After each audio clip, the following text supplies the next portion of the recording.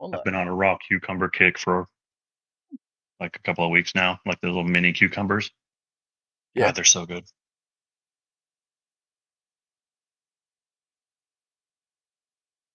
Piss like a racehorse at all times, but you know, at least I'm hydrated.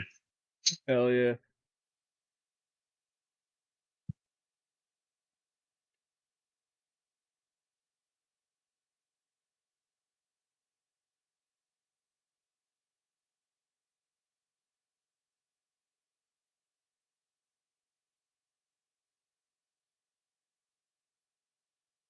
What's the over under on how long it takes Frisky to show up and start talking shit? What's up, Stick Boy? How you doing? Some of these. You live now? Yep. Okay. Just went live.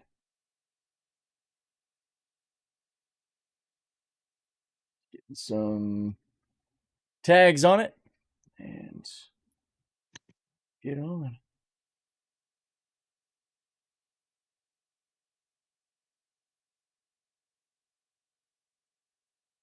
What's going on, Hazard Shield, Obsidian, Tor? Good to see you guys.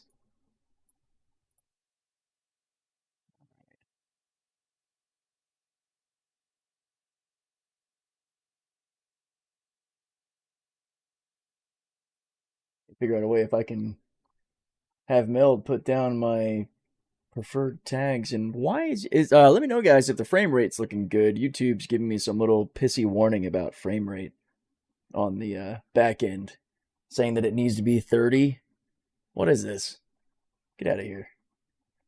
Yo, Bartman, what's up?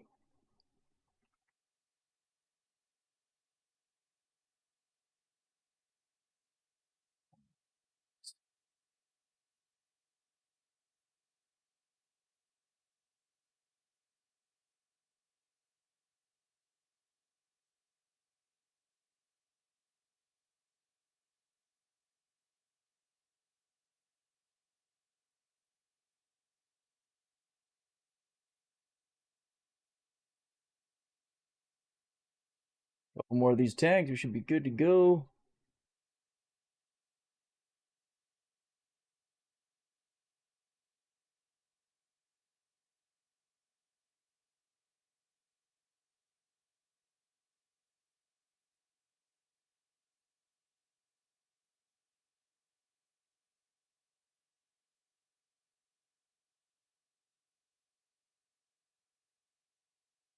All right, we'll leave it there.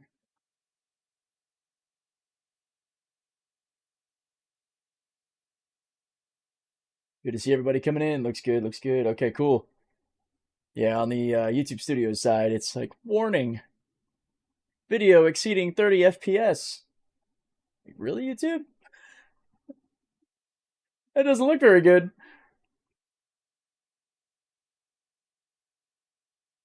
Fortunately, Twitch seems to be pretty much okay. It's a little bit simpler to run, so don't check that real fast. Good. Don't see anything wrong on Twitch, but then again, I'm on a phone, so hard to judge. There you go. Cool. All right, let's get into this. We got 2 whole C's. This one is actually currently showing up on the ASOP terminal as destroyed, so I don't want to risk sending it down because I think this is the Maggie C. So we're going to pop in and just double check that it's got the proper components. Delivery will be a giveaway as well. Yep, that's her. Okay. Before we leave, I am going to run back and grab some drinks. I died doing some combat testing yesterday, so we are not carrying anything right now. And we're in a different armor set because I have lost so many armor sets on this patch that I'm just kind of picking it up where I can now.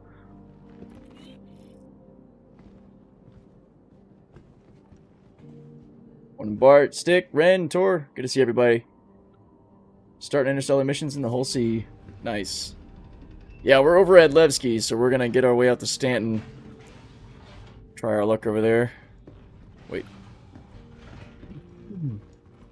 Let's jump back to engineering, check on our components.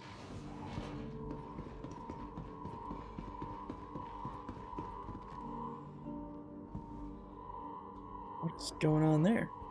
Okay.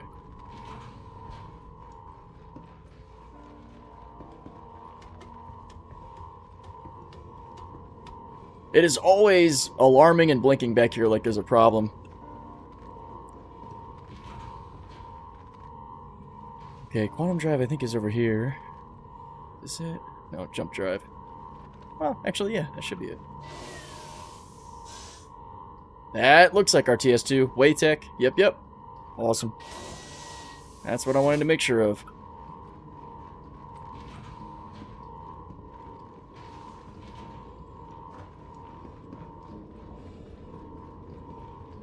OLC multi-drops in Stanton claimed my ship yesterday at Port Tress. Now it's full loaded in the hangar. Oh no.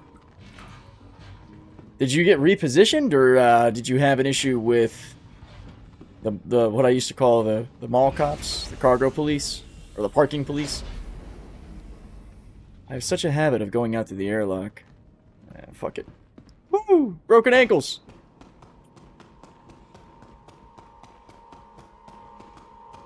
Do you have an alien on board? Probably. Can't wait for the whole beta to come out. Yeah, same. We were actually looking at it yesterday on the Fleet Yard's website, and it's hilarious considering it's in the same hauling category as like the Caterpillar, the C2, and the Rylan. They all completely dwarf the whole B. It's hilarious how tiny it is in comparison to them. What's up, Saucy Jake?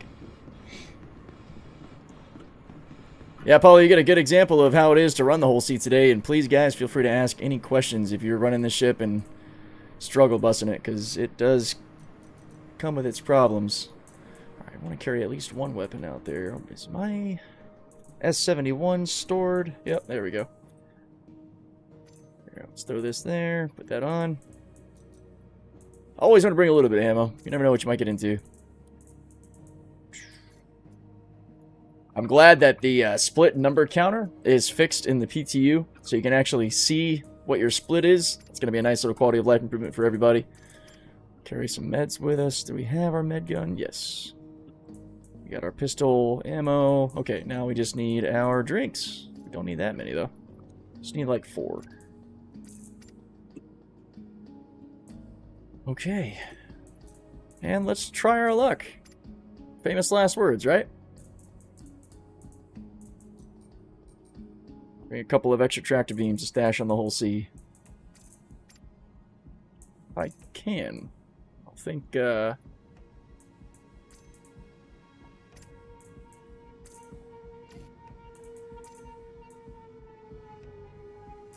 fine. Alright, let's get it. You got your repair rifle? Yeah. Oh, do I have repair ammo? There we go. Another awesome thing coming with 4.6 is you get the large SRT canisters actually on ship now. They spawn with them. There we go. That's what we'll do. Perfect. Repair rifle, med gun, ammo, food and drink, and yeah, Drink X2 still working. Correct. I always bring 4 just in case one decides to yeet out of my hand after I drink it. That does occasionally happen because, you know, it's Star Citizen. So, it's always good to bring more than just 2. Apollo, I would guess the Rylan will be very well a solo ship for folks. Fuses are going to be on board, Apollo. So, yeah, good call out. But the ships store the fuses in the storage areas, which I'll show you in the whole sea. It's great because you got 4 storage bins. So, you got 20 fuses and like 12 of the single SRT canisters right out the get-go, which means you'll also have 12 large canisters. You get that for each of your storage bins. Trino, what's up? How do you open the spindles? So, there's a way to do it, I think, on your actual dashboard. What I did, though, is I bound cycle configuration to my stick. I'll show you that real quick. If anybody has not messed with that yet, we'll go into key bindings. And then I don't see this too often, so we're going to find it together. Let's see, what would it be? Let's try cockpit. Nope. Let's try movement. That has a lot of stuff that sometimes doesn't make sense. There it is. Okay, so in movement, about halfway down where the VTOL is, you're going to see expand, config, retract, and cycle. I actually bound all three. I have expand and retract on my stick at the base, and then I have cycle as the third button. Because some ships, like the Corsair, don't always respond to expand and retract, but it responds to cycle. So these are the three options to mess with your whole C. Alright. Alt-K is default. Thank you, Beto. Appreciate that. Yeah. Let's see. We're going to stash our gun here. Pair rifle right here. And tractor beam.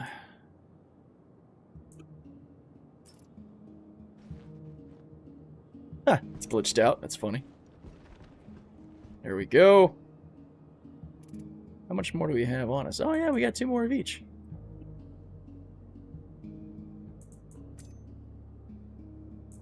In that case, we will just carry these. Alright. Now up here, before we take off, I'll show you the storage area for anyone who's curious about how you find the fuses and such. Back here towards the head, these 4 bins. Each one is going to contain some goodies. Again, in 4.6, you're going to have the large canisters in here as well, which would be cool. I will go ahead and put a couple of them in here. So that's actually what it'll look like. 5, 3, and 3. So the bigger the ship or the more storage bins you have, the more extras you have, which is kind of cool. Usually I have those organized and separated with like civilian clothes and all kinds of other stuff, but I have had quite a bit of bad luck this patch, so I'm kind of over that for now. I've pretty much lost all of my GCD Army core sets.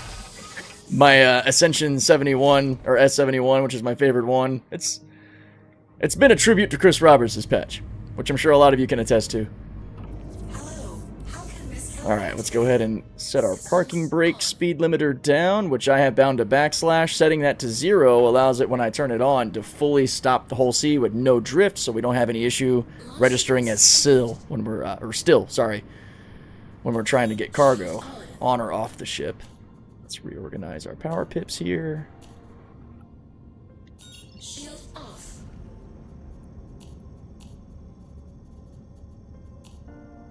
Now, I found out, what ship was it? In my M2, that the coolers can actually get overworked if you have them powered down a little bit too low while your other stuff is powered up pretty high. More so than I originally thought. So, I'm a little bit more cautious about how much I'm pushing this stuff. I like to have a couple of extra cooler pips on there to keep it down. I still need to do some testing in the PTU to see if the expended spindle issue has been rectified. I don't think it has yet. I think that's still a problem. And we're not going to waste any time on the interstellar missions over here since they're still rookie locked. We're just going to go right to Stanton and get this party rolling. Let me know, guys, where have you had the most trouble in Stanton? Is it Aorus Harbor, Seraphim Station? I have my ideas of what it normally is, but I'm going to head toward those trouble spots and see what we can get into.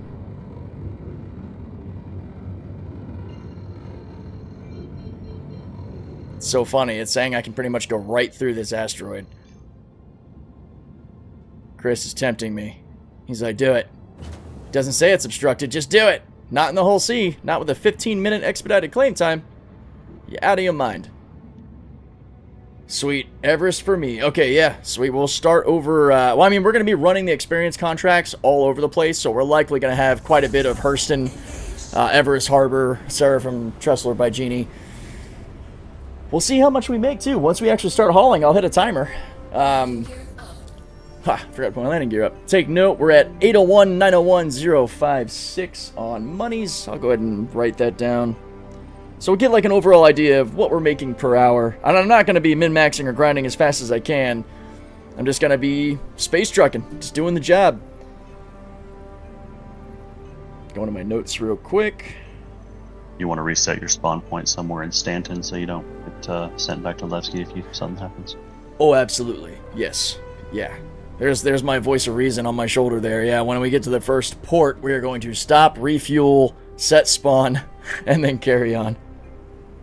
I'm going to have to end up putting that on a shirt. Set spawn, carry on. Where are we at here? 801.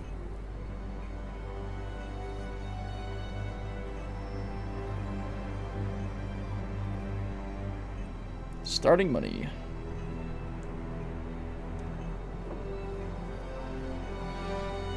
I know we are getting closer and closer to the next update, but if you guys are at the experience level in hauling but don't have the whole C yet and want to try it out, comment on my latest video or short, the live stream. It's going to get kind of swallowed away, but if you leave a comment on one of the videos, I'll shoot you over a cash infusion to get yourself a whole C to try it out.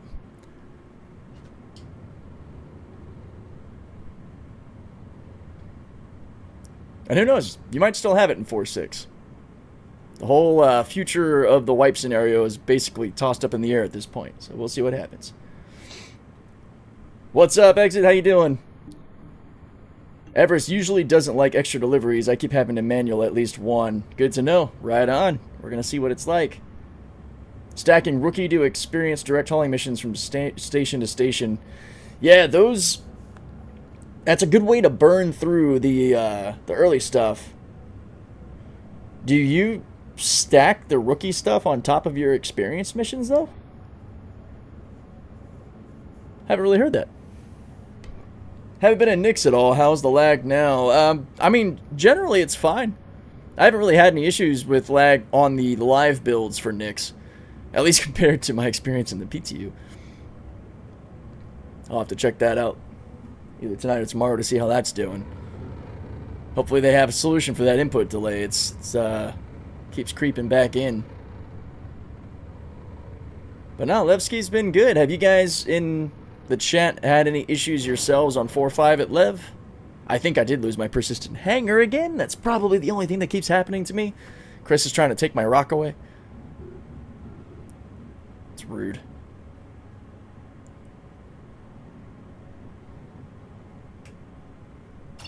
Speaking of 4.6, did they fix the whole C auto loading, or is that still an issue? Been waiting to pick up one, but if the issue is there, I'll just give the C2 for trading. Yeah, so far, the whole C issue with trading is still a problem. It still spawns extended in the hangar when you call it.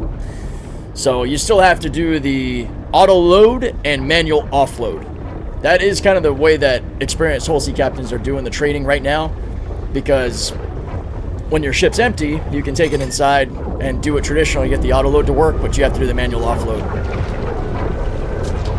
Which, even so, manually offloading a whole C only takes about, 15 to 20 minutes. Just throw the boxes on the external freight elevator and move on.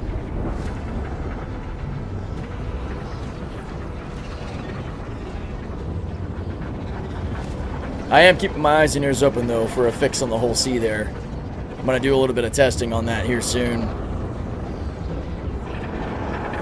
I'm in the frustrating position of not being high ranked and hauling on the PTU again after recopying my account.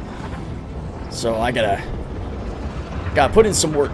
But I mean, testing out the expanded spindles problem isn't hard. You just gotta put any size box on it, even a store all crate, and then go dock and store the ship and see what happens.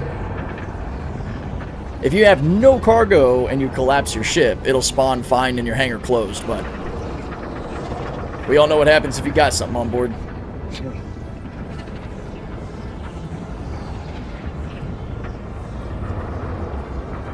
What's up, AT? Have you tried looking up? Or are you here with me? I didn't even see it.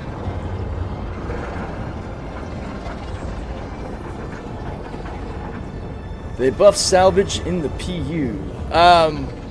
How so, Ren? Because no major changes have really stood out to me. I know that construction materials, I think, got a little bit of a AOEC buff. Alright, let's see where our first contract's going to determine where we end up. Hang on, let's not sit here, though. Let's go ahead and get up to speed, make it a little bit harder to capture us. Just good habits to have. We'll scan, make sure nothing's in front of us. Alright. Stellar Hauling Experienced rank. We got one right at the top by Genie to Seraphim. Let's just go ahead and grab that and head that way. That is where we will set our spawn, refuel, all that good stuff.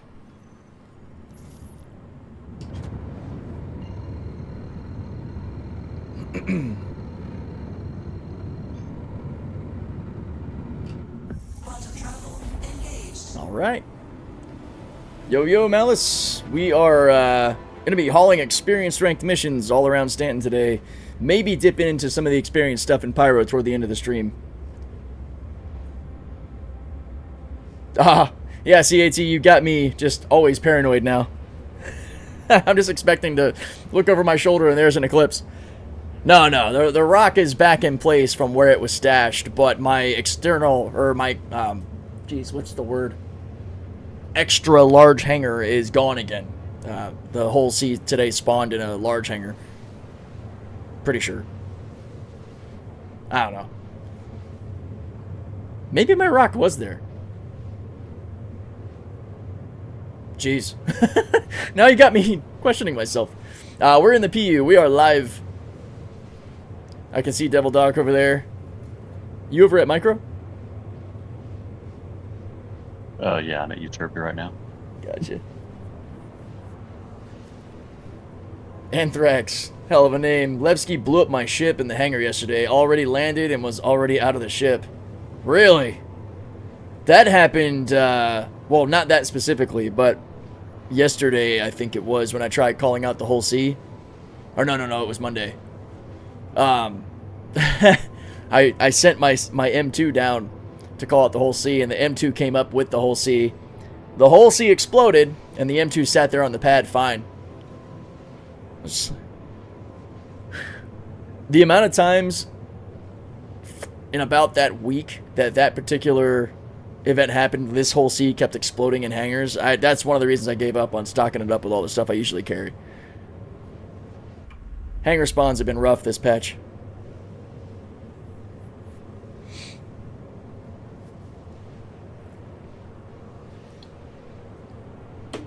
All right. Man, this is quite the jump. Just Star Citizen things, I guess. Yep. Yeah, it's... So you were already landed and out of the ship when it blew up, so there's not much of a way to kind of prevent that. Levski, the weirdest thing that happens to me oftentimes is the ship will just disappear as I'm coming in or leaving, so I will then fall to my death. Fortunately, most of the time in those cases, it just stores the ship, though. So it's annoying to die, but at least you don't lose anything, because you're also at a station, so your backpack inventory stays unchecked or unbothered.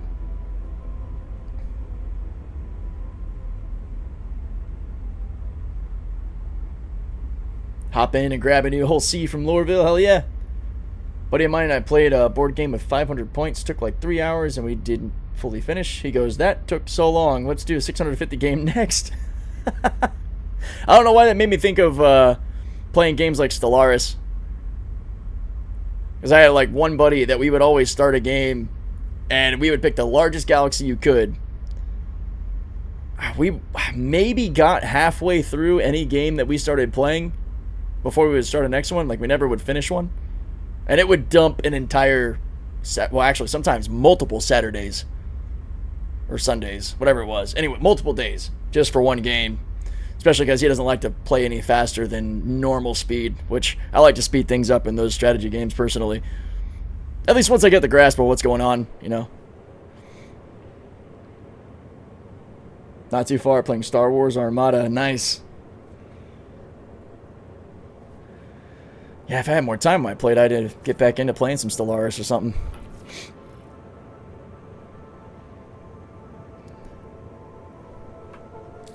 Probably should have used a little bit of this time in Quantum to figure out where some of the other missions are. But that's okay, I don't want to get too sidetracked and forget to go set my med spawn or something. There we go, Everest Harbor also to Seraphim. We'll do a double. That is going to be well under the 4,600. Going to, we'll see if anything else is going to Seraphim, but so far we got these two. It's also both processed food.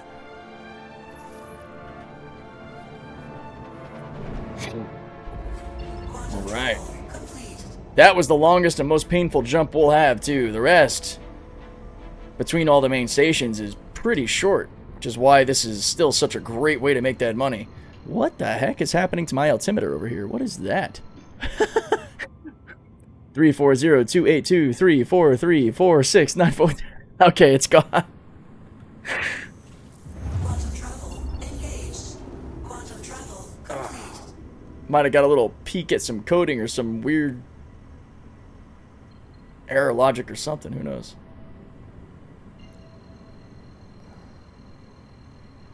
Sounded like a Cold War number station there for a second. Yeah, the little box that would normally show your altitude was just showing a long string of numbers. I think that's the first time I've ever seen that. Also, after we learned a valuable lesson during our mining ops with the potential for stream snipes, we're also going to be practicing some really strong problem avoidance tactics. I'm going to start really baking that into everything I do to help it sort of become more normalized, meaning dogleg travel, avoiding orbital maneuver nodes when you got the cargo and all. Granted, the individual that took out several of our guys that day was not stream sniping. We actually had a good brief conversation. We were just really close to POI, and he was a combat type of player and saw a lot of prime targets and opened fire. He didn't realize it was us until after the fact, and, you know, took accountability for it, reached out, said hopefully no hard feelings, so he's cool. But that doesn't mean we won't have the potential of an issue like that in the future. There are the cargo bays, or, not cargo bays, landing pads right there.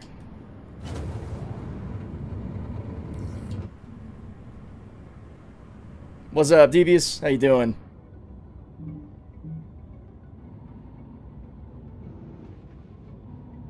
Landing gear down. My genie looking good.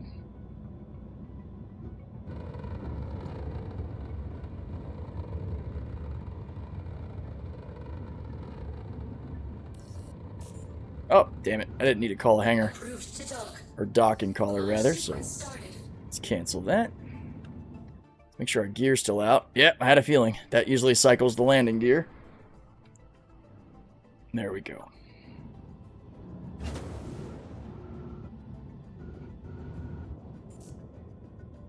Landing gear down.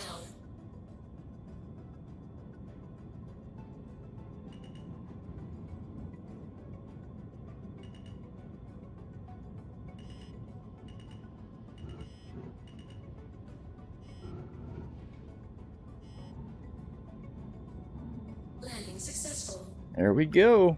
Let's go ahead and do a quick refuel.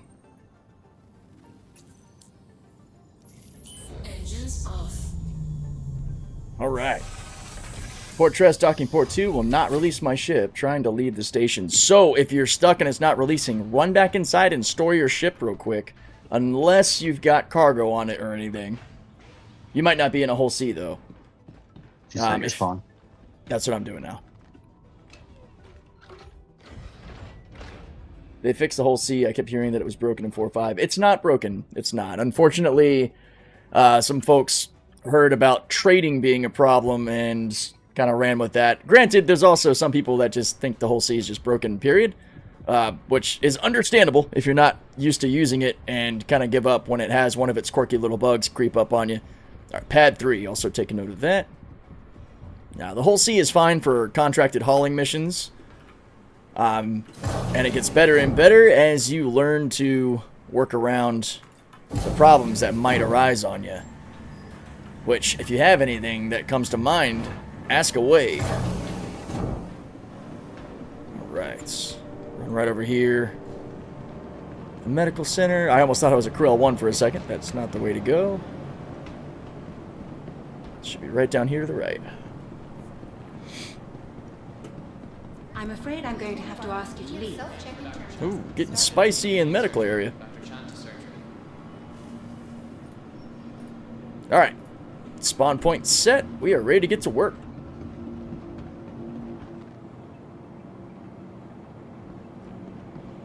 How you land and dock, maneuver near objects without using third-person view amazes me. It's just time, my friend, you know.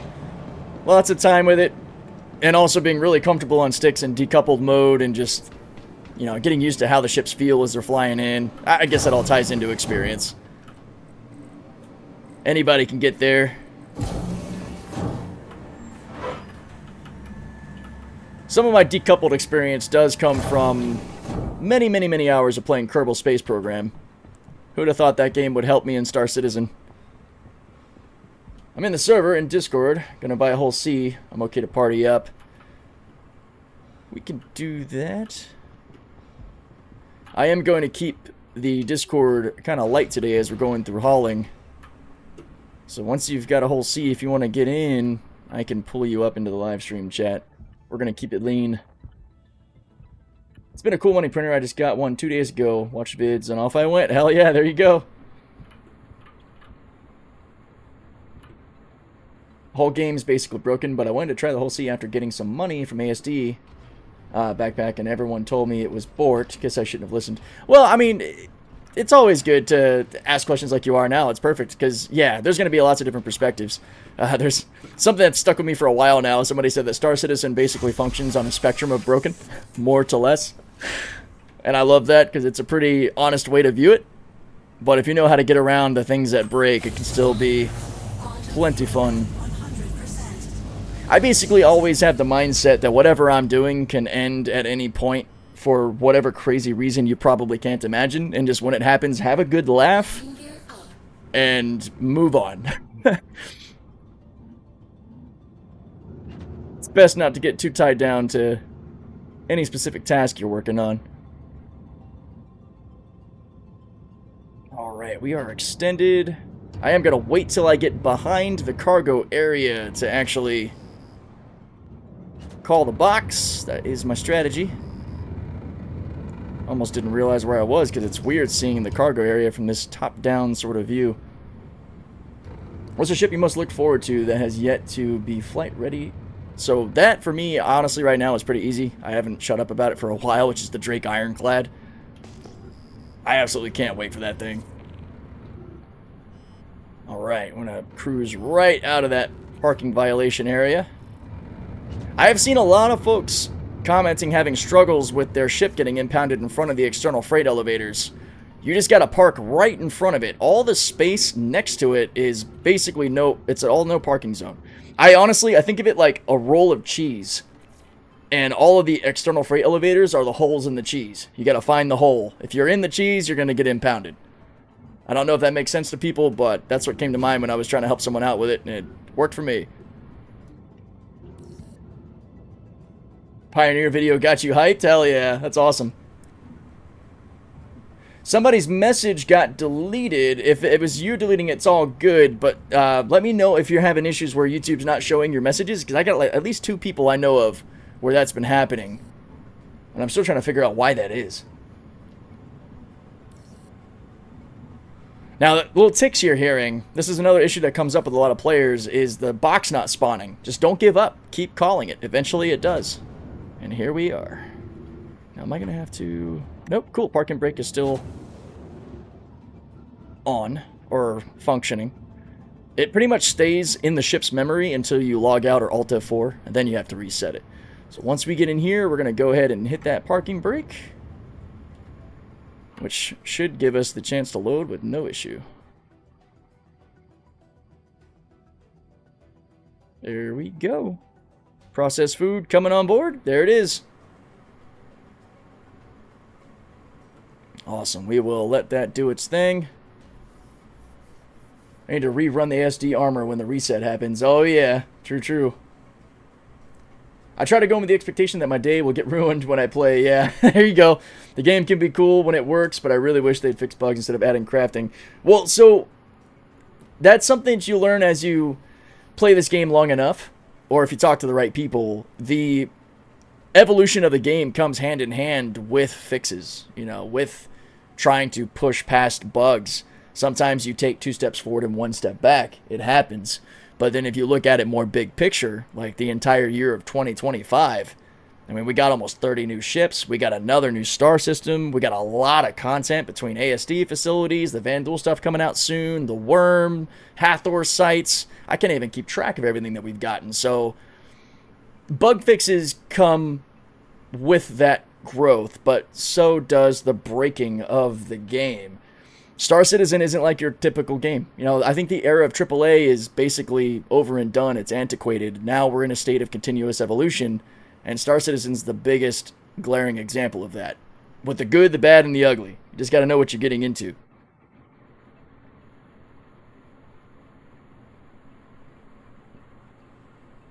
What was the parking brake again? Oh yeah, so I'll show you that real quick. You gotta, I think, just bind it to one of your keybinds if it isn't already. But if you go into flight movement again, where we found the configurations, you scroll down past throttle, you'll get the speed limiter. That's what I use as the parking brake. Shout out again to our buddy Ballplan who figured this out. So speed limiter step up and step down are already in. You hold your left alt and scroll up or down on the mouse wheel, and I'll demonstrate what that means or how to see it working. But speed limiter enable disable is on my backslash key and is what I consider my actual parking brake. That's what turns it on. Now you know where that is. The example of the parking brake will be right over here in your velocity indicator. So right now it's behind. So when I hit to turn it off, it will disappear. Now we can move. If I turn it on, you can't thrust, you can't move at all. It's a true parking brake. Now left alt and up on the scroll wheel will increase that limiter, and you can go up to that speed. So it's useful for many things other than just stopping your ship. I primarily use it as a parking brake because unlike turning off your engines or just going coupled, it truly forces your ship to lock in place and helps with your on-load, offload across the board. I actually haven't really had to seat check since using the parking brake method. Maybe like once or twice. So it is probably the best workaround I have used in this scenario with the whole seat. It's fantastic. Not everybody has had their success with it. Can't really honestly tell you if that's a skill issue or an incorrect application of the parking brake, or it just genuinely isn't working because I haven't seen what's going on. But I can say from myself and several others that it has been a surefire way to keep this thing still. Now let's head over to Everest Harbor to get that second load, and then we're going to use our quantum route planning to see if there's anything else we can pick up to head to Seraphim before we finally go there. Let's go ahead and get this rotate. We're feeling kind of heavy. Did he just say get good in a nice way? I kind of did, yeah. You know, sometimes that just is what it is. I am guilty of that myself. I do things that are just nonsensical because I don't realize there's a better way to do it, or I'm not doing something right. I got plenty of people that show me new stuff all the time, and I feel stupid for not realizing it was a thing. Like quantum markers to your party members. When you click on this button up here, and then look, you can see where they are, and then set a route right to them. I know that hasn't been in the game for more than like maybe a year and a half, but I found it very recently. I put the host salmon with the brake and the free look for the mouse. No more bugs. Hell yeah, good to hear. Yeah, Devious, you're on to me, man. You figured it out. Ah, wait a minute. I gotta practice what I preach here. I'm about to direct travel. I need to get out of that. Need to not do that. So we're gonna do this instead.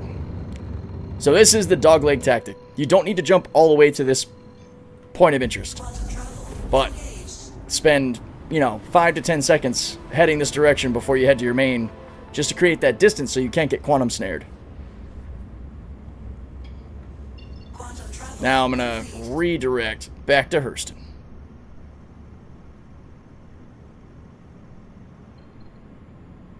There we go. I'm glad it put the planet outside of all the smaller... Go figure. I said it and then it didn't do it. Alright, let's...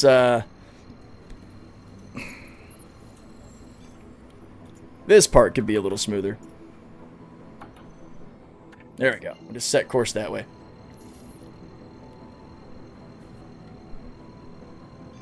Alright, and while we're in quantum, let me jump back and see some of these chats real quick.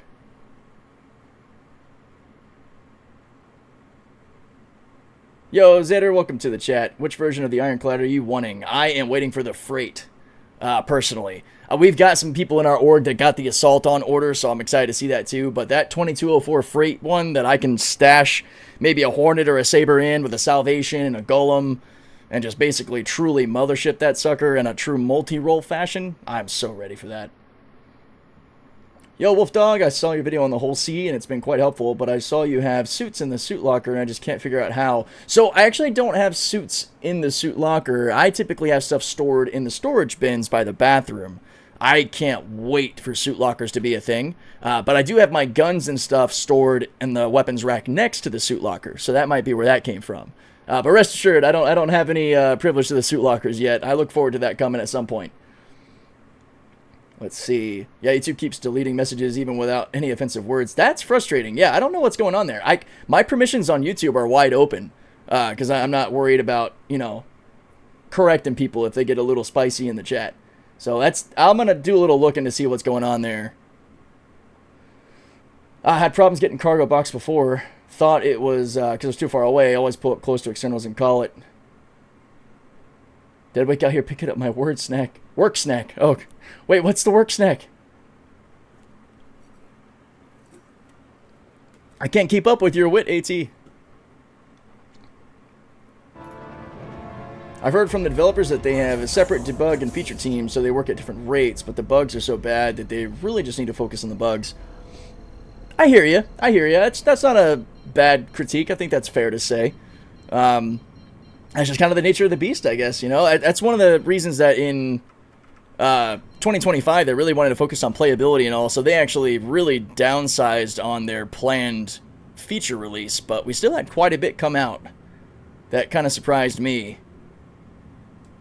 Bug fixing doesn't magically get faster just because you throw more developers at it. Yeah. Yeah, I do think that it is smart to have teams working closely together and communicating well.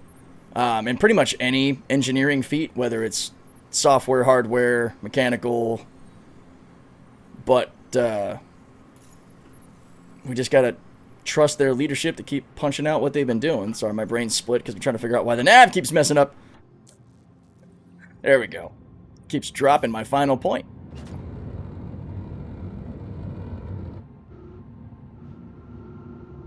Might also be a little bit of the case that when you've played the game as long as some of us have, and there are plenty who have played a lot longer than me, you just, oh wow, I was next to the port, that's why.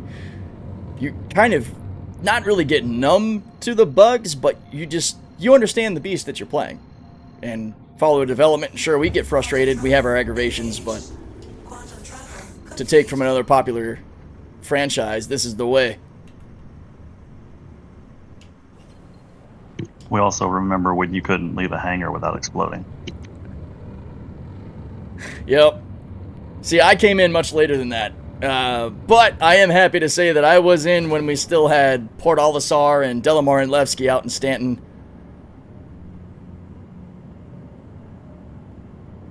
OG Port OLISAR that allegedly might make a return in a different system due to popular demand. I would love that.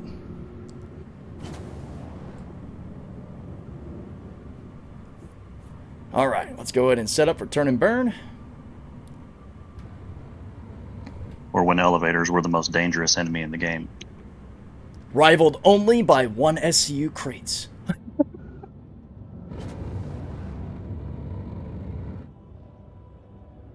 Alright, we are clear of any objects behind us. If you're curious about how to look behind, it's actually right in your keybinds on the, I think the very top. It's either cockpit or the one above that, operators. It's the third option down. Super useful.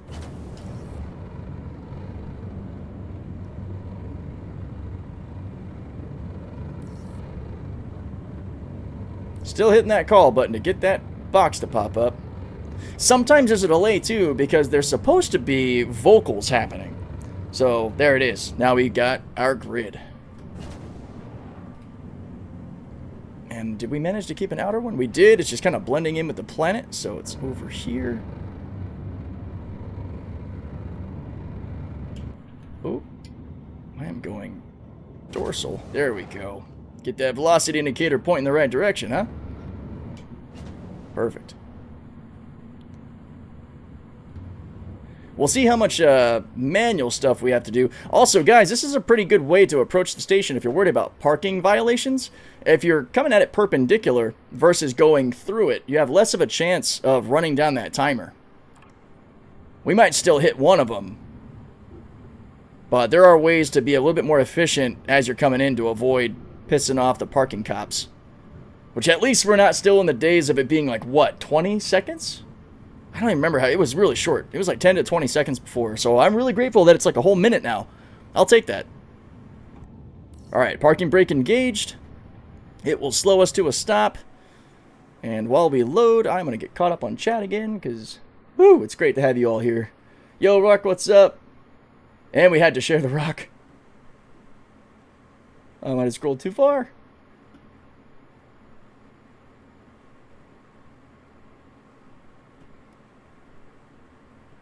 Here we go. AAA gaming issues is that Ford fucked up in the early 1900s and now they aren't allowed to take risks. All the shareholders only want to follow the money trains. Yeah, I mean, that's caused the downfall of a lot of AAA games that have come out. I mean, EA basically ruined Battlefront 2. Forza Motorsport 7 was a horrible flop when it came out. I think even Cyberpunk really struggled when it initially dropped. That's what happens when they're more worried about their quarterly revenue and their profits than they are the actual delivery of a good product that people want. Start that rotation. If you guys ask a question and I missed it, feel free to type it up again.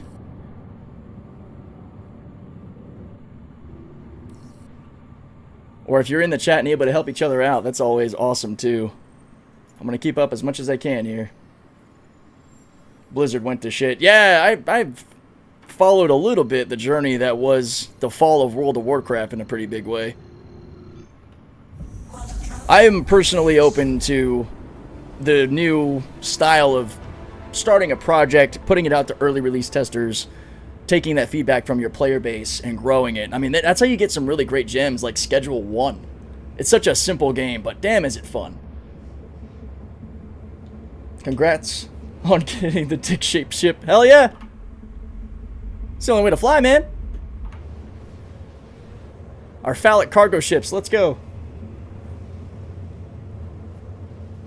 Still want a version of that hangar we had back then when the hangar was the game. Yeah, see, that was, again, before my time. What was that like? Just, was it pretty cool having the hangar to look at the ships that you had? Yeah, you basically just walked from one hangar to the next and all your ships were sitting there. We'll have Also, it's something kind of like a like showroom. that. Yeah, we'll have something like that, I guess, when player bases, or player space stations happen, because all those hangars will be connected by a big circular walkway. That's pretty sweet. How do you know what missions will autoload? So that is all about the station you're going to. If your station with your mission has an external cargo elevator system, you can autoload with the whole sea. Put simply, in Stanton, that are your major stations above the planets. So Seraphim, Tressler, Bygenie, and Everest Harbor. As well as the gateways. Those also have them, but those missions have been removed. So in Stanton, you're really only going to be running between these main ports. Also, I know we're dropping off both of these loads at Seraphim, but where to next? So we're looking for all the experience missions that are in like the 240s as far as the payout goes. Dang it, man. See, that's one thing I look forward to, is hopefully having a Moby glass that stops freezing when you're trying to scroll down, especially when you have a million missions to look through. Quantum travel complete. Alright, let's see.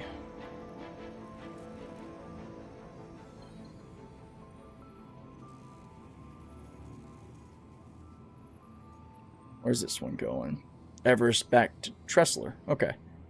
So we might end up deadheading back to Everest Harbor. We can take that one for now. Or actually, let's see what happens when we deliver these missions, because it might end up popping up a couple more for us. When you get into hauling, you make it look fun. Sweet, yeah, if you got any questions, hit me up in the comments of any of the videos or here on these live streams. The industry community is a lot of helpful guys, too. A lot of experience with all these big ships. Space trucking. Kind of breaking my own rule right now by hitting these orbital nodes, but that's what happens when you're trying to keep up with chat and missions and all. It is what it is. Here we go. I'm gonna skim the atmosphere as we come around. A little Tokyo Drift action in the whole sea is always fun.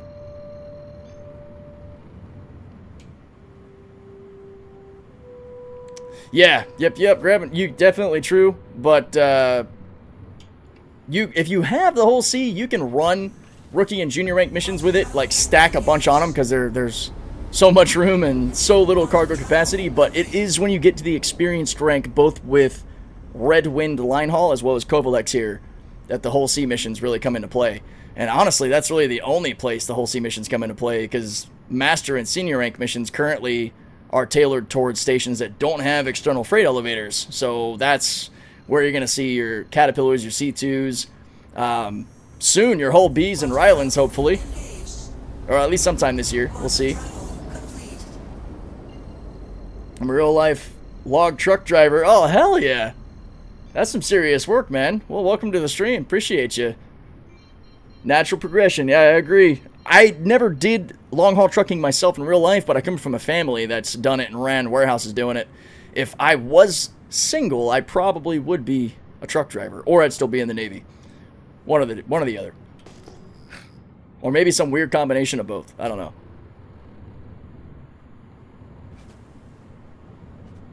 Alright, Seraphim is one of those stations that's a little bit different for the approach, because you don't really have an area of Seraphim that's more away from the players, but I still kind of tend to lean back towards this single big ring area over here versus where all the hangars are off of starboard there. Yeah, exactly, Rock, Navy truck driver.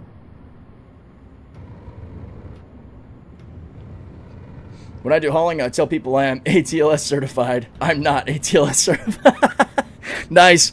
Gotta get that qual, dude. That is one of the things that I typically don't really use very often. I'm not much of an ATLS person. Not because I dislike it or anything, I never remember to grab it.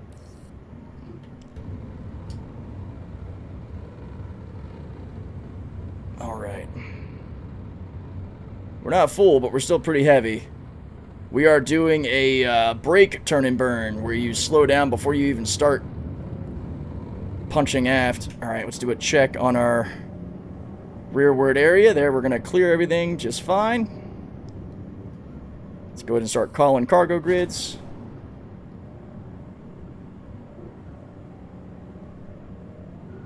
It'd be sick to be a cargo ship captain. Yeah, kids, I've heard all about the engine shutdown trick. I can't. My TISM won't let me. I'm too much of a space nerd. It doesn't make physical sense for it to function that way. I can't do it. I'm sorry.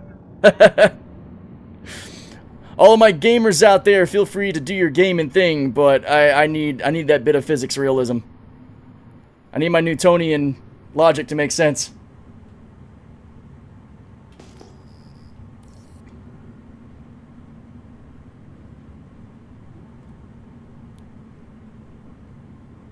Seraphim's being stubborn. Cargo services, checking for an open slot. She's awake. Got an assignment for you. Would you look at that? Alright, now we gotta find it. See, the one at Seraphim, well, it's nighttime, so we might be okay. During the day, man, the cargo grid that spawns is always, like, invisible against the backdrop of Crusader. Drives me crazy. Where, oh, where is it?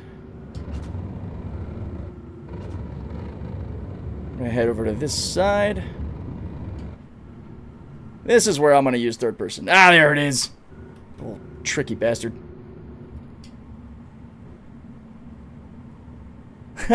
Yeah, you know, I will say that, to Hazard's point, using that engine off tactic to prevent yourself from exploding, I fully endorse that, just because of the trouble of calling out a whole sea. I will not judge anybody for that. Oop. Almost skimmed the station there. Gotta be aware of that 60-meter wide beam on those spindles. Well, port and starboard as well as dorsal and ventral. Alright, let's get in here in one piece, shall we? Let's see, if I hit the parking brake now, will we stop before we exit? Let's find out. Oh, 40, 30, 20. Right. I've got you into the loading area. Get into place and we'll start loading your cargo. So it will work without your ship being completely in. I found that out. Start cargo transfer now. As long as your spindles are inside. There we go. This should be a full offload. When you get hit with a 15K of the station, turn off QT, set throttle to 0, then turn your engines off. So do you use the speed limiter trick, or do you just bring your, like, how do you set engines to 0?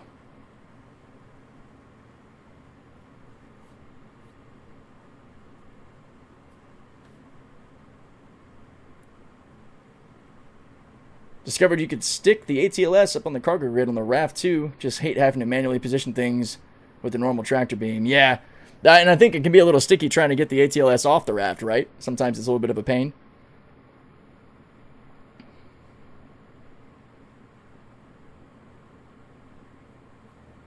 While this is doing this, I can back up a bit.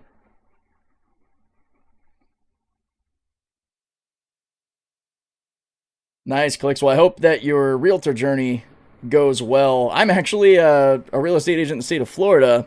Not really practicing at the moment.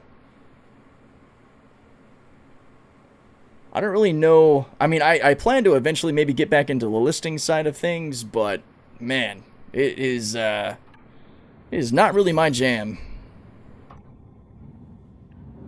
All right, that's 2 successful missions. We will be deadheading back to Everest for now, but that's fine. I'll go ahead and close the ship up. Set course for Hurston.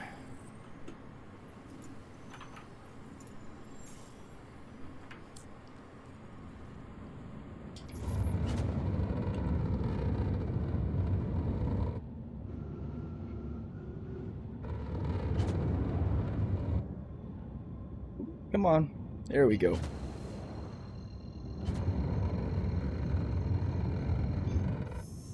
And we're off. Oh, that's an orbital mover node, so we're kind of off.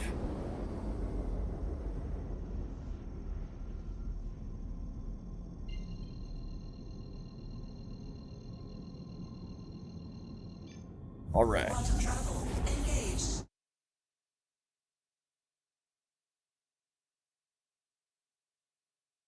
So the missions that say, like, pick up their 4 things, take them to 2 separate places. It's the system smart enough to only offload, or sorry, only unload what the station needs. Or are you doing single? So, Stickboy, I'm doing single mostly because those multi-pickup and drop-off missions tend to bug out on their own, not accepting the cargo when you turn it in.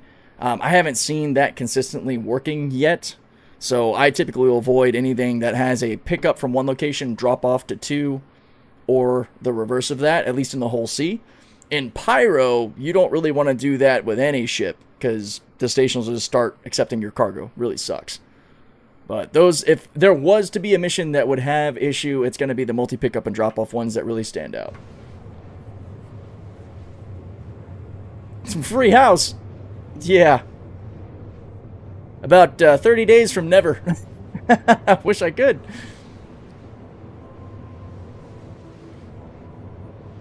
Thruster stick is a knob on the side that I use for speed limiter. Works amazing. Nice. Yeah, I'm actually more and more considering getting myself one of the VKB, like, additional flight switchboards or something to add some more control. Granted, I kind of just use my keyboard for some of that function, but it would be nice to have something more dedicated. I might eventually put speed limiter on something else. I don't know that I typically use the scroll wheel on the right stick base, or this flip switch, actually. Oh, maybe that's where I'll do it, right there. I've seen a lot of people using Stream Decks with the programmable buttons and the displays on them. Yeah. Yeah, I've heard about that quite a bit.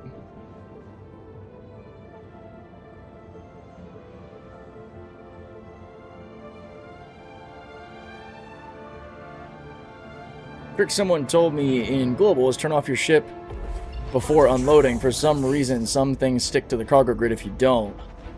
Any ship in particular for that? Are you talking about the raft and stuff? Are we going back to the conversation about the ATLS and all on the raft? Oh, actually, I see it now. The Golem Ox. Cool. All right. There we go. I think I'm caught up. And thank you for the follow, Kirk. Appreciate you. Right. Man, we are really skimming these atmospheres today, aren't we? Quantum travel engaged. Quantum travel complete.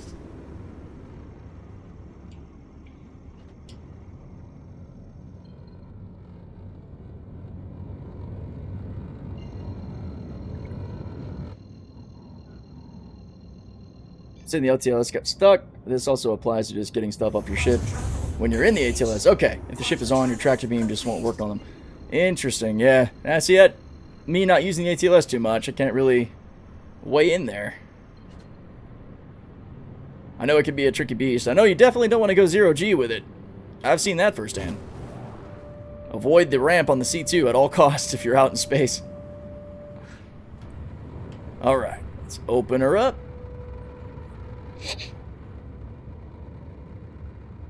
Soggy Quiche, what's up? Printing some chair mounts for my new VKB sticks. First time with sticks, and I don't really like them on my desk. Yeah, so I ended up getting some nice, cheap Amazon adjustable desk mounts that I have clamped on to my desk here. Massive game changer. I used to be tabletop sticks, and I did that for years, but man, had I known, I would have just dropped the like $80 on this solution a long, long, long time ago. And being able to set them down so your arms are at like a comfortable ergonomic point too is huge. Alright. Again, we're coming to the station from the far end. This is a tactic that gets around a lot of woes. Make sure you're all the way out here before you call a cargo grid, because it'll try to spawn one in proximity to your ship. And these outer grids tend to function more reliably.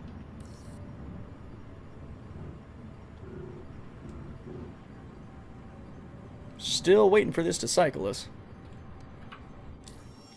Did I actually accept that contract? Ha! I didn't. I'm calling a freaking station for no reason. Alright. Why don't we go ahead and hit that parking brake? Get ourselves a... Oh, that's right. I didn't because I was waiting until I dropped stuff off to see if anything else popped up. Mobiglass is really being a pain right now. There we go.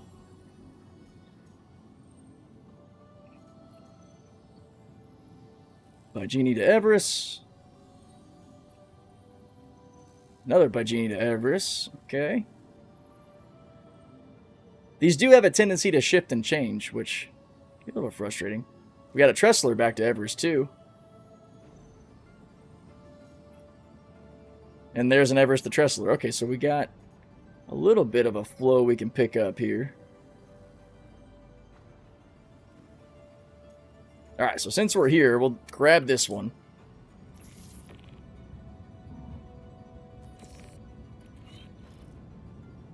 Now we should get a grid.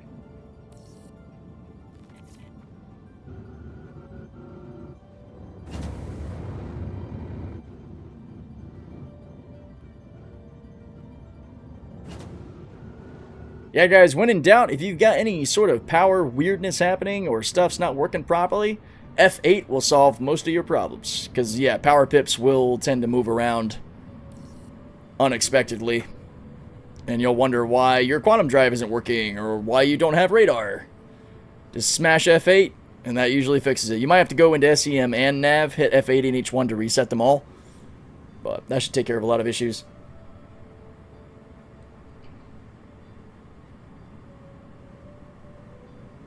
Got a couple of VESA mounts for TVs and clamped them to my chair. Perfect size for hotels. Hell yeah. Yeah, I'm still on the desk too, but I'm new to SC, only about a month. Might have to get the chair mounts. Get the swivel option, be nice. Yeah, I was originally going to do that. I ended up taking the armrests off of my chair, because they definitely would get in the way, but I've got these sticks. I wonder if I can actually... Well, we'll see. Whatever.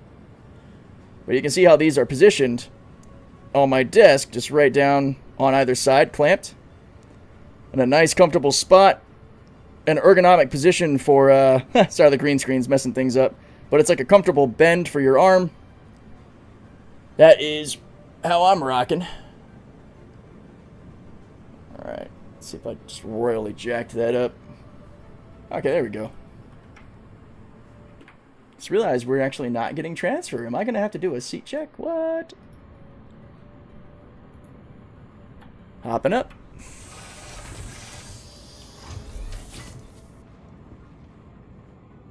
There it goes. Wow, that's funny.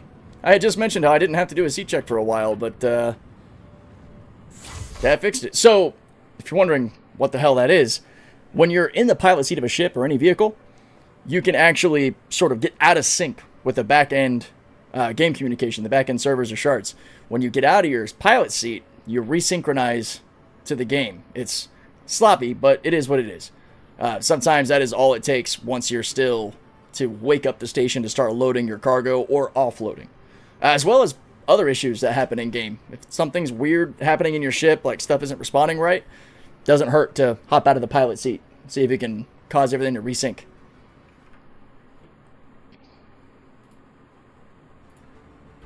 Is that the full load? Wicked. Park and brake off. I like to pop a scan too, just to make sure I can see where the station is as I'm leaving. Especially when you're night side, and I tend more often than not to be doing cargo hauling when night side. So that ping is a lifesaver. Alright. So I'm going to Port Tressler. I'll set a course for MiC-L2. And then correct course to Microtech. Yo, Nicole, what's up? This is Star Citizen. Massive space sim. It's not really a super simple way, I guess, to describe what it is. Big space game. Quantum travel engaged.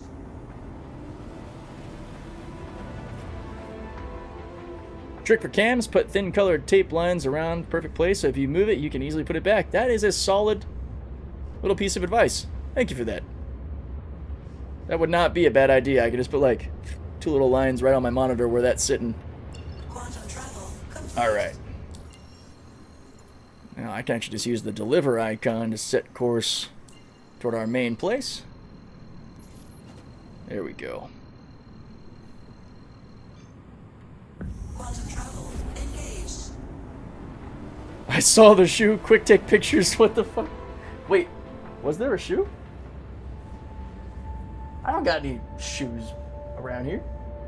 They're on my rack over there, unless you saw them. Fucking weirdo. A party invite. Yeah, I can do that.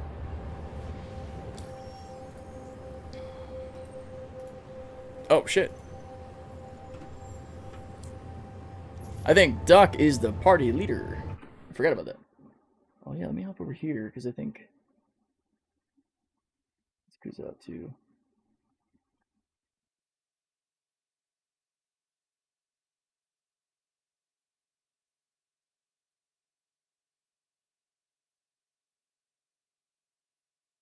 Yoink Malice up here. Shuffling you around a little bit there, bud. Oh, hey. How's it going? Pretty good, pretty good. I shall mute the stream. There we go, so you don't get an echo. Trying to keep my head on straight here. Alright, we're heading to Tressler. I've just arrived at Nick's Levski. Nice. Ah, so this, guys, this is one of the missions that I won't do. Collect waste from Bygenie and Port Tressler to take it all to Everest. Those usually don't behave very well for me. There's a Bygenie to Everest, a small one. The 162s, the 136s, and the 240-ish are the main ones that I run in Stanton. This one might be one too, yeah. Tressler to Everest. Take us back.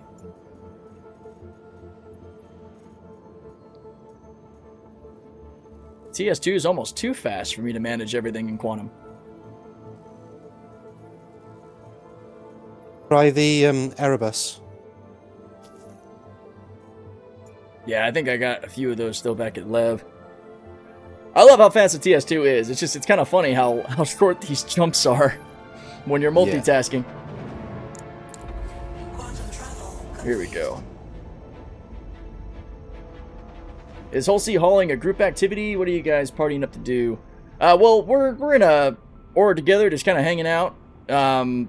In Stanton with Kovalex, you can only share missions with your same rank, or so Malice here would have to be experienced, which I'm pretty sure he is. But like, if somebody else was lower, hoping to rep grinds, you can't do that with Kovalex yet. I hope that changes when they overhaul the system, whenever that happens. But you can with Redwind, which is pretty sweet. Complete. Made me question now what my rep is. Kovalex, I am member. Oh, damn. The member grind. Nowhere near as bad in Stanton as it is in Pyro. I will say that. Well, I've only just bought a Hull C today, so that should help. I'm off to Teachers to buy a few more things. Heck yeah.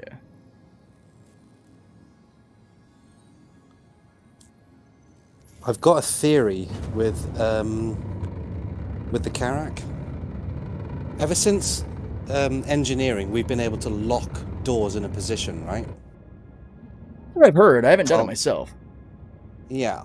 Well, the Karak had an issue with carrying the Golem because it wouldn't quite fit. Like, you couldn't close the doors. But you can lock the hangar bay open, so the Golem should be able to then fit with the Karak comfortably. Oh, just flying around, basically convertible style, the door open? Yeah, yeah. I would think that once you go into quantum, it'll force the door to close. Nope. Oh, Once really? you lock a door, it stays locked. Wow. I watched a video earlier on someone doing it with a Polaris and trying various other ships. Oh, that might I be was a solution impressed. for folks. It probably would be the case for the Ironclad as well. Maybe people will be able to put their molds in the Ironclad. Just leave the door open. That'd just be a funny screenshot. Yeah, but you got to go onto the engineering console, open it, and then lock it open for it to work. Gotcha.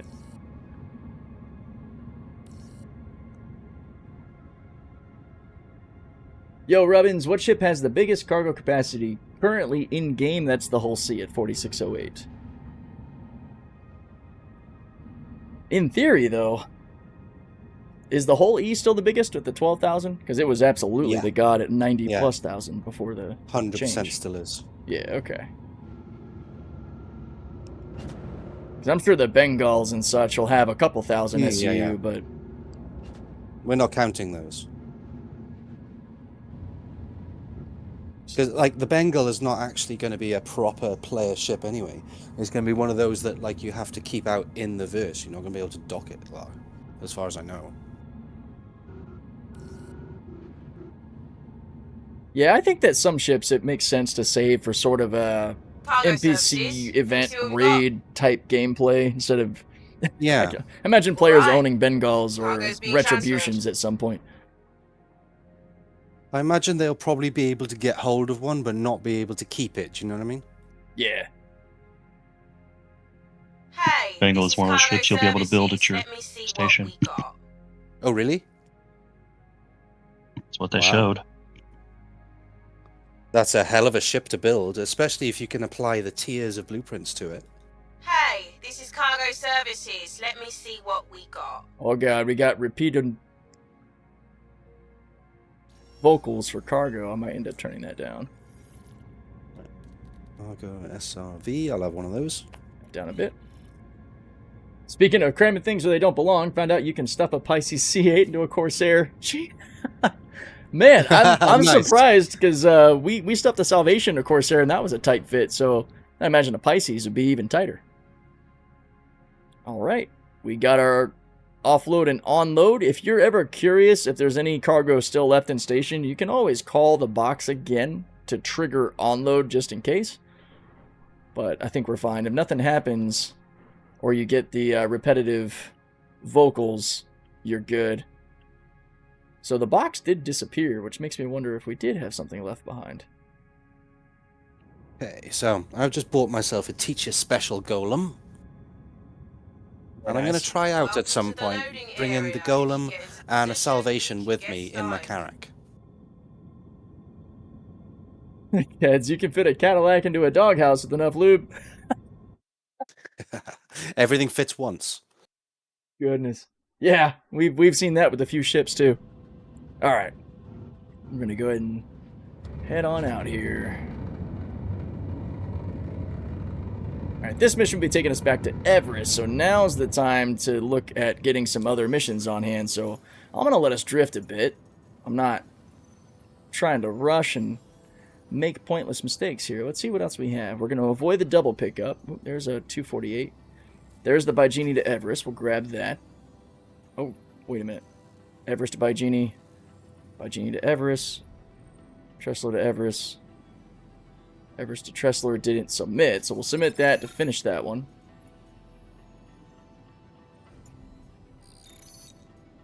Okay. Depending on what else we have, will determine if we go to Baijini or Everest first. So let's see. 162. That's another... Transferred, safe, flying. Vocals are doing their weird thing again.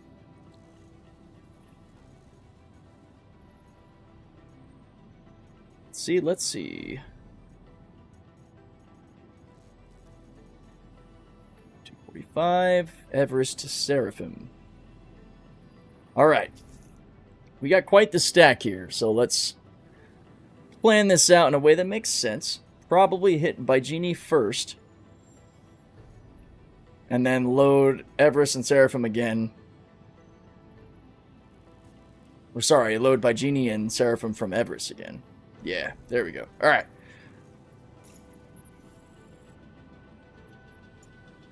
Main thing is wanting to make sure that you don't end up putting yourself over capacity or overly, stumping the cargo system. But even if you do, you have the ability to manually offload or organize whatever's needed. We haven't needed to do that yet, but we'll see if that becomes the case.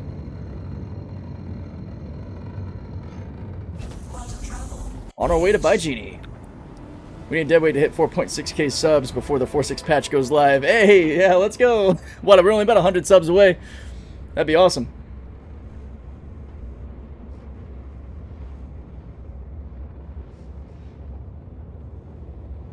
Forgot it was Wednesday. I didn't. It's my Friday. Well, hell yeah. Hopefully you get some time off. Enjoy a few days. What's up, Araxius? Have you tried to use the Argo tractor? I tried yesterday and could only use the back remote beam. No luck with the front. Ended up using it as a floodlight in the cargo area. Interesting. No, I haven't really messed with the Argo tractor much. The only smaller ship running around like that I've used is the Golem Ox. I'll have to mess with it, though. Does anybody have any experience with the Argo tractor in chat? Using that front piece, like switching between maybe the tractor turrets or the keybind or something. If I'm in a fight and power plant breaks, am I just dead or can I do something about it? So you can do something about it. If you're in an older ship that doesn't have the physicalized components yet, you would go over on your MFD to the diagnostic screen, which is this one here. And you could either hit repair all or scroll down to where your power plant would be. And you'll see the option to repair it right here, but there's a countdown. I think it's like 45 seconds for a medium or heavy fighter, and the count goes up for the size power plant you're dealing with, or it might just be a count based on the size of the power plant. I don't know. Might be a little bit out of my realm of expertise right now, but if you got a ship that's physicalized, you just need to run back to it with your tractor, not your tractor, your SRT, handheld, or rifle, and hit it and repair it. All you got to do is just turn it on for you to get out of there if you need to. So as soon as it comes back online, you'll hear it power the ship back up. The ships that you can actually run around and repair yourself are a lot faster to, get out of sticky situations. But yeah, there's hope. I've managed to actually pull myself out of some really hairy situations like that. My reclaimer went too close to an asteroid base, and I crashed to desktop, came back into the game with all of my stuff broken. I hit repair all, and the reclaimer was able to take damage long enough for it to turn on, for me to turn my stuff back on and get the hell out of there. And then just yesterday, or maybe the day before that, at some point recently, I was in the Corsair getting chewed up. I think I might have been with Doc. And we were doing some combat stuff, and we got hit pretty hard. I was able to run back and tag the power plants to turn them on just to get out of there as well. It was pretty cool. It's a lot faster than waiting for the countdown, that's for sure. Yo, Brown Baron, do you know where I can get an FR86? That, man, what is it? Executive hangers? We all contested want zones? those. Yeah, trust me, we do. Yeah, Devious actually hit you up there. Contested zones or buy off a player. Who does PvP, yeah. It was 3 minutes, so I thought I could maybe go out and repair, but out in space. FR66s, you can get a half of. Yeah, 66s and 76s are a bit easier to come by if you like salvage gameplay too, because you will sometimes find ships that you can pull them off. I pulled a couple of 76s off of a Terrapin, I think. Oh, cool. I wasn't able to get the power plant out because it was really jammed in there, but I was able to get a couple of good coolers and shields and the quantum drive. What's up, Zomer? How you doing? Did a little search. Front tractor, you have to go into mining salvage mode to use. Edric, thank you for the save there. Hopefully they saw that. Aha. So, Teach did not sell me the bloody SRV that I bought. Right, okay. Back to Teachers. Oh, really? I click buy, and it's not in my hangar. And my money hasn't changed. Right, okay. Back to have a word with Teach. So far today, power's been pretty stable. No crazy wind or weather to worry about. Knock on all the wood, that stays the case. Florida can be a little bipolar. Yeah. Yeah. I've experienced some crazy Florida weather myself. Long time ago. Yep. She can be a bit touchy. Yeah, I did the whole Disney thing years ago. Oh god, I was about 14 then. I'm 38 now. A good long while ago. Hurricane Bonnie was there then. Oh, wow. Haven't heard that name in a while. I was technically alive for Hurricane Andrew, evacuating the Florida Keys. I was way too young to remember it. Do you remember Hurricane Bonnie then? I don't think I was actually in Florida at the time. She was feisty. I'm trying to think. I left Florida in 2010.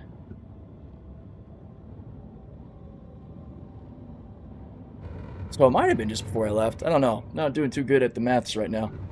Yo, Hawks, what's up? Whole stream is the best stream. Whole C stream is the best stream. Hell yeah. We're having a good time today. Yeah, that was the first time I'd experienced the craziness of Florida weather, though. Seeing a flash flood going at the top of a wheel arch down the road was crazy. Oh, I bet. And raindrops the size of ping pong balls was insane. Oh, so that was some proper hail. Jeez. Yeah. All right, we are coming in. Okay, that's the second time I've tried to buy an SRV and it's not giving it to me. Oh, wow, we were going in a little too fast. Are we going to stop? Oh, we still stopped. That's awesome. Here comes offload. It's calculated right there. I fly through those things way too many times. Oh, I hope. Man, I wonder if this server's strong. I bet I got might two actually of have to them seat now. check again. Let's check this out. What do we got? No, server FPS will be slamming.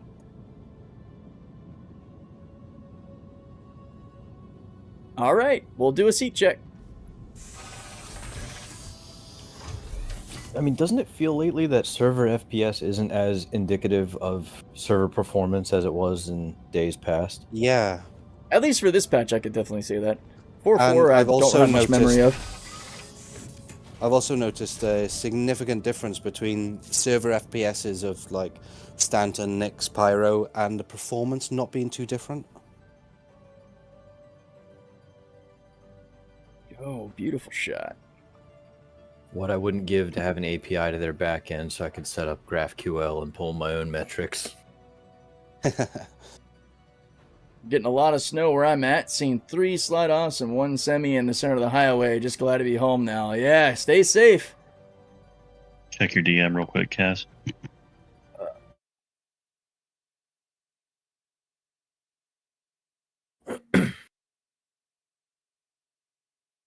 Nice.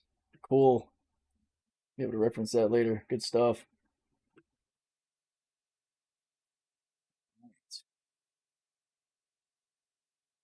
I can do that. Shout out to Brazil. Good to see somebody from Brazil in the chat. How's it going? Give it time. May take a couple of minutes for the server to catch up. Yeah. Typically, if it's acting up the way it was there, the hopping out of the seat does a good job of resynchronizing. Let me catch up to my brain because I'm everywhere. Okay, we're at Bygenie. I think... Yeah, now it's to Everest to pick up the loads to go to Bygenie and Seraphim. Trying to keep this quantum route planning thing functioning properly here. So if we're heading to Everest, then I am going to navigate to HER-L1 to keep in mind that dogleg tactic.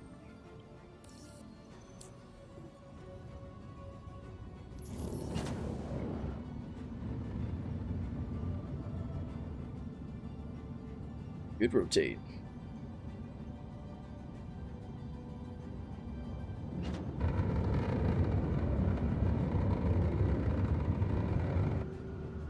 Get lined up.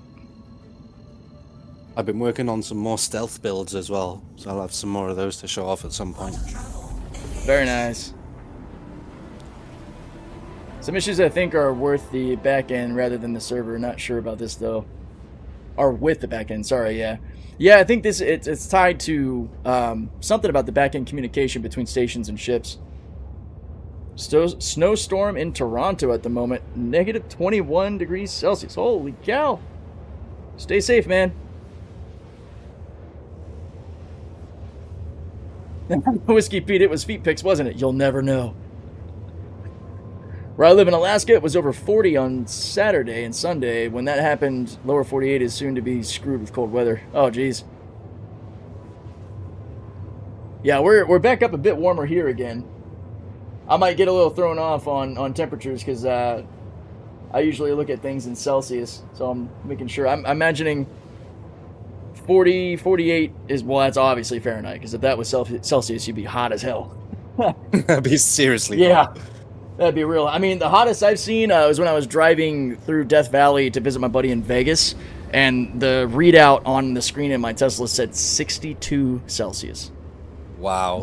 Yeah, no thanks. And my tire pressure was getting high enough that I hopped out to reduce it a bit. It was getting into the 50s. I was like, holy shit. The joys of being stationed in 29 That's a palms. good place to get a 4-tire blowout.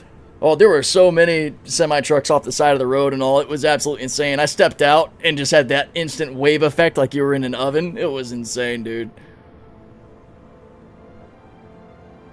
I can scarcely imagine that, because I remember what it was like stepping off the plane in Florida for the first time. Like, as a British person, like, you feel that wall of warm, humid air. Oh, yeah. Oh, I jumped all the way to HER-L1. I got distracted again. Whoopsies. Well, at least it's not too far from Hurston. Oh, my furry little son there is growling at me. Do you gotta go poop? Yeah? All right. Oh, he has spoken. Okay. Well, I'm gonna go shields up. I gotta be a dad real quick. I'll be right back. All right, guys. Let's go outside. Crap, I nearly flew into a station turret then, not paying attention.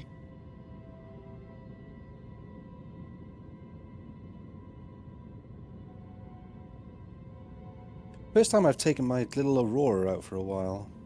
And it's not the new reworked one.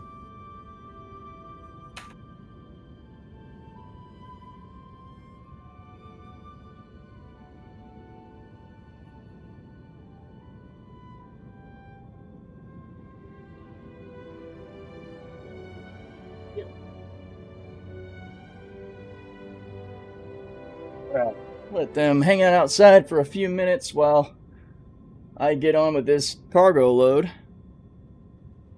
My oldest is back here like, nah, I'm fine. I'm chilling. I'm good. Maybe later. Okay. Shields off. Refuel. What were we doing again? Everest Harbor? That's right. I'm back in Stanton. Oh, hey, so we're getting this lovely bug. All right, my friends, if you have this problem where it keeps disappearing and you can't nav anywhere, Alt F4. It's funny how, like, Alt F4 has become the solution to things that we used to just troll people with. It's the new diagnostic. It really is, man. I love it.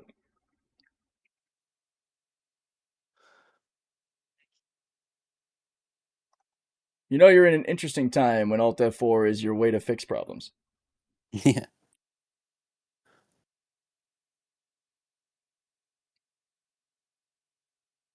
Well, EA, what the hell? No. Get out of here. Did I click on that by accident? Okay, it's gone. Cool.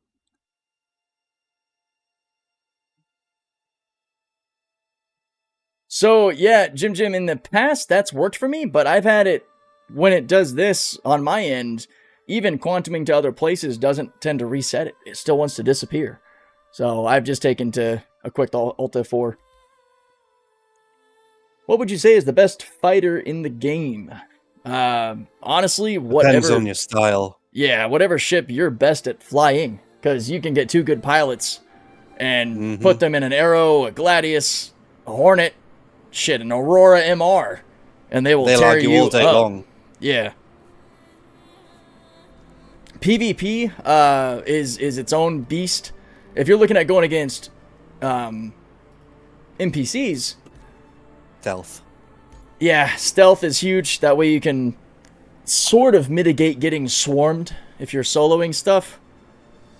For PvE, stealth is just, you pick them off at your own leisure. Yeah, and honestly, at Whiskey Pete, I agree. I am a big fan of how the Wolf plays. I will say in the current build, though, I'm tempted to get my hands on a 21 and steal its guns and put them on my 22. Because I've always been a proponent of energy weapons in this game, but with what they did with components and engineering and such, there's really just no denying ballistics being pretty supreme at the moment for punching out components. Solo tons of damage style. So you got a few glass cannons out there if you're really good at not getting hit, like the Buccaneer. I would even put the Wolf in that category. Oh, we're going to need to cycle the ship because we Alt F forward. So let's see if we can fix this. There we go. So it's going to close and then we'll just reopen it. And then we'll get moving.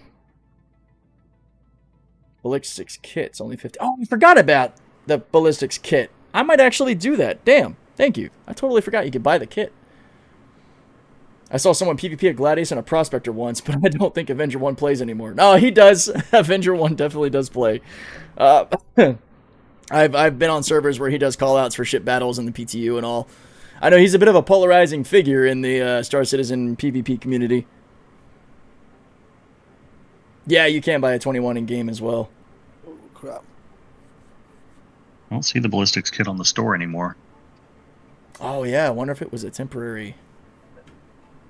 They're doing another sale soon, though, aren't they? In case you missed it, sale? It was there just a couple of days ago. I don't know. Yeah, I'll probably just end up buying a 21 in-game and trying that out. There we go.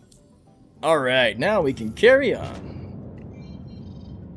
It's always nice when I encounter things that I can show the workarounds for to folks who might not know them, so they can have better luck with this ship. Oh, crap. Hurston, here we come. Alright, I will load up here. And then, well, this will be an interesting one, because we have offload and onload, so let's see what happens. I think I'm taking 2 missions from Everest. 1271...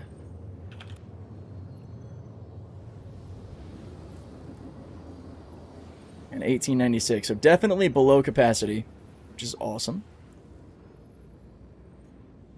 So the wormholes are giving me attitude today. Do I still have the Port Tressler mission? I do, yeah, okay. So we got a few missions on here to offload. This would be a cool test. you just want to try it, I can put the ballistic kit on my 22 and let you fly it. Yeah, that works too. Close that out. Got your whole C videos recently. Answers finally got mine on the live servers. Thanks for all your tips and trips. Yep. You've helped me a lot. Same Hell here. yeah. Same here. I bought a Hull C today literally because of your videos. It warms my heart, guys. I'm just happy to be able to provide some help to folks. This is such a fun ship that causes so many so many sad days, so many rage moments and broken hearts. Just wanna... Well, I was gonna slug it out with my character, and I just thought, nah, why should I? Get a Hull C.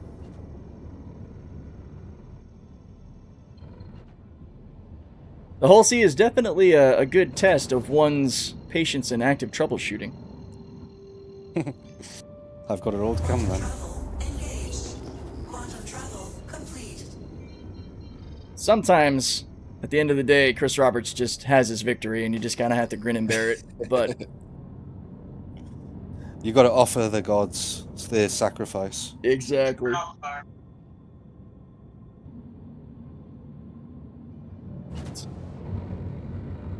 Make sure that we are positioned to not run into any station buoys before we start our turn and burn.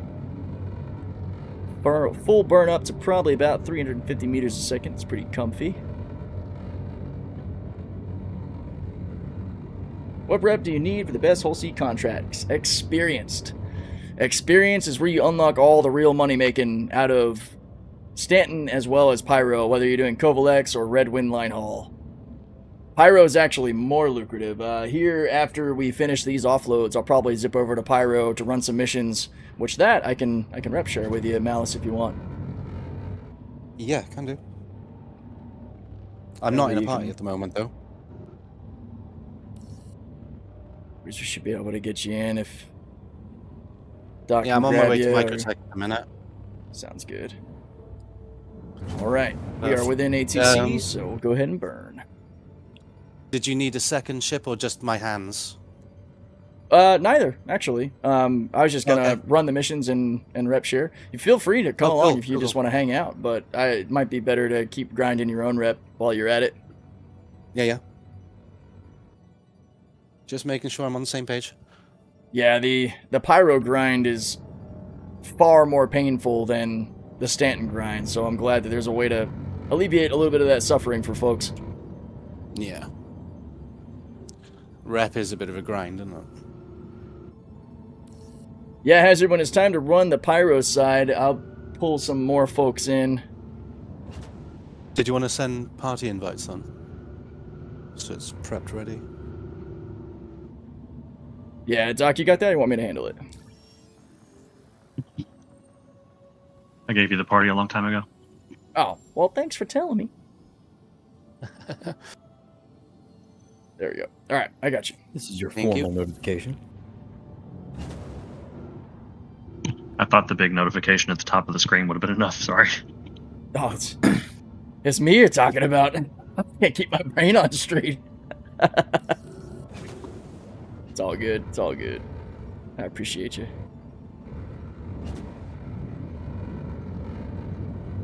Hell, what was it? What were we doing? I think we were doing the fuel test when somebody was telling me that the notifications for the impound kept popping on my screen. I didn't notice them for like the first 10 minutes. It's like, oh shit, you're right. There they are. I think that might have been me. Could have. Yeah, and then it gave me the fines. That's right. That was pretty funny. Okay, let's see how this offload goes, because we got offload and pickup here. Pickup in a big way. Alright, so it loaded some hydrogen and then started taking more processed food off. He might be watching some of that adaptive loading in action here. Okay, that processed food's going away. I said it 5 times, sir. You looked away when he did it. Yep, Angry Frog, that's right.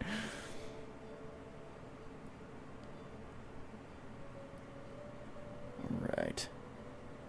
I'm experienced with Kovalex and member with Redwind, yeah. The member grind was the most painful part. I was actually fortunate to have another buddy of ours help us grind through that pretty fast. That is probably going to be the worst part about whenever the wipe does come, is Red Wind's going to get tackled all over again.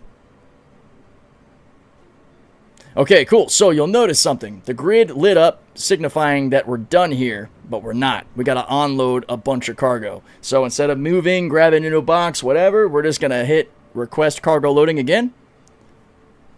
And that should trigger the onload right in the same box. Now, there's a chance sometimes that the station doesn't do that fast enough, and you might get the inbound countdown timer turning on. So try to be aware of that. And this load should be for both Bygenie and Seraphim. Is there a way to see your own cargo complement in the whole sea? Oh, like what you're carrying? I wish. There definitely should be some kind of like a invoice or something, like a cargo list. Manifest. Manifest, thank you. Gosh, I couldn't think of the word. I was going to say deck log, something that says it. Yeah, Edric, exactly. A manifest MFD, that'd be awesome. There it is. There's the impound timer kicking in. All right, so I'm going to let it load as long as I can here. Sometimes, or I've heard from some folks that the timer will go to 0 and not impound you, but with the way the whole sea spawns inside of Hangars Extended, it's not really worth the risk, in my opinion. Just have somebody else follow you around, and when you don't know, they can just scan you. They'll have your cargo. Yeah, there you go. I don't think we'll get everything before this timer runs out. I'm going to go ahead and kick off that parking brake and get ready to head out.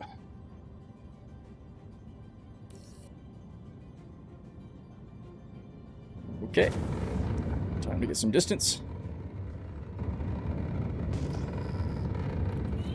It's a really long transit in this little thing going from the Nyx gateway to Microtech.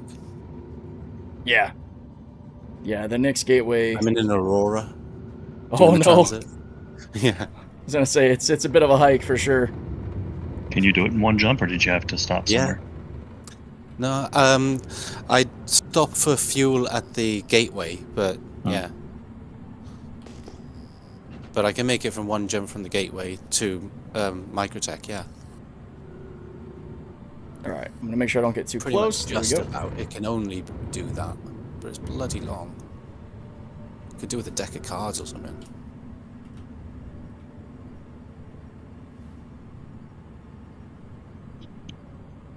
Alright. I really want to see player-made content in-game put on MFDs, like little TVs. Oh, that'd be funny. Be able to watch Class, stuff wouldn't from your MFDs. Yeah. Well, you know the Mako? There's a news variant of it, isn't there? They're actually planning for that to become a thing eventually. I have no idea. Yeah, the Reliant Mako or something like that, I think it is.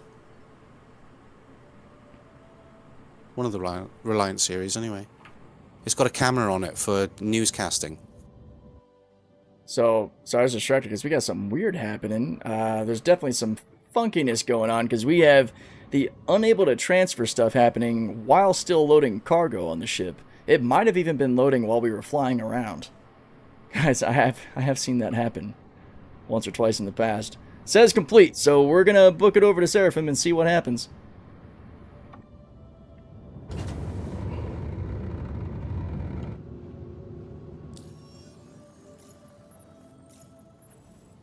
So we're heading that way. I'm going to set course for Crew L1 to Dogleg. And then make our way to Crusader. Just reminded me I got to check on that work order I put in when we were playing last. If you were to guess, when do you think the wipe would come? I am thinking probably closer to 4.7 at this point. I'm not convinced that it won't happen with 4.6, but maybe 4.7. I personally don't think we'll see it in the next patch. Maybe the next one after that, or after that. Certainly before 1.0. Since the tech preview is happening with crafting, I think they're probably going to push that 4.7. Which is, that's when I think the wipe will hit. So probably some point... But crafting, I would expect mid-February? Or late February, actually, since we're not even at 4.6 yet. So probably late February.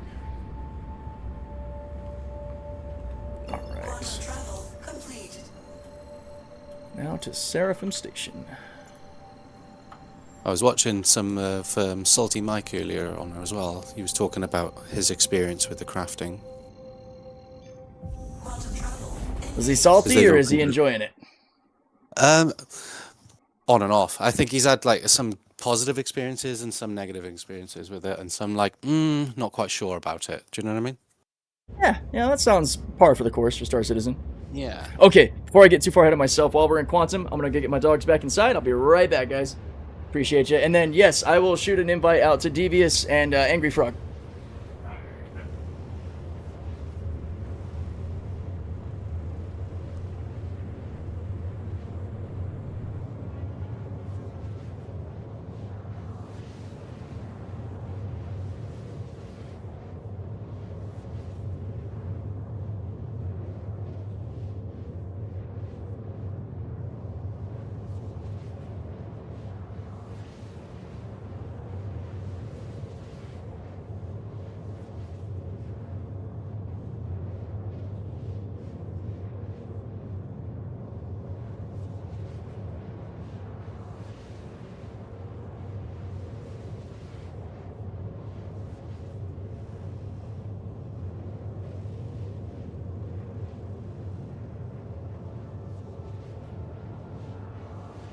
That's nice, coming back to New Babbage.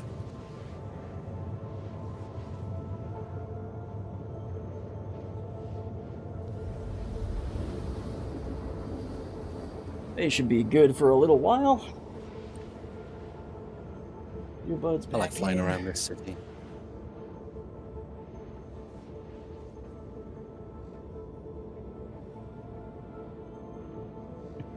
I think crafting will probably be close to ILW, just in my opinion.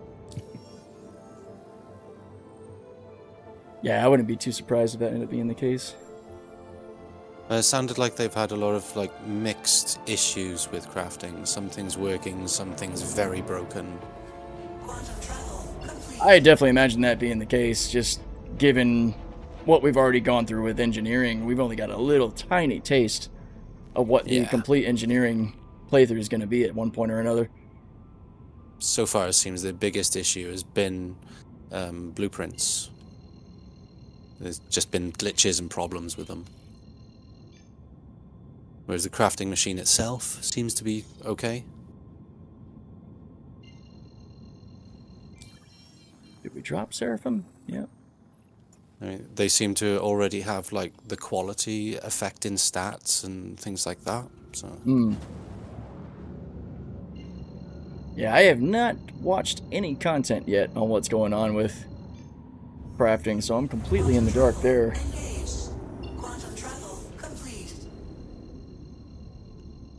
Yo, Commander Jackal, what's up? He's not going crazy. The Reliant Mako has a camera built into it, used from the co-pilot seat. Oh, okay, cool.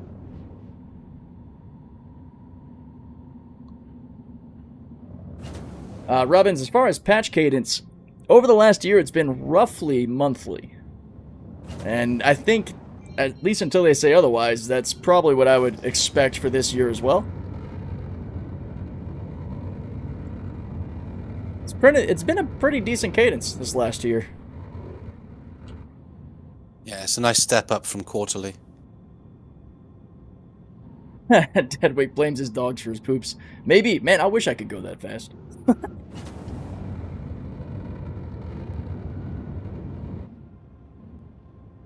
Not worth starting a rep grind then. That totally up to you. That's a personal decision for sure. Totally, yeah. Because you don't even know whether or not they're going to do a money wipe, an item wipe, a rep wipe, all three. They might just wipe one thing or not. Yep. You don't know. The way I look at it is I just do the things I enjoy. That way the grind isn't so grindy. Just want to have fun. Find the fun in the game. Exactly.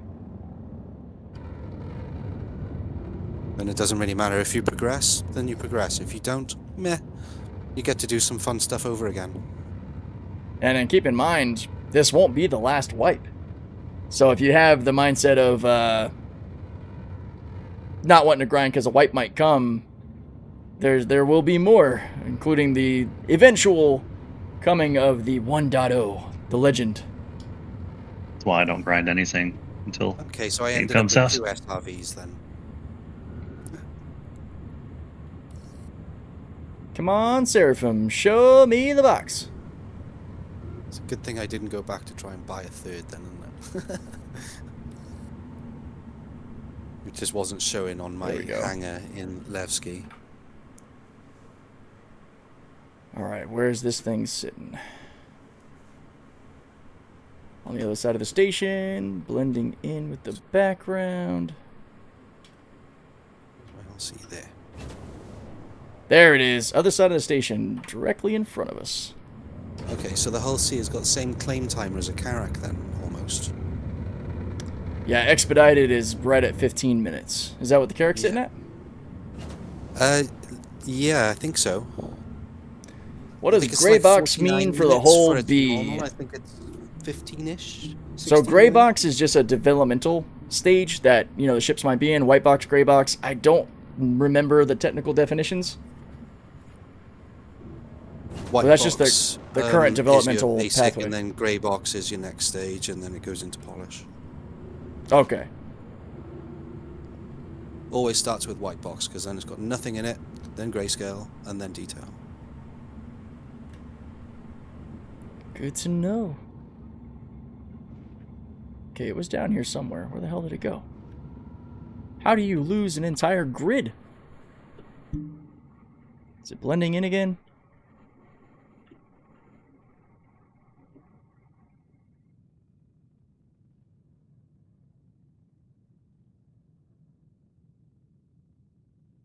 My biggest gripe with Seraphim, the contrast of the cargo box against Crusader is annoyingly hard to keep track of. Yep, there it is. See it, guys? You can barely see it. Just like fading in and out above the clouds. Now I can see the unknown marker over it. That helps a little bit. I didn't see that earlier. I can foresee triple dog crafting recipes being extremely sought out on a player market. It'd be interesting.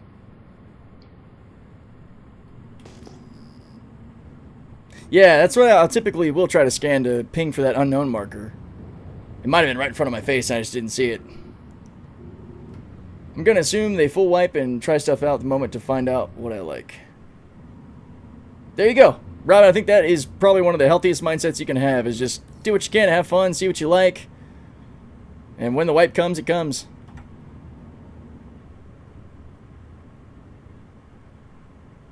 You'd also think of it like practice for when it's time to grind to actually make progress. This cargo grid wants to start. It's just flashing. Like gaining intel on, so when the game goes live, like past 1.0, I know what direction I'm going to go in. Do you know what I mean? Yeah.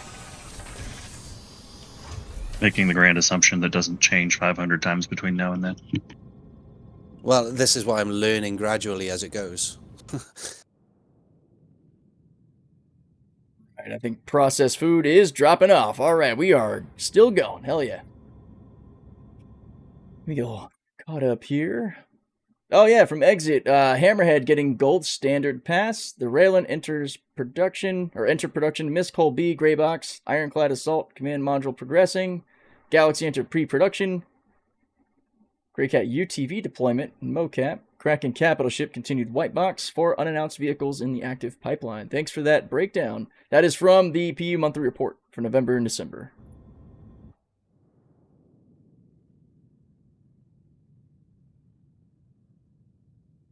Alright, I think we are cleared to move on toward By Genie. That should be final drop before I make my way toward Pyro. Okay, I might need to do another run down Hathor on the thievery. Here, let's do this. We're gonna go Arc. I think I'm just gonna start using Arc or L1 stations as my initial dogleg travel points. Just seems to be a good way to go about it. Make it a routine. And then, oh yeah, Michigan, I saw that comment. I will get you in just a moment. Go. Arc L1 obstructed, really? Let's see if we can get some distance and correct that issue. There it is. Quantum travel engaged.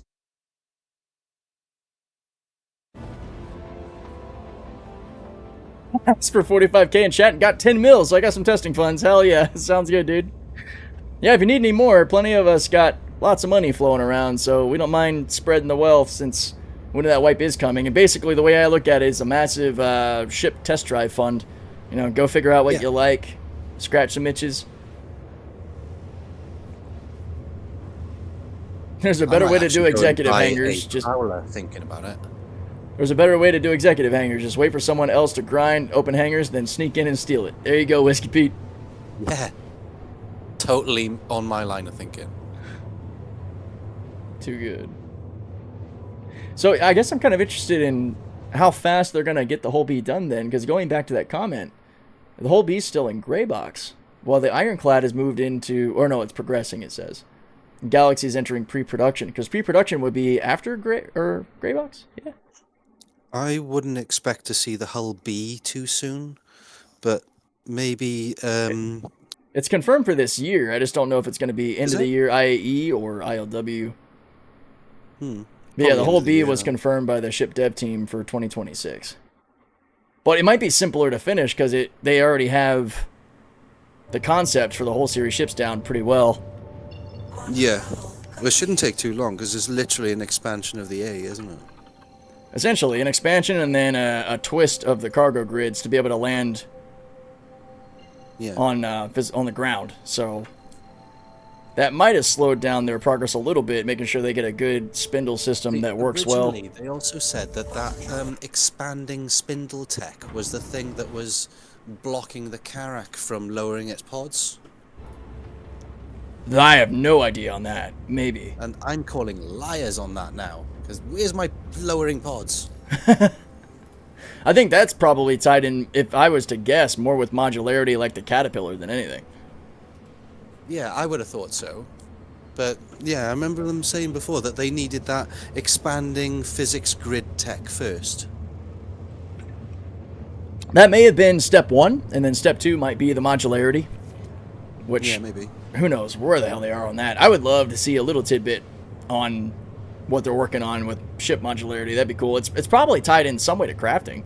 I mean, I feel like those would be similar, like, you know, placing buildings and components around different areas. Probably not all that different from modifying ships. I expect the Galaxy is going to bring some of it in. Yeah, Robbins, I'm a staunch practitioner of soloing a whole C. I can speak for it for sure. It's really easy to manage. It's good to be preventative in how you flight to avoid, combat and pirates, low pop servers, doglegging your travel, avoiding popular pirating maneuver nodes. But, I mean, really easy ship to solo, truly.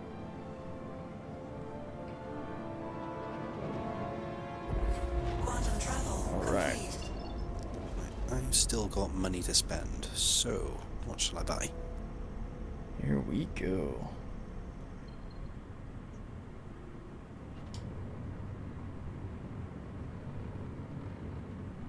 Once we drop this off, we will probably refuel and then make our way into the Pyro system.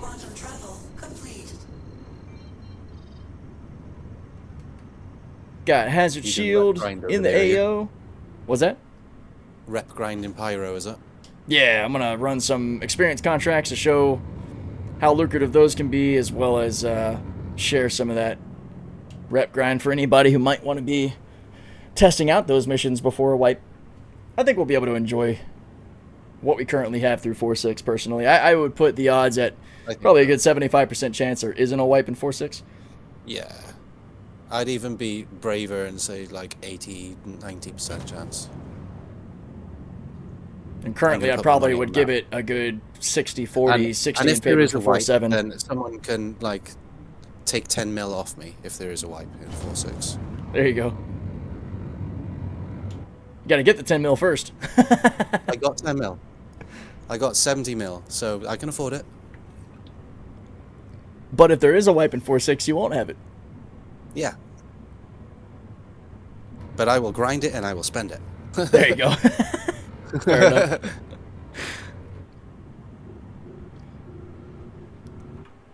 coming in pretty light, only about half loaded, so I'll just use the retro thrusters on this. Let's see how well they do. We're at about 300 meters a second. Full boosted retro burn.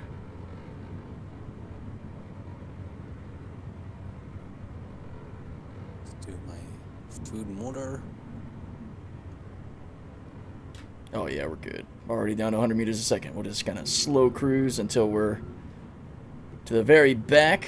All these have the numbers nice and big here. I'm not used to seeing that. 12, 13, 14, 15, 16. I like that. CIG seems to have trouble trying to do arbitrary animations like making the cat's doors open and then act like elevators. Carrot cargo pods opening and then lowering may be a similar issue. Fair point, Edric. I could see that. I know that part of the issue with the cat having the inability to do like a middle position is that currently doors in game only have, I think, a coded open and close function. There's not really like a way to separate it or do an in-between, from what I hear at least. How do they do the elevators? What was that? How do they do the elevators? They do multiple stops for that, don't they? But they're not doors. That's what it's like. All doors are coded Yeah, true. in that way, yeah. At least from what I've heard. You know, They all everything I come say with from grain the of salt. CryEngine. That's what I was thinking, though. See, do you know what I mean? It's Possibly, I don't originally know. CryEngine. Yeah, that is beyond my expertise. There we go. I forget, are they on their own custom engine now, or was it a branch of Lumberyard? Yeah, it was originally CryEngine. Well, actually, it was the Amazon version of CryEngine Lumberyard. that they started off with. And now they've changed it and rewritten it so much it's basically their own engine, STAR-CYWL now. But it came from CryEngine, that's its DNA. Well, There I we think go. there was a complete engine rework because CryEngine wasn't originally Yeah, well, it couldn't designed to handle the handle MMO, could this it? kind of MMO to this scale. It's not designed for it. It's designed for like up to 40 players or something. Do you know what I mean? I could have sworn they basically switched from their heavily modified CryEngine. I just see Whiskey Pete. I know Spectrum is a CryEngine. Yeah. 10 points to that, man. Yes. But That was good. yeah, I believe I'm gonna have to do some research to double check, but I believe they were originally doing, CryEngine like you were saying, and then they heavily modified it a bunch. But I could have sworn they switched to Lumberyard. Yeah, Lumberyard is the Amazon version of CryEngine. They bought it out, didn't they? If I remember correctly. Why won't you take my last box? Okay. We are going to have to manually offload something. The last 8 SEU that doesn't want to leave our grid. All right. Okay. Yes, you're right. It's called STAR-CYWL now, a heavily customized in-house engine that evolved from CryEngine through Amazon Lumberyard, becoming so modified it's now a unique code base focused on seamless, large-scale, persistent worlds. I remember him going through the changes and then saying that we're now changing over from this and it's becoming STAR-CYWL. I remember the big presentation on it. Yeah, it started on CryEngine, switched to Lumberyard for AWS integration. That's probably when they basically outsourced their whole data center to Amazon. Yeah. And it was just easier to run through Amazon's Lumberyard. Yeah, it's simpler, isn't it? Good call, Oh, yeah. Devious. We will double check and make sure it should be our only contract, and it maths. 888 or 1888 plus 8 will give you 1896. Yeah, so that's why I tend to try to think like crisis terms when they're trying to add new mechanics into the game. Like, how would that work in a CryEngine? Do you know what I mean? Because like, it doesn't really matter how much you change things. The same DNA is still in there. Do you know what I mean? You're gonna have to change it a hell of a lot to actually rip it all out. Sorry, I got some work stuff I got to get to. All good. I think that was part of the issue with just the kind of back-end transit system in general with elevators and trams is they basically have to redo that entire sequence. Yeah. From scratch. All right, I'm not actually going to put this on the elevator yet. My inventory, I don't remember buying. Oh yeah, story of my life. The hell did they come from? All right, I'm gonna leave that right there. We're gonna touch the terminal first, just to make sure Chris doesn't get our cargo. So we've interacted with it. Hopefully that allows us just to send this down. Get a green check. Yeah, buddy. You have Omnis. Cool. It shows that there were 32s as well. All right. And what do you know? I do have a Durango there. I was going to buy one of those. I don't need to now. Very nice. It's always worth checking your stock before you go shopping. Yep, something else that I should do more often. That's how you end up with hundreds of missiles when the patch hits. Oh. Alright, closed up. Need to hydrate. Make sure we close that. Oh, those cannons are beast.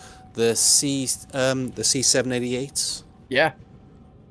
That was a beast. I forgot I had them in my inventory. Those are pretty cool. They slow fire rate, but massive engagement range. So I would say the 788s are really good for targeting very large ships. Sniper. Yeah. Punching the components out of a Polaris or an Idris. Well, I was thinking about putting them on something like a Talon or something like that, and then using them to snipe player bounties. Oh, yeah. Yeah, if you're going for the stealth approach plus the 788s, Yeah. that could be really good, especially if you know where ship's components are and you can disable them quickly. And you're well outside the range of where you're stealth, so you're shooting invisibly. Yep. Kind of like a Firebird dumping missiles on unsuspecting enemies. Yeah. Just with a ballistic cannon. When do you lose your gear if you die? So you will lose whatever is in your backpack or in your armor inventory if you die, like all of this stuff. If you die outside of a station, I don't know, like if I was to technically die right here outside of the cargo elevator, if I would respawn with my stuff. I don't know if I'm in this sort of station's grass, because if you die, you know, at a spaceport, like on a station or down on a planet, at a base like Lorville or something, you will respawn with all of your internal gear as well. But as far as your armor and stuff now, you don't lose that. It will stay on your person due to the current setup with item recovery. So and also whatever you have equipped to your person. Like if I actually equip this ammo to my belt here, that will stay with me when I die. That's going to be changing, though, I believe, with the next few iterations of item recovery, isn't it? Yeah, which I think that will dovetail in around the time crafting does the inventory system in the next set of item recovery. Yeah, for right now, Robbins. For right now, Robbins, that's correct. You won't lose your equipped gear, but you know, like Malice just said, at some point they are going to shift how that operates. But we're also supposed to get in better tiers of insurance where you can get that stuff back. Yes, So, they actually mentioned about having entire loadouts being able to be claimed back at a single click and be reapplied to you. which also, to me, sounds like dovetailing your way into operational suit lockers.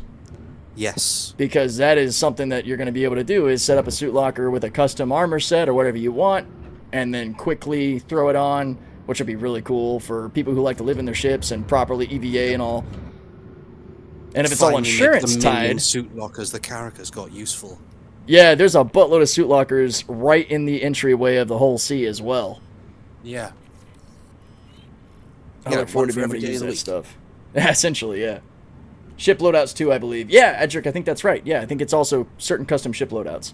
So yeah, I don't know that we'll see all of that. Hull to loadouts to flare as well, I believe. Even if throughout this year that is like the one thing that we get in 2026 is a pretty well fleshed out version of all of what we just said, I will be a happy person. Oh, I'd be a very happy camper if we had that this year. We'll probably get some bit of it. Ooh, somebody just ate the station or something. I just heard an explosion right next to me. Right. It's pretty on Microtech at the minute. Microtech is gorgeous. It's just having that last light of the sun going down. Oh, This man. burnt orange sky. It's beautiful. Oh, maybe I'm not fully on the parking pad. Let's see.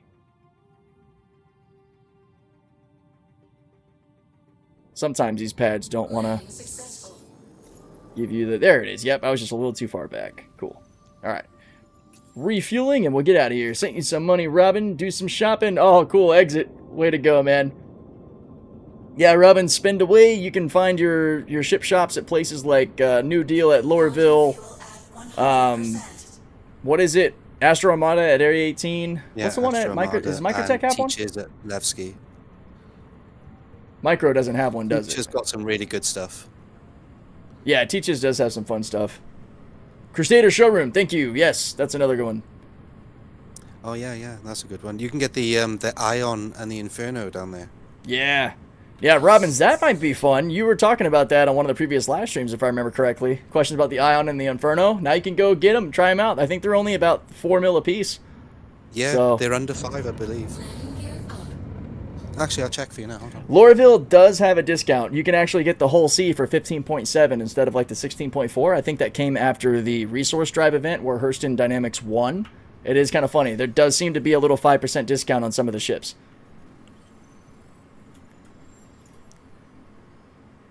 All right, Pyro Gateway, here I come.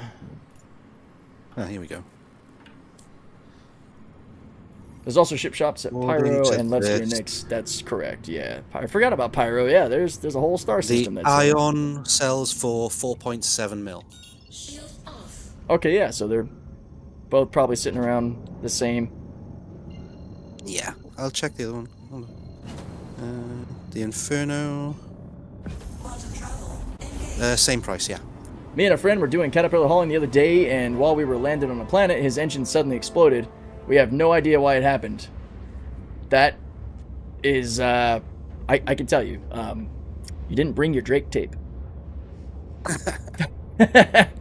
No, I don't know. I've had that happen before where I land and I was actually one of the last times I was in Pyro, and I think Interhype came in and ended up being my flight guard on one of the planets in his Star Lancer. Because yeah, I think my starboard main nacelle on the Caterpillar just blew up off the ship. It was freaking weird.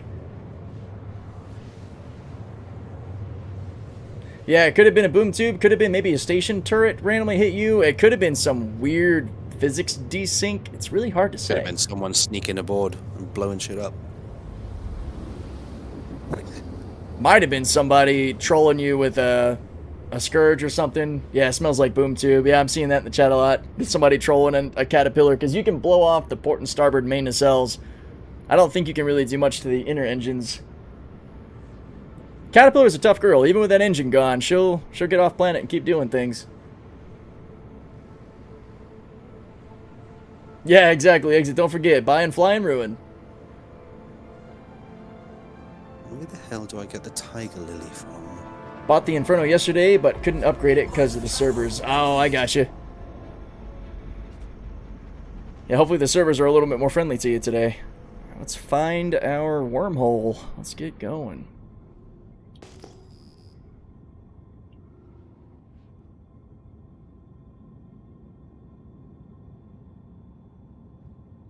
Where do I need to go?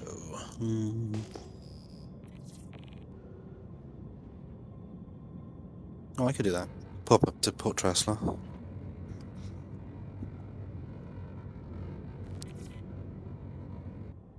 What the heck? I get the icon for where this wormhole's supposed to be, but it just doesn't move in a sensible way.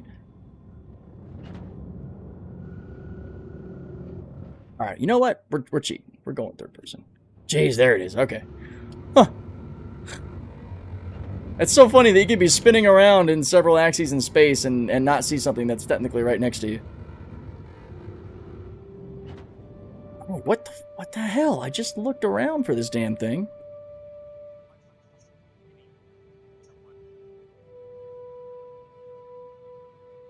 Now it's behind me.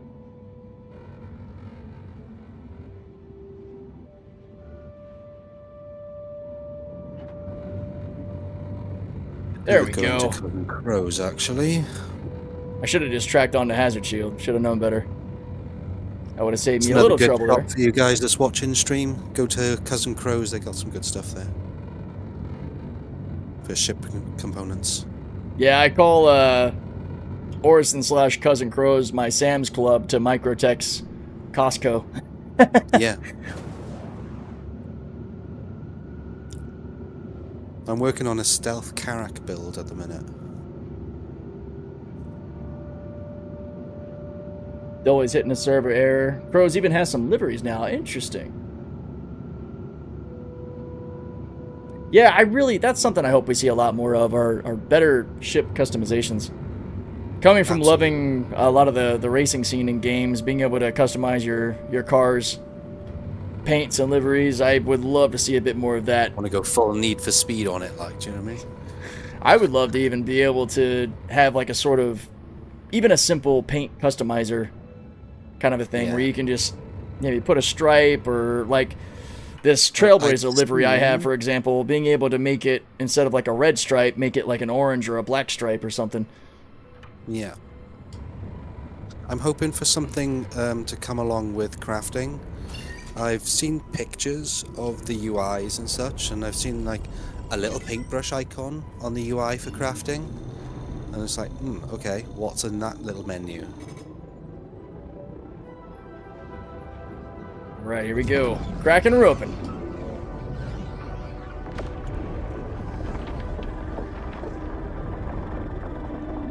The 300 series, you can customize color. Really? That's pretty cool.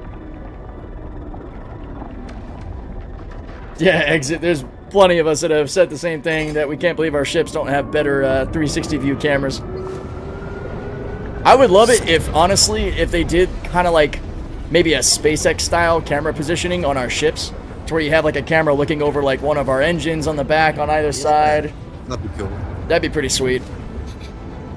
Then you can maybe bring up your camera feed on one of your MFDs if you want to. I would totally have a couple of cameras up. Honestly, like right here where these two projected MFDs are, I would just have a couple of cameras that are kind of like my rear view mirrors, or my wing mirrors. Like landing cams.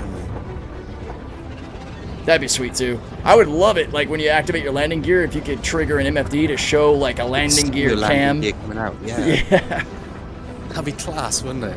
Be able to see like the ramp opening and stuff. A camera view to see the ramp. That, like, why not? I would love all of that. That'd be sweet. Basically, just take the tech for the look behind function, but make it also true to scale, because look behind generally is okay. Alright. Maybe we need to put a post up on the forums for this. Like, give us the look back as an MFD. Yeah.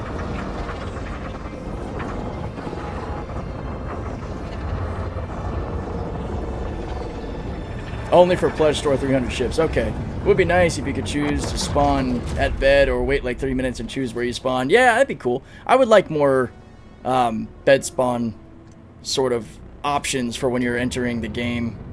If you have a ship that's out. Like, when persistence really gets to the point that they want, I think that's kind of the goal, is that you'll be able to log out anywhere in the verse and just log back in there like you would in a traditional MMO. They've even mentioned about agent smithing to other players' ships in the past. I think that's probably one of the biggest... Well, one of the biggest complaints might be not the right way to say it, but something that a lot of people wish would be a little bit better is the amount of setup time it takes to really get started playing. So being able to get started a little faster, whether it's spawning in like a friend's ship or in your own ship out in the verse, versus having to, you know, spawn in the residential district, make your way down to the hangars, do all that. Like, hangar spawn went a pretty far way to speeding up that process a bit, which is nice. Alright, we're just going to go to a random point since Nav's being funky.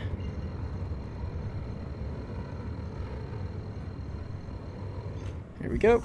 Okay, now let's see if I can properly navigate to Obituary.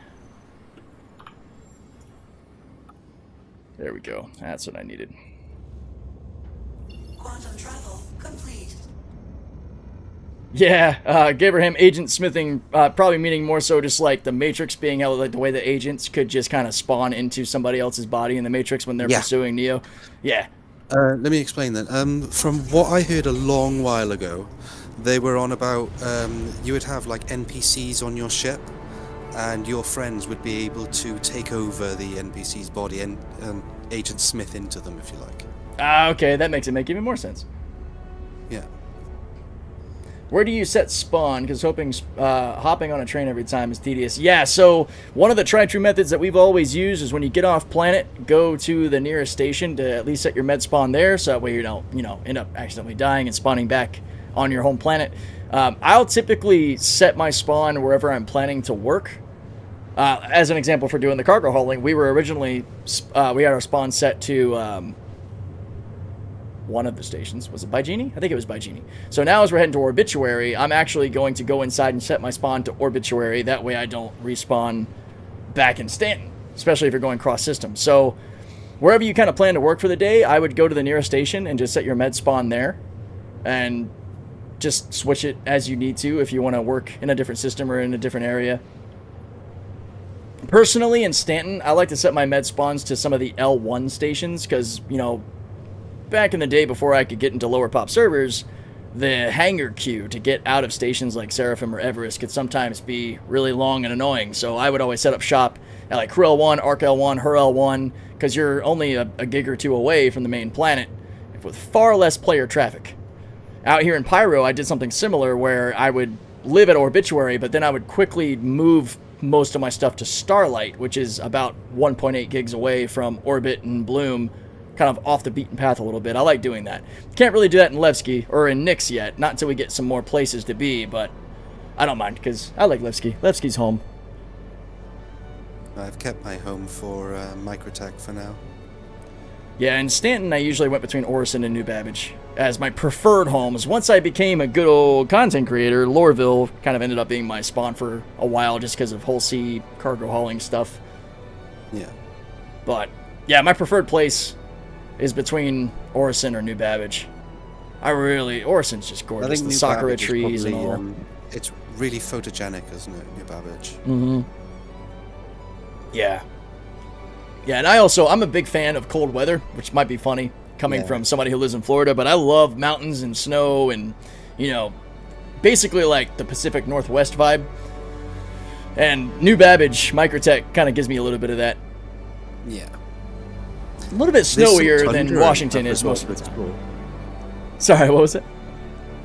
There is some tundra and some forest areas as well. Yes, there is, yeah. Easy to forget because it's a white ball. Yeah, I think Microtech's lore is basically it's a bit of a botched terraforming project, but Microtech moved in because it's also a way to keep all of their technology super cooled, their servers and such. It made sense, didn't it? Yeah. They're like, alright, it's fine. It's livable, and we can help our machinery and everything stay nice and cool. Let's do it. Yay, heat management. This right here is still my favorite planet in the game. There's just something about Bloom. I mean, even from this angle, look at that shot. My God. That is just freaking gorgeous. I was in awe when they first allowed us to go down into the clouds of Crusader. That was an amazing day. Because you used to just die when you fly towards Crusader. Yep. And then we saw real quick how heavy Cloud Tech was on our graphics cards. Yeah. Woo! And I tried putting my spawn as Orison as well, and Cloud Tech was just being brutal to me. So I was like, no. All right. So until I get a new machine that will handle Cloud Tech at its ultimate, then no, I'm not putting my spawn there. Where? Yeah, I can't wait to finally see in-game Genesis Tech. There it is.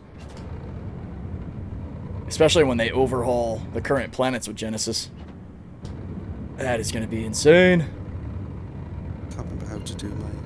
Really hope we get a point of interest cleanup, because this right here is kind of nasty. It'll be nice at some point there's sort of like an adaptive POI system where it's like, all right, I'm clearly looking at Orbituary, so it'd be nice if it would be at the foreground for Quantum. I mean, I'm only 60 kilometers away. I can just, It should really in. filter the first thing in your line of sight, shouldn't it? Yeah, because right now I basically got 20 to 30 asteroid Quantum POIs that are just flooding my field, hijacking my Quantum beacon. Believe it or not, Washington State's majority or majority alpine desert. Yeah, that sounds right. A little warning, someone is complaining about a hacker going through walls at Ruin Station. Interesting. Okay, good. Thanks for the call out there, Hazard Shield.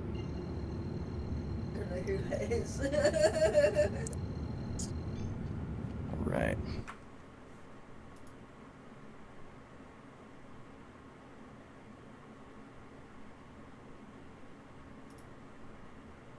All right. I am Malice. If you want, I'm gonna jump down into the space trucking chat we have on our Discord. Oh, okay.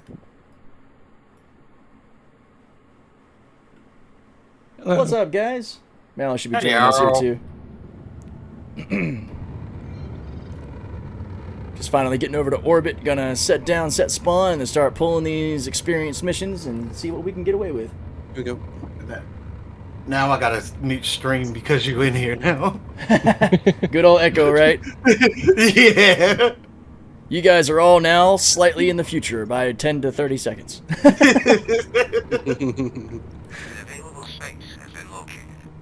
Yeah, I just had the Everest bug, as always. Everest just don't like me with hauling. Everest is one of the tricky spots for sure. Seraphim seems to be trying to compete with it, but Everest is definitely the OG trouble state when it comes to hauling. Yeah, my auto load wouldn't work, so I'm sitting here manually loading the contracts. Putting in that labor, man. Yeah, I'm doing the Interstellar. Oh, there you go. At least those aren't too crazy for the cargo count, so it won't take you too long. It's not. That's why I was like, I just get out and go ahead and manually do this. Looks like the docking node alignment here is actually working, so that's good. There is an external pad I could touch down on, but I don't typically do that in Pyro.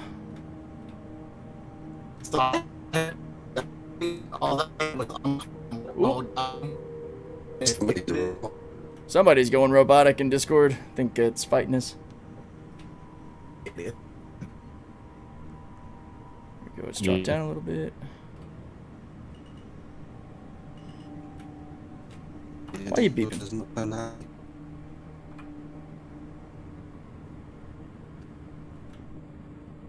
I might need... Am I coming through jutted too on Discord? I might need to reset my Discord. It might be me.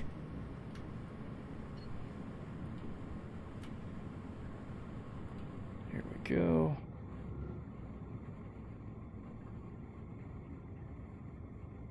Oh, okay, good to know. Okay, so it was my end then. I think it's working now. Yeah, no, I got it was you. everybody. I think it was. I think it was Discord. I think it was Discord. Yeah, it was. Yeah, everybody. I just reconnected and it went clear for me. So it seemed like a server just the Discord server just reset it the whole stuff. Yeah, it probably did. It's not uncommon for it to get a little weird. Like everybody disconnected for a second and reconnected. Welcome. Engines off. Let's see. Let me make sure I don't lose track of chat here. Would be nice to have a filter in the map to let you pick what kind of POIs you want. Yeah, agreed. They could add something like stacking nameplates in WoW so all the icons aren't on top of each other. Oh yeah, I've seen how that's done in MMOs. I can't wait till that ping system come in that they talking about that we supposed to get, where you can share pings that you don't found on the map with your friends. Oh yeah, we've talked about something similar to that for a while, mostly around having like quantum beacons that you can set up or leave. Like if you find like a badass rock to mine, that way your team can find it. You can pin it and and then send it out. Great. I have the. I think most of that supposed glitch. to. I think most of that supposed to come once we get the org. Org tools? Communication. Yeah, the org tools. That'll be sweet. Because you'll be able to put like a link in global or inside the chat to tell people where to go be, and they can just click on it through global and just get the marker. Also with missions also. I look forward to seeing how that ends up actually practically working. That'll be cool. They're probably going to be overhauling a lot of backend systems to make that work smoothly. Back at Obituary. Watch out, guys. Tetanus at every corner. Okay.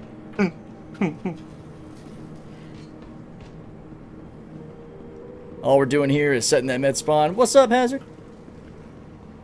What's up? All right. Go to the pinnacle of sanitary medical supplies. Only rivaled by, I think, Grimhex in the... No. Pyro is worse.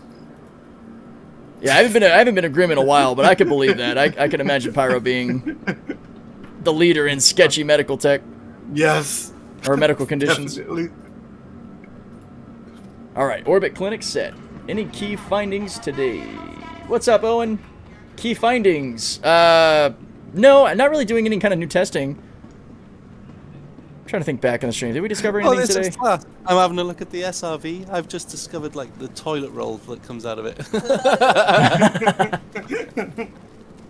Hell yeah. I really can't wait to get more time in the SRV. I'm going to probably make some videos on, you know, living as like a repo man or a tow truck driver. Like, my girlfriend just asked, like, are we going to have to restock the toilet paper in there? See, I think that's where getting to the whole balance of fun versus realistic, you know. Yeah, when we actually start to have to care for ourselves and take showers. And it's like, we got to hydrate, so do we got to dehydrate, if you know what I mean? Yeah. Well, the toilets are in the game. They've mentioned hygiene is going to be a thing at some point. Oh, gosh. Because they already talked about. They've talked about it. They've said we're going to start NPCs sweating, and your character is going to start getting dirty. Yeah. See, if people thought engineering was going to be tedious, just wait till you have to worry about your hygiene in game. Yeah. So my missus just turns around and goes, right, okay. So if your character shits and doesn't wipe, they're going to know. Like... No, you're just going to get dirty and start stinking. Oh no. The ships come with a bidet. Oh man, you know, if it starts to stink, just vent it. You know, just open the door. Yeah, open the hatch. God, I'm just thinking about the shiv with the frickin' sketchy bucket. The bucket. Oh. All right, let's see if Obituary actually lets us go. So, for anybody who gets stuck at docking collars like this, if it does not let you go, don't sit there too long. Go store your ship and then try to put it back in the docking collar, like cycle it. Otherwise, you might end up getting repositioned or hazard, spit it around, or impound fees and such. You don't have cargo, do you? No, yeah. If you got cargo on the whole sea, don't store it. Don't store it. Because it will put it in the large hangar. Yep. When you call it back out, it will not put it back on the docking collar. Time for me to have a look around the whole sea. I need to familiarize myself. I did that the other day. I'm so mad that components are not physicalized in the whole sea right now. Well, they are, but we're just not allowed to change size 3 components. It's station only. You can't repair them That's either. annoying. You can repair them. I was shooting my repair gun at them and it wasn't doing nothing. I think we should put out a petition to make size 3 components swappable by hand. Well, the problem with that is you're not going to fit those size 3 components through the hallways of the whole sea. The good thing is you can just throw it up the docking collar in the back. Because it's not our fault that they did not measure these things. True. To be fair, you can't remove the engine of a tanker either. Or a cargo hauling ship. Size 3 components look swappable in every other ship. I think, let's see. If we think about it, what ships can we actually imagine having big enough hallways to get them out? I know the Perseus you should be able to. Corsair, I think, has got size 3, isn't it? Corsair's got a single size 3 shield, which the shields are typically smaller, and yeah, you should be able to get that out. Yeah. Power plants and such drifting are a lot, bigger. Deadwake. Like, you're close to the station drifting. Oh yeah, I was just making sure I wasn't going to hit anything. Thanks for calling that out, though, just in case I was heading towards an object. Pop in and grab one of these missions. We just got to scroll down to the 266Ks. There we go. There's a buttload of them. How many of these are actually... There we go. All right. Smacking yourself in the face with a box when you're in 0G. Oh, it's the best. If I don't get knocked off my ass at least once or twice a week, I'm wondering what's going on. There we go. That's 2 from Orbit to Ruin. That's what I love. A lot of these will just have you going back and forth between Orbit and Ruin, which is pretty sweet. Let's see. Orbit to Ruin again. So that's already more than the payout for the old 700K missions. Okay, that's clever. On the Hull C, then, they put buttons on the inside of the suit lockers, so you can't get stuck in them. Oh, that's funny. Kind of like being stuck in a boot or something. There's a lot of ships that actually have that. Well, it's because On when the suit inside. lockers were first put in, everyone was using them as prisons. Prisons. That's the one thing I do love about the interest, that you actually got to go into a control room to control the prison doors. That's cool. You can't just open and close the doors from the prison door. So they put a little thought in there, yeah. Room. You can get into the escape pods. That's cool. Okay, I'm going to share out contracts. So anybody who's wanting to rep share with me here, get ready. They're on the way. Should be 3 missions I coming had to Got one. alt F4, so I'll be back in a second. 2, No worries.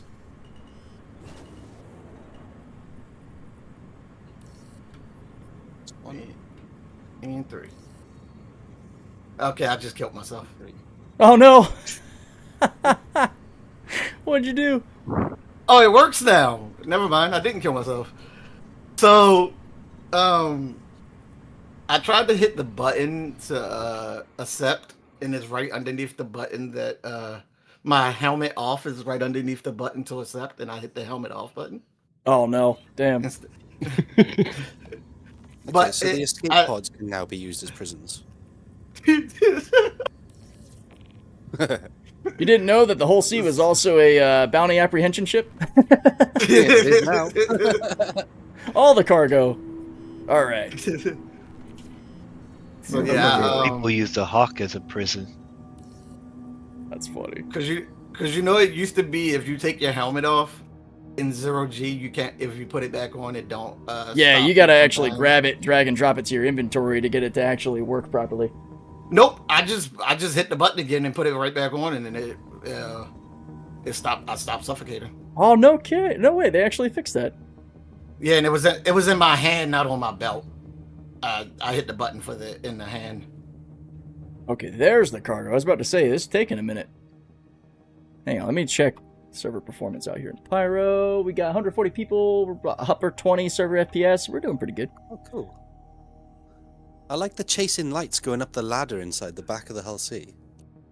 Yeah, I hate that ladder though. What's Eddie up saying with all I this do not carbon miss sitting out here? Pyro. Because if you're not paying attention, you will go straight up the second ladder without. Oh yeah. Hey, this carbon floating around you isn't yours, I just is tried to it? go up the ladder. No, it's likely somebody who had issues turning in their missions, so they got rid of them. We got a couple of ships out here. That's why I was like. Oh, it's a clipper coming overhead. That's what I don't get right now. Like people can, you can use the external freight elevator. Like, That's why me. just I'm dump your above you. cargo? Oh, okay. That's not okay. I'm ready for Motherfucker with my a share. bombs. Somebody said they needed the missions to share? Yeah, I'm ready to get the share. Gotcha. Oh, I Oh, can't yeah. be here. It's gonna impound me. Yeah, you gotta Oh, be careful where you're sitting.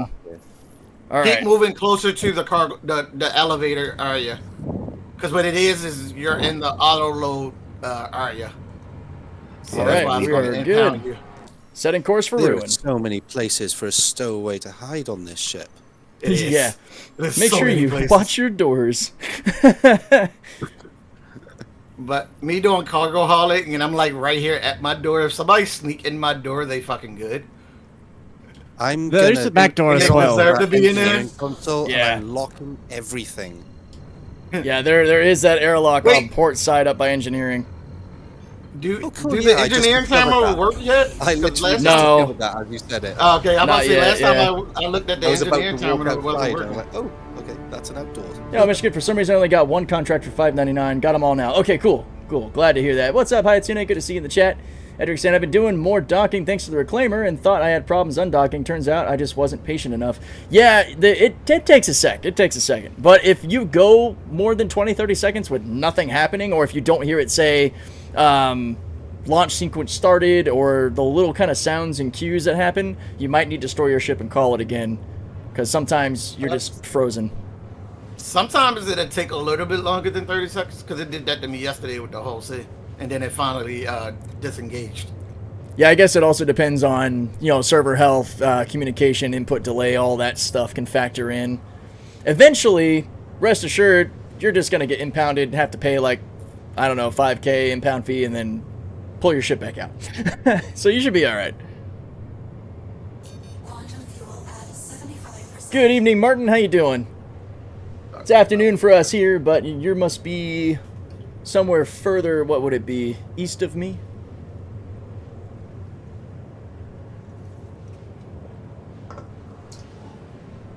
Oh, I forgot to see if I'm gonna have enough fuel to make this. It doesn't really take very long to get familiar where stuff is on LC, does it? There's not much to it, really. Yeah, not really. You know, it's hilarious. Until I did the little tour of the ship, I realized that that's probably like one of maybe 5 to 6 times that I've actually walked to the back of the whole sea. I can say that if you forgot, it is a vacuum in the tube, and if you're in quantum, don't go into the tube. Okay. Yeah, don't do that. That's not fun. So the whole sea mission's working now. Lost 6 mil of bugs. UK here. What's up from the UK? So the missions work. Yeah, trading is still a problem. You can auto-load, but then you have to manually offload, because we still have that problem with the ship spawning in the hangar if you got any cargo on it at all. I think that's still a problem in 4.6 as well. I haven't confirmed, but I haven't seen any note of any fix for it yet. And the first time I did it in 4.6, it was still broken. So we'll see. It might not make it into the 4.6 patch. Cargo ops. What does that do? Here, let me turn this music down. I love this music, but man, it's only at 30 and it sounds so loud in my ear right now. What would it be all the way up? Woo! Okay. I'm so interested in the new salvage missions we're getting. Yeah, it's a little weird. From what I've seen, I haven't done them yet, but you get RMC, but then you go transport that box like a cargo box mission. Yeah. So that's how I get into that turret then. All right. So it's like you don't need the reclaimer for those missions. No, yeah, that'll definitely be friendly to the smaller ships. You can do that in a salvation, yep. Yes. Bought a whole sea and the bugs hit. Yeah, the trading life in the whole sea requires you to get your hands dirty a bit with the manual offload. But I can tell you, I've done a full, or well, a half iron on the whole sea. It took 17 minutes. So offloading, if I was to guesstimate, a full whole sea probably take you 26 to 30 minutes. Because especially just how you would throw it at the elevator. Again, though, touch that elevator terminal before you put anything on that grid, especially if you're doing trades in Pyro, because, man, those boxes like to just say, bye! And then you're really sad, because now you're totally out whatever you spent on them. Yeah, you just did all that working down. The cargo ops room literally connects to one tractor beam, then? Yeah, that's one of my gripes. There's only one tractor station, and you can use the F right-click to pick which of the 4 tractor beams you want to use. It's a little clunky. Okay. Yeah. That's all 4. Yeah, that's all 4 tractor beams. Just connect to top turret, and I was like, okay. So you use the inner thought wheel to choose the other ones, then, is it? Yeah, the tractor station's the one right by the ladder. That's where you're at, right? Yeah. Yeah. Once it's on, if you look slightly down with your inner thought to the right and then right-click over the remote turret option, you'll see the 4 pop up. It'll say upper, lower, front, and back. Yeah, see, I'm cheating. I got a stern wheel on my desk, so I put the extra turrets on the up, down, left, right axle of the stern wheel. Yeah, I've got mine bound to my stick, but there's only options for 3 of the 4. So yeah, I was mad about that too. Yeah. So we might have some bounty contacts here, NPC bounty contacts. Typically, if you don't engage them, they don't engage you. So we'll see what happens. Where? What are the tractor beams like on this thing? And are they any good? I don't know. Suck. They just like any other ship. Yeah, I mean they're fine as far as like simple move object directly, but they are absolutely horrible for rotation or any kind of nuanced movement. I'd rather just go out with my tractor rifle. I agree. I'm of the mind now that ships' tractor beams like the Hull C should function just like the ATLS Snap does. Yes. That would be That's a what I was game changer. assuming. Yeah, it should. But no, they're slow and laborious right now. Oh, okay. Yeah. They should absolutely be like the ALTS, because that thing is so quick to do stuff. Here we go. Where the Once you landing get used pads? to it, like, it's just so fast. Landing pads in Pyro? Yeah, the station you're at. Yeah, so you're going to need to go under, like, if you can see where the main belly is, if you go under, there are like 3 pyres pointing down, kind of like a big jellyfish. You'll see the turrets down there and the landing pads down there. There should be 3. Have you tried landing any ships on the spindles of the Hull C? I haven't. I don't think that's in yet, but I've been meaning to actually try. At some point, you're supposed to be able to. Yeah, you're supposed to be able to put a ship on any cargo grid. If it can fit, it'll sit. Put about 15, 20 spheres on the spindles of the Pulse. Yeah, that'd be hilarious. There was a picture of somebody who had gridded in testing an Aurora onto it. Yeah. I would love to be able to use the grid to throw like a Golem Ox or something to help with offloading cargo on like the DRE. Honestly, I've got an Ox. You got a Hull C. Let's give it a go. Yeah, we can try it. Let me go ahead and just get this offloaded and let's do some science. I love it. Love science. I love the testing. Yeah, this is the 3rd time I've had to do a seat check you're in this Pyro shard. at the moment, though, aren't you? I am, yes. Right, okay. I'll have to fly over to you then. Because I'm on Microtech at the moment. Yeah, and we should be getting all these missions cleared out. Looks like they're working pretty well. These landing pads hard to get to. Yeah, I didn't even know they were there until somebody told me about them. Yeah, they fucking hit them very good underneath the dead station. Tucked away, dirty as hell. Matching everything else about these stations. Yo, Cop Gamer, what's up? The first time I saw them, it's like, got damn, they 3 made mil, sure they hit working that these. whole sea slowly. Is that all we've made so far today? About 3 mil? Yeah, about so. I've been kind of chilling. It'll be a lot faster in Pyro, that's for sure. Because we almost just got another mil there. About 800 or so K. Granted, I am sharing these missions now, so I think the money's going to be split. But that's fine. I feel a little poor if you see my wallet. Where? Oh. Okay, let's see if we got any Ruin Station heading out. What I do like, in Pyro at least, is all the missions you want to do for the whole sea are always at the bottom. They're the 266Ks. Here we go. We got Ruin to orbit. Oh wait, these didn't... Hold up. Oh no. I love my little Ox, my stealth build. Submit that. One of the orbit missions did not complete, so I'm going to abandon that. Yeah, because I was assuming that the tractor beam would work the same as the Ox's tractor beam, because that does snap. Well, the Ox, it doesn't move like the ATLS where it's grab and snap. It moves like the Nomad, like the Connie Taurus, like our tractor rifle, but it does have a good...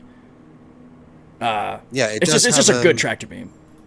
Yeah, it does have a highlight and snap though when you put it towards the Ox's grid. Oh, so does the whole C, and it does too. It just doesn't have that snap mechanic like the Atlas does, where it like pulls it to you and then shoots it down to the grid. All right, yeah. Yeah, the Atlas, you literally just want to stand still and hold down your Z button to look. Yeah, yeah, you just exactly. look left and right and do it. It's so quick. Okay, we can't do that with the guns. Yeah, honestly, the tractor rifle has been such a reliable method for me when it comes to whole C stuff if I have to reorganize or manually offload. Because I hop out of the ship anyway to go touch the terminal, so it just doesn't make much sense for me to try to use the ship's tractor beam. Okay, that's all the missions that I can accept here. It's 4 of them. I'm going to share them across I did abandon the one that we currently have that is still Orbit to Ruin, because I think Pyro did the thing where it ate the cargo and didn't recognize it, so make sure you abandon that one. If you have an Orbit to Ruin, not the Ruin collection, though. Yeah, I just abandoned it right before you said something. Yeah. Now, the other one might be there for you to click on Submit. It's like, there might be another one there. It's like 440 out of 460 or so, so make sure you submit that if that's not automatically dropped. Pyro might be a little picky for us, so we're going to have to work around it. What's up, King of Borgen? Good evening, all. Have you tried Game Glass? If you have, how did you like it? I've not personally tried it, but I've heard several people saying that they have and use it to basically act as their own MFD on their desk and seem to love it. See, I will say I haven't done Game Glass, but I have something that's called Game Touch Controller. It's basically somewhat the same thing as Game Glass, and I freaking love it. Yeah, most of the time I hear that people enjoy using that sort of tertiary way to control things. I might eventually do it. I'm slow to the jump on those things. Game Glass was all right, but I just didn't have the room to put it anywhere that was really within reach. Yeah. That's why I'm thinking about getting an extra mount. Yeah, see, the good thing for me is one of my monitors sit up higher than my main monitor, so I got my iPad directly underneath that monitor. With the yeah. On it. Jumping towards the Pyro Gateway for science. Sounds good. We'll probably end up meeting you at Orbit or Checkmate. We got a couple of missions heading those directions. Let me see. Let me know when you're filled up. I can check the station if it's empty. Oh yeah, solid suggestion. I'm really Hell yeah. curious. I want to know what ships can actually go on the spindles, because that could be a hell of a way to move vehicles. Yo, Martin, so doing these missions you guys are doing now actually work in Stanton as well? They do. Rep sharing doesn't, like sharing down. You could, if you wanted to for some reason, share rep experience to experience. But yeah, the experience rank missions going point to point like we are here, that's what we were doing in the first part of the stream. So you'll also be able to watch that back if you want. The whole first, 2 hours of the stream was Stanton experience delivery. Now we're in Pyro. Transfer paused. Commencing transfer. You actually helped me get rid of it right now. There we go. Oh, I wonder if you interrupted it. Hang on. Come back to the box. Yeah, Ancient was flying close to you. Oh, no. Did I? So two people can be in the same box. I did it the other day and loaded. Because it looked like I got interrupted by whoever was in here. Yeah, I actually got a picture of that. Me pulling into a box, and it was another ship over top of me already. Oh, okay. That's cool. And it loaded me with no problem. Yeah, we're still loading. Getting nice and heavy here. It's smart if you're in Pyro to run shields up. This is a lower pop server and we got buddies around, so I'm not as worried, but, somebody could show up with a Firebird or an Eclipse or whatever. Eclipse would be scarier. Launching a freaking size 9 at you. It's the reason why I'm specializing in stealth. Yeah. Oh, hang on. We might have... Yep, we're getting the ticks. Something's happened. The ticks? Yeah, the initiation ticks when you're trying to auto-load. So something's busted. All right. We got to head down to the external elevator. That's another thing that ticks me off with hauling sometimes. I see what you did there. There's one item left. There's one item left. Go figure. There would be. Yeah. I'm pulling it out. All right. Which elevator are you at? My Guardian is by the... Oh, right next to me. So okay, not that cool. one. Coming your way.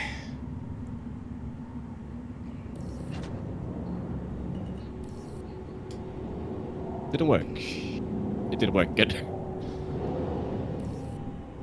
Look at the booty on that ship. That's the one thing with hauling that pees me off a little bit is when it messes up what spindle to put what on, and you got a full spindle of nothing. Yep. I do wish it would consolidate. No, I forgot how far away I was. Man, scaling, dude. That's so crazy. Person for scale, guys. You see him floating out there, EVA. But yeah, I wish missions... I can't see anything, but it should be on there. Yeah, it's on. You got it on. And that should be all the cargo. Thank you for that. Let's make our way over to Orbit, and then I think we just got Orbit and Checkmate as our drop-offs for this run. Yeah, for me the other day when I tried to do auto load and then tried to go to the freight elevator, it would not bring the boxes up on the freight elevator because it was stuck in auto load. Oh, weird. Okay, I haven't had that issue yet. Yeah, I will put the boxes on the freight elevator and bring them up, but the elevator kept coming up empty. Okay, I've got that lovely nav issue where I think I'm going to need to target Terminus first. Navigation in Pyro can be a bit of a pain. Or actually, you gotta, what was the old trick? Get below like 440 kilometers and then cycle SEM to nav again to get all the stuff to populate. Let's see, we're in Tokyo Drift out of here. Let's see if this trick still works. Not moving too fast, because, you know, we're sort of fat right now.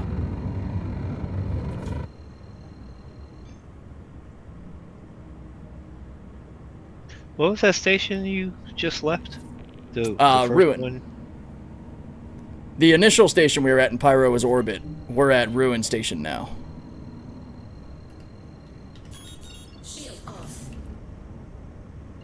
Oh, maybe not yet. Under 440k? Is that when it happens? Nope, still not. How close you gotta be for this to cycle? Yeah, we're not showing any nav points anywhere. There we go. Finally got the nav to wake up. Alright, we're good. Yo, Blue Soul, I would love this. I've been asking this before. Mostly ignore the current bespoke ship-mounted tractor beams. Oh, to the ATLS style tractor beams for ships is something they plan to do as an option. Yeah, that'd be cool. I would pay for that. If it was like a customizable tractor beam you could buy. I would. Absolutely. 100%. I actually want them to have like a good assortment of tractor beams. Like you might have tractor beams that move faster but have limited weight. Some that are better at turning boxes. Like you could have a different set like of tractor beams. Like the different trawler heads we get. Yeah, yeah. Just give us some different usability, some trade-offs, distance versus weight versus rotational axis speeds. Because right now, the whole sea can't turn a 32 for damn. Like, it just does not rotate a box. What was that? I said, well, that's a piece of crap if we can't do a 32. Yeah, that's my biggest complaint. I don't even think you can really rotate a 16 very well. But you get out with your tractor rifle, your max lift, and you're spinning a 32 plenty. Like sure. Yeah, I mean, there's inertia too, man. A 32 will kill you if you're not careful. Yeah. Whew. Yeah, not sure how the specs might vary. Yeah, there are multiple tractor beams in game now. That is true. They're limited with, I think it's mostly their ranges. I don't know if they really have like a mass differential or limitations there. If you're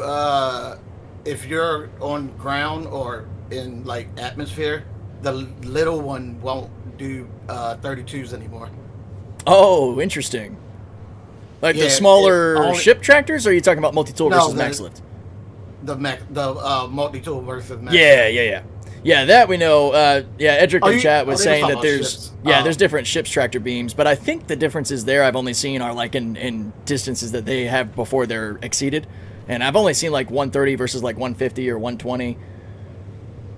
Still need to see improvements to the cargo grid snapping itself. Would love to see the ability to combine smaller containers into larger blocks and move them as one. Yes, like being able to strap a 4 on top of an 8 and then move that as one unit. Yeah. Oh crap. See, I think what they need on the dev team is not another set of devs, but a small consultant team of industrial guys. Gamers. People who play constantly. Well, people who play, but also people who like drive forklifts and move boxes, and like, because plenty of us have had that experience as well, and be like, I mean, if you're moving cargo, you should be able to strap this down to this virtually, however you want to do it, move this as a group. Yeah. Logistics. There we go. That's what I'm thinking about. It's kind of cool watching us all on the warp map. Oh, seeing all the player markers moving. Refueling. Yeah. Pyro. Captain, it took me like a second ago. Yeah, Mags is running that TS2 and Pyro's distances. I'm gonna be going real fast. That's what I got in my RC right now. Box went straight from Microtech to the Pyro gateway without needing to stop in between. Nice. Are you running what quantum drive are you running on that? I am running a stealth drive on this. Oh, interesting, because you got the stealth build. The full stealth build. Yeah, that's fair. I'll tell you now. Hold on. Can't remember. According to the Universal Item Finder, the specs that vary are max angle, optimal distance, max distance, and max force. Okay, so that would tell me that there's weight and angle before it turns red to break your tractor hold and stuff. Right. It'd be cool if they added rotational axis to that. The Spectre is the one I'm running. Oh yeah, that's the Class A. I got the Spectre on my stealth ship. Yeah. That's a good drive. Okay. I'm going to have to re-navigate this because it's wanting me to go through the planet. Invalid target. Oh, because I haven't chosen a target. There we go. What I do like is, I know it's a very simple way of doing it, but the fact that there is celestial rotation in the game, to where, like, if you took a little while to get somewhere, that orbital node that you had tracked might be on the other side of the horizon, so you got to re-navigate, which is cool. But I really want them to start bringing in the orbital paths. That is going to be so hard. I know that from how closely I've played and followed Kerbal Space Program and the development of KSP2. Like, the amount of physics entities. Oh. Man. I used to stream KSP a long time ago.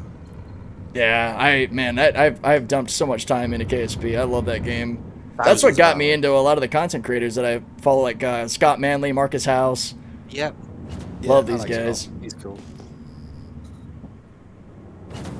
R.I.P. KSP2, another victim of dumbass leaders and profit seekers. Yeah, that's true. Totally shat the bed on what could have been one of the best legacy games and sequels that would have ever been. And it just totally flopped. They waited until it was already over to try to bring back the original team they got rid of. I watched the fall. I think it was the content creator Shadow Fox or Shadow something. He did a deep dive breakdown of why KSP failed, and it just makes you want to facepalm the entire video. I know. It's so sad because it was such an awesome game. Yeah, even with the bugs it had in the beginning. Yeah. I mean, I guess, you know, some players like us that are used to dealing with different game states, I was like, that's all right, I can handle KSP bugs. I loved Scott Manley's Interstellar Quest series. Oh yeah, that was brilliant. And it was because of Scott Manley that I got into playing with a lot of those same mods, actually, the Interstellar mods. Yeah, it was when I finally joined the PC world and got into KSP and started getting into the mod side, doing things like the docking mods, the realism mods, the SpaceX or Space Y mods, you know, because they had them separate. But oh, dude, it was so great. I loved it. My specialty was doing space planes on KSP. Yeah, see, that is something I was never all that great at. I could build one hell of a crazy efficient rocket, but space planes are just always ended in an immediate boom. Planes are my specialty. All right, arriving at orbit for this drop-off. I am arriving in Pyro. Awesome. Do you want to check the box going green or not? I can't tell where I'm at in this damn system. Box going green? Yeah, if what people station go too do you want close. to meet at?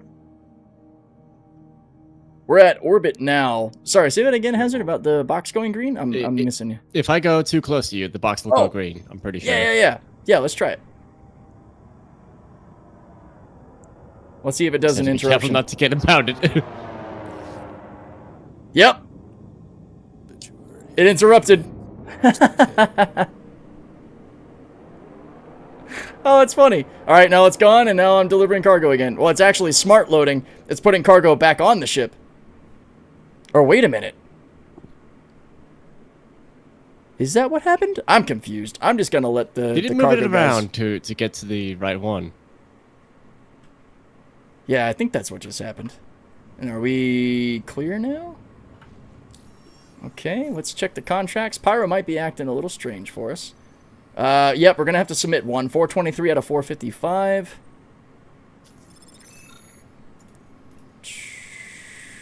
Let's see. Deliver 16 out of 497. So that one did not complete properly. Let me see if I can call the offload I don't think again. you're empty, though. Oh, I'm not. No, we also have a checkmate run. Ah. But there's a good chunk of this cargo that did not get delivered here, and it's saying 16 of it did. Knowing the way Pyro works, I'm pretty sure it won't accept the cargo even if we do put it on the external freight elevator. But we can try. Stanton's usually worked for me, but I wouldn't be surprised if it has its problems too. Pyro's notorious for just saying, nah, I don't see your cargo, bro. Yeah, I done had so many missions that I'd just say fuck it and go to menu and come back and just recall the ship. Yeah. Because I've got like 2 big missions on the Hull C and none of it took off. Alright, make sure that I'm not too close to that. Oh, no, we got plenty of space. Hell yeah. Perspective is a funny thing. Okay. Alright, parking brake on. I'm going to go shields up. We will track the mission that we need to manually drop here, which it gives Malice time to get over here anyway, which is perfect. Ruin to orbit. It is the waste. The waste is what needs to go. Lock on there. It's not letting me lock, which is annoying. Oh, actually, 2 missions worth of waste are not registering, so there is waste going to checkmate. Ah, great.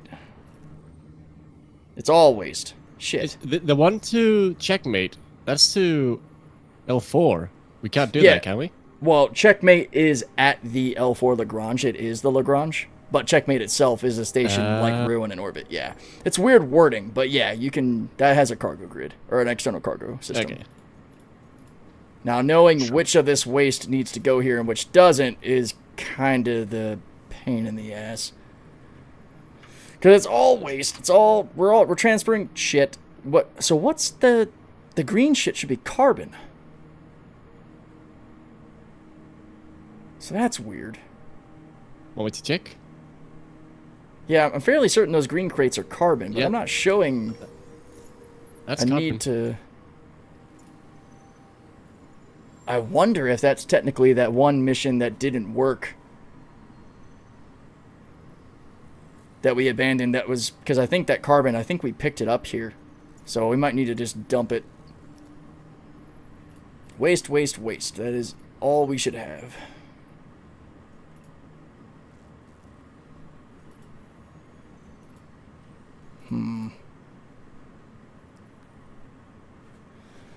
So what happens if you got the bomb on you? I go boom. I don't even know how to fling it off. I don't want to muck up the cargo area with the carbon for now. I'll probably throw it off in dead space. I'm thinking actually to save us some logistic headache here is probably go to checkmate first to see if it takes the waste it needs, and then we could come back. If I had to guess, the stuff that needs to go to orbit's probably all going to be throwaway. But it might surprise us.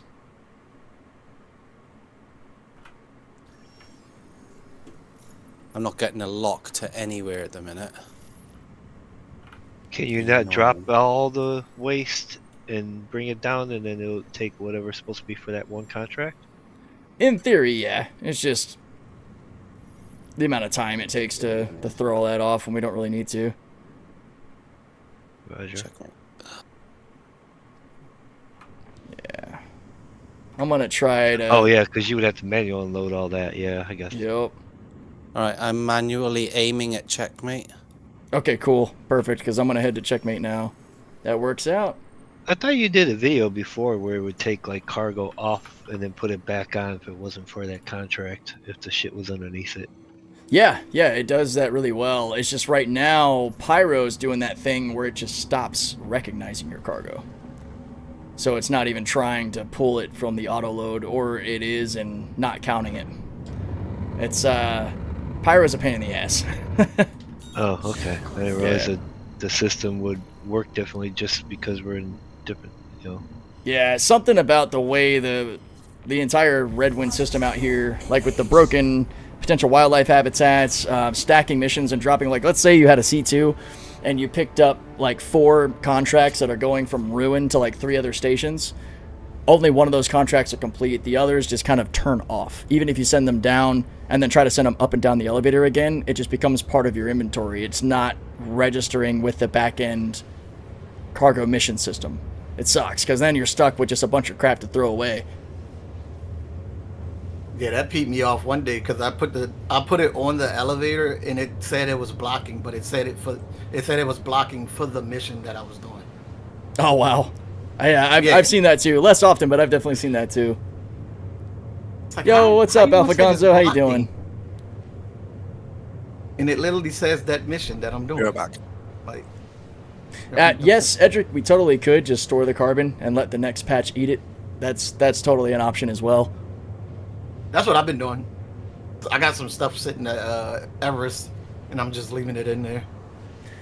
Yeah, and I also suspect that Redwind, basically the Pyro Redwind stuff, I don't think it's been worked on since it was initially put in. I think they're just gonna overhaul it with this new Interstellar stuff, because the Redwind, Interstellar, the Dead Saints, and the Ling family are what I suspect to be, without me seeing this confirmed by the devs, just kind of using basic logic, on a newer sort of cargo management development path. Whereas Kovalex and Redwind are still kind of legacy, antiquated. You can really see it with Redwind, because they haven't tried to fix any of the potential wildlife habitats or the elevators being broken. Your drives are so much faster than mine. Yeah, like. Yeah, my drive I system's know- the fastest aside from the Idris. I got the TS2. And I know with Force 6, we actually gonna get rep 90 gigs out. for the hauling people. Yeah, I'm hoping that I mean, with at salvaging, some I mean. point, yeah, salvaging. Yep. I'm hoping we actually gonna maybe have with a rep 4.7 right we now. actually get rep higher than rookie for the Interstellar stuff. That'd be sweet. Because we're still rocking that rookie life. What's up, Dead Tree? How you doing, man? Hazard showing off with that acceleration and that Guardian just freaking gone. All right, let me find those. No, you do have to be Cars. patient with these stealth drives. Yeah, definitely. That's why I look forward to throwing my Golem, because I will have the Golem fully stealth kitted out once it is parked on my Ironclad. I can share a stealth build with you if you like. Always. And I've open to done that. some testing with it. I've been able to steal all sorts of shit from Hathorn or Nobody Sees Me. That's awesome. Hell yeah. Look at the Drake Golem Ox outperforming the Prowler at its own mission statement. Yep. Yep. 100%. With double the cargo capacity. Yep. And fitting in a smaller footprint. Yep. There's the cargo section. All right. Redirecting our path. The Ox is probably the best starting hauler. Yeah, Drake really stepped up with the Golem series. The Miner and the Hauler are freaking incredible. I think the Hauler is probably one-upping the Golem mining vessel just in the general use factor. Because Golem mining, admittedly, is a bit hard mode if you're trying to get the real good stuff. But if you're starting out breaking smaller rocks, not trying to go after the Quantanium, the Stellaron, all that stuff, it's pretty good. All right. Let's see if Checkmate takes what it needs. And then I'll probably go to Dead Space and just dump everything else. Start a clean slate versus trying to go back to Ruin to see if it'll pick up. Oop, I didn't need to call again. We did get a grid. Where is it? I've just dropped out a quantum at Checkmate. Sweet. I got scared for a second. There's some mantis here. But it's game rules. Oh, okay. Yeah, that's adequate reason to get freaked out. Anytime you see an interdictor ship, you're like, oh shit. Speaking of, I was thinking of a stealth build for the Scorpius with the quantum thing on it. The QI? Scorpius QI, Yeah. I think. Yeah. Which I think just stands for quantum interdictor, if I had to guess. Yeah, it's a quantum jammer, not a snare. Oh, so it just prevents you from being able to calibrate, probably? Yeah. Yeah. It won't pull you out, but it'll prevent you from jumping. Is anybody in the box with me right now? I'm not. Nope. I don't see anyone. Interesting. So Pyro might be struggling. Oh, wait, it says cargo transfer complete? No way. What do you mean? Am I crazy? Is that there the whole time, or? That might be the stuff for the contract that says 16 got delivered. That was earlier. Yeah, that's the one that made me think that we had some issues. All right, call stealth golem. Hold. Well, I still show one from Rune that says 16 out of 497. Yeah, that's the one I'm talking about that I spotted when we were at Orbit. Because, well, let me look. Let's see what's happening here.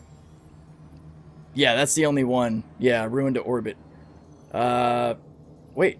Oh no, here's the Checkmate one. Yeah, 419 of Checkmate's not dropping off either.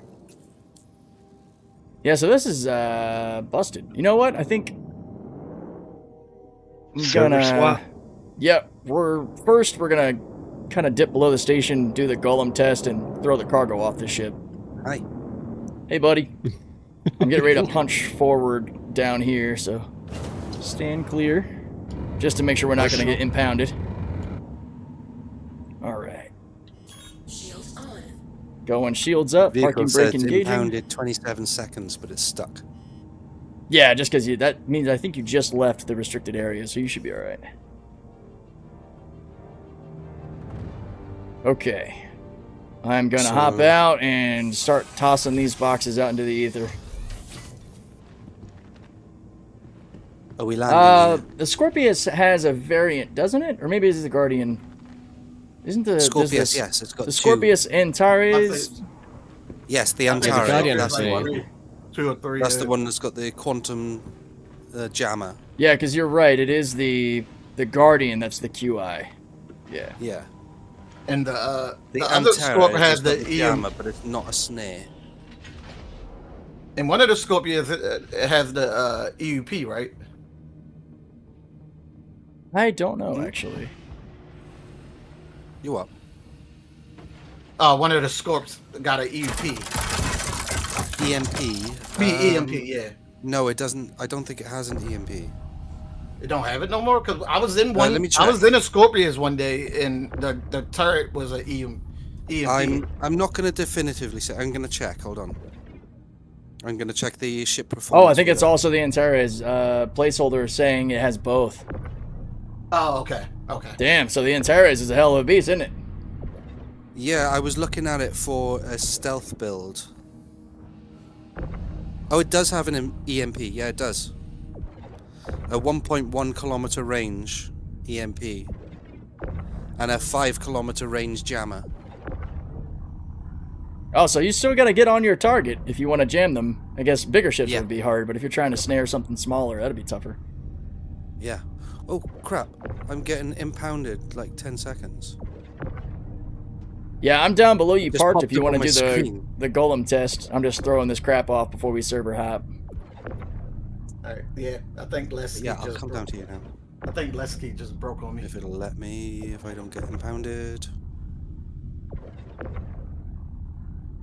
This is another reason I love having the clutchless scroll wheel on my mouse, because it makes it so easy to just fling this stuff out of here. Anybody who likes cargo hauling, I think it's damn near a necessity to get a mouse that has a free-flowing scroll wheel like that.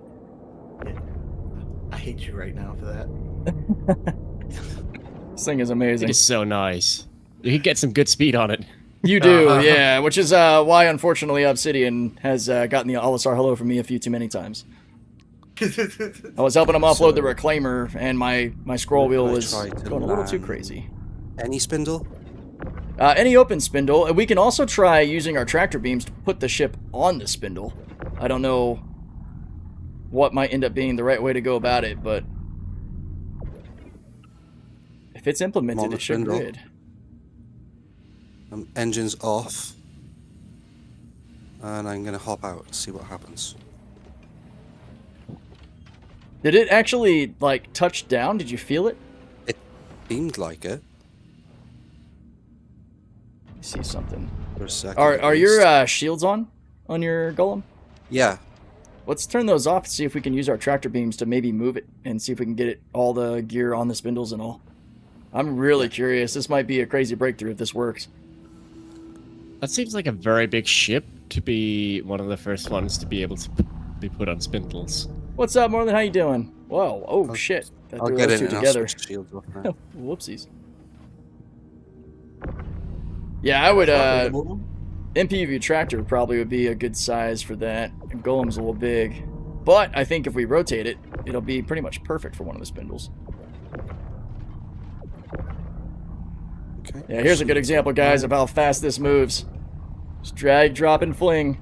I don't even have to keep spinning the wheel. I'm just dragging and dropping. My scroll wheel's still spinning. Okay, there it stopped. I'm going to spin it again. That's one. It should all be offline now. 2, 3. Almost 4 boxes. I gave that one a little spin juice there. Almost 4 boxes without having to spin my wheel again. Freaking sick. I was able to move it. I don't think it snaps to a grid when you move it with the tractor beam. I think it unsnapped it. Let me see this. Oh, hang on, don't get too springy on me there. Oh, we can't really rotate these with our tractor beams. What if you hit yours on it for support? Wonder if we can start rotating.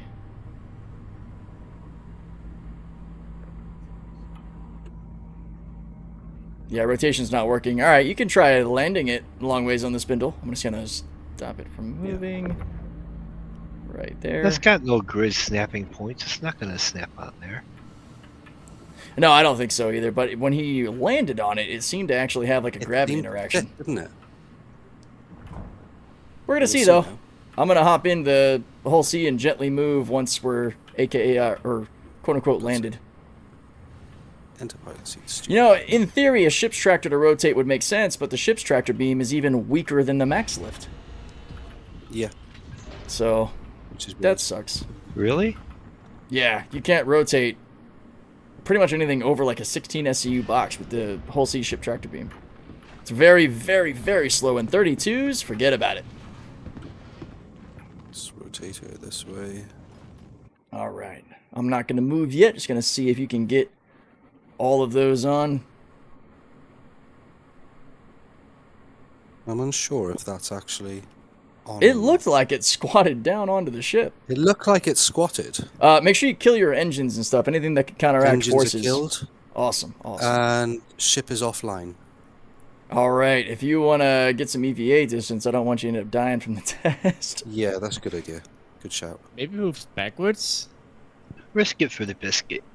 Yeah, it's fully on the grid on my side. That looks freaking cool. All right. Disengaging the parking brake. We're going to do a nice, gentle forward thrust. That's one thing. That little ship looks like a Christmas tree, but the headlights suck. Nope. Yeah, she's not. Yeah, there was some collision, and then it bumped her off. All right. Well, we know it's not in yet, but eventually you're supposed to be able to. They debuted it showing an Aurora actually attached to a spindle years ago. Oh, did they? I didn't know that. Yeah, it was actually, it's meant to be an actual function in game at some point. Yeah. It's supposed to be a thing. What should be cool for bigger ships like the your ships. Yeah, that or having like the D or E, having a couple of Golem Oxes or MPV tractors on it. It's going to be really useful to move a lot of things across systems. Put what, 8 arrows on it? Yeah, right. You know, Edric, you bring up a good point. The Hull C becomes an aircraft carrier. Oh yeah, this server's definitely acting weird. My engine exhaust just left my engines as I'm closing the ship up, so we're definitely experiencing some weirdness over here. Okay, it's gone now. Right, so landing then. I'm gonna. Yeah, I'm gonna bed log from a dead space jump real quick. Let me find a spot. And then, yeah, I'm going to hop servers and hopefully get something working. Trying to get a hangar. My residual Eve just kicked in there for a second. Talking about putting ships on that and moving them. I was like, man, how can I set up to gank that?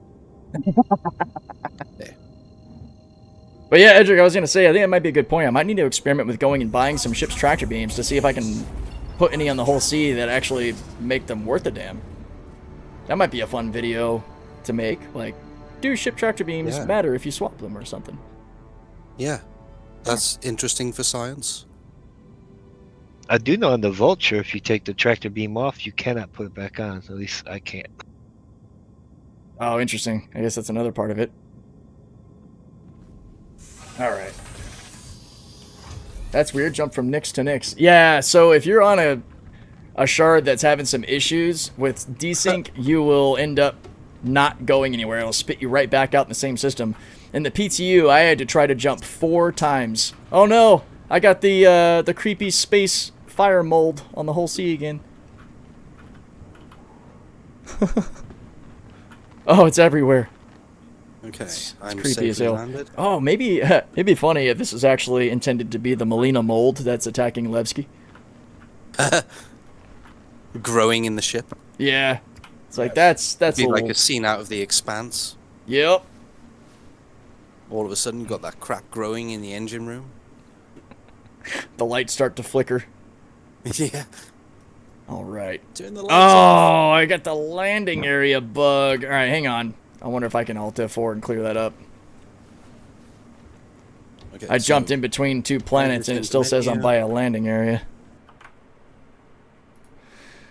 Okay. I'm going to relaunch. Hopefully this fixes that issue too. Add it to the list of things that Alt F4ing fixes in this game. I see Blue Dragon is in a low pop server. Sweet. Might be cool to jump We in were over all in the there. low pop server, not so If anybody is still on the server we were just on, can you do me a favor and stay until I hop back in, just in case? Yeah, I'm still on here. Cool. I'm back at the menu now. Angry No worries. Frost. Same. The guy giggling right now. Oh, hi.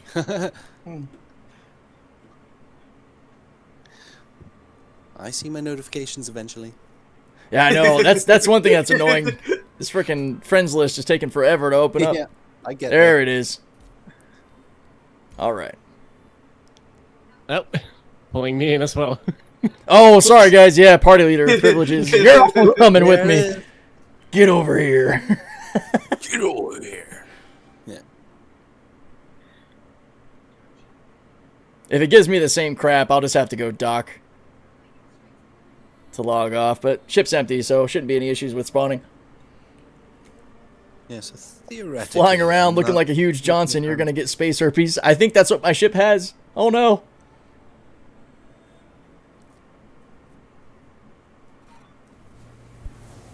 Alright, we're back on board, and... Oh, space herpes is gone. Okay. Yeah.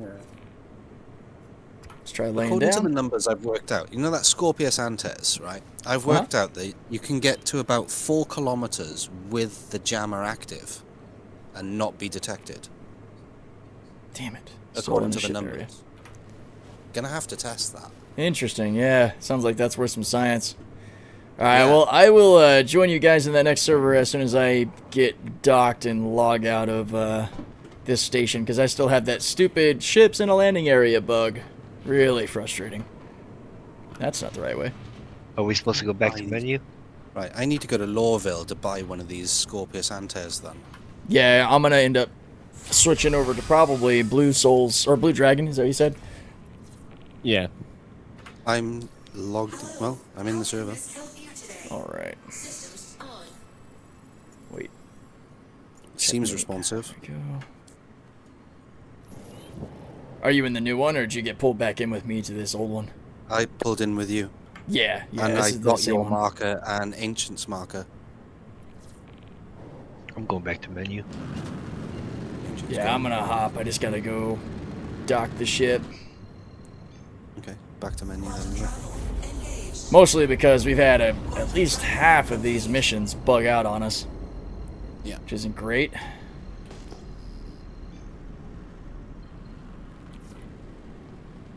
Actually, I think what we have 3 complete.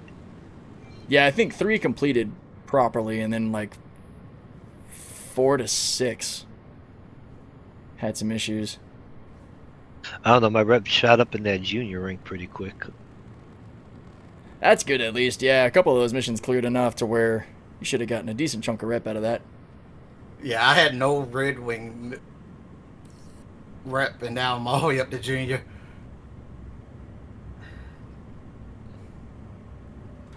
All right. Approved to dock. All right, now I just hope that the damn docking collar lines up properly. I'm 3/4 way through member, so I can almost get my whole C active again. Nice. Yeah, we'll try to get in this other server and get some more contracts done. Oh, slow down, big girl. That's a real big wire coming at us. There we go. Whew. I'm gonna join you on your ship if you don't mind. Don't mind at all. Cause trying to keep up with you guys in that little clipper sucked ass. Yeah, I bet, man. Not to mention you won't have to worry about refueling as much. Leaving. There's some more vehicles I want to buy. I'm thinking Scorpius Antares, and I'm debating about a Prowler as well. Not the utility. No, the standard. The no more. Yeah. I don't need the utility. I've got an Ox. Ah! Shots fired! Asperia, you can't hang. No, I was just bored, and I just bought it. I don't even know why I got it, because I don't need it. I'm mostly just saying that because in my heart of hearts, I'm a Drake fanboy, so I'm like, ha. That said, though, I've been looking at the numbers, and like there is a reason to use the utility version. There are times to use it, and it's not like it's basically for pirating, really. I would think, because like you can stealth come up on someone, smash their power plant, and then use the cargo grid to steal their shit. Yeah. Yeah, I think the Prowler utility has got some pretty sizable weapons, right? Yeah, it's size 4s. Oh, yeah. Yeah, that shit's all over the golems, itty-bitty little pinky-sized ones. Yeah. How many size 4s? 2 size Two. 4s and a size 3. Ah, okay. That's pretty good. Because it's got a size 3 turret as well.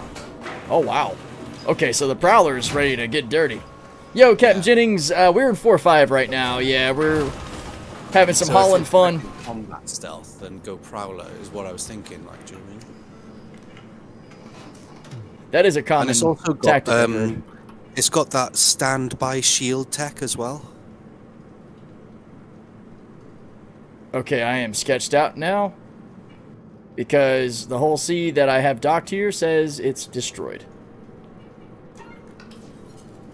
But it's not. It's still here. Chris Roberts is trying to keep me from server hopping. Because I know what happens if I don't store it. It will get stuck in this persistent server, and I'll have to claim it anyway.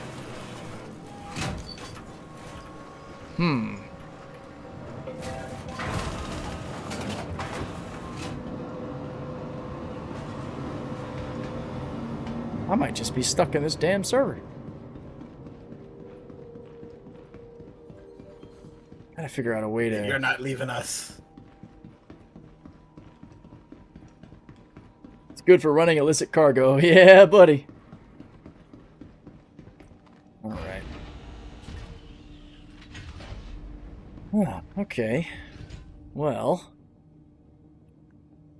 Suppose I could try to fly to a different station and dock. Considering this ship also said destroyed sitting on the pad at Levski, it doesn't bode well.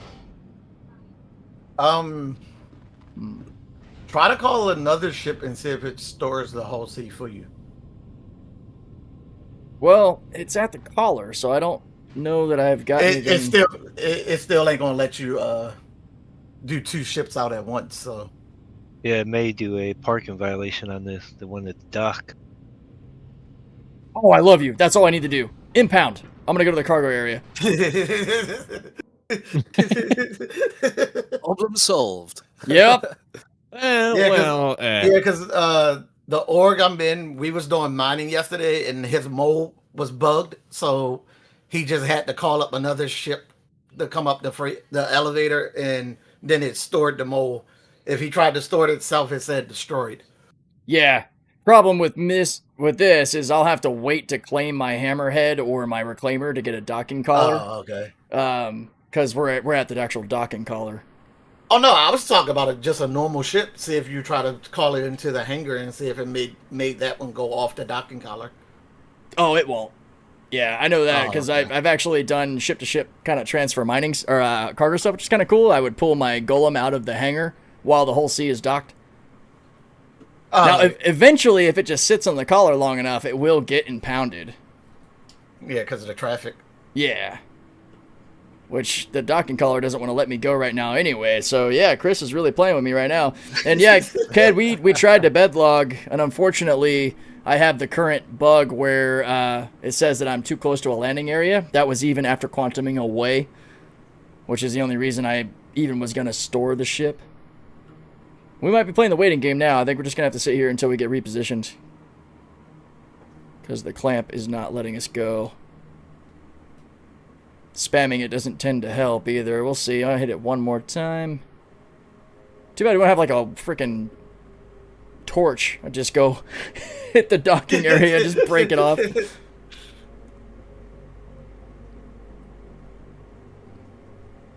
Hey, let us go. Awesome. Cool. Alright, so now we're going to go and use those mall cops I always complained about to give us a parking violation. Alright. Be the one time they're useful. Okay. The one thing I'm trying to get used to in Pyro is exactly which side of the station is the cargo area.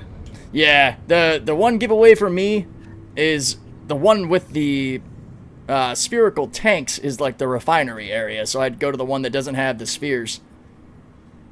Because you got, on all the ones with an external cargo grid, you have two arms typically. You've got the refinery and the cargo area. Oh, here we go. Impound timer started. Haha. Wait, out of restricting area. Great, now I'm going to be that guy that has a hard time getting impounded. You drifted out of it. Yeah, I'm trying to see if I can When he was find it drifted again. to a stop, you drifted out of it. Alright, let's see. Maybe I'm too close to the elevators. Back up a little bit more. There it is. Alright, hold position here. Yeah, I had to tell a lot of people that if you go into the external freight elevator, just keep going closer to the elevator. Yeah. Because all the loading zones is right outside the elevators. And that's why it always say you're going to get impounded. First man in history to win a parking ticket. Yeah, well, when Chris Roberts is dicking around with you, sometimes you just got to do what you got to do. I'm going to sit here all smug in my captain's chair as we wait to get impounded. Do your worst, mall cops.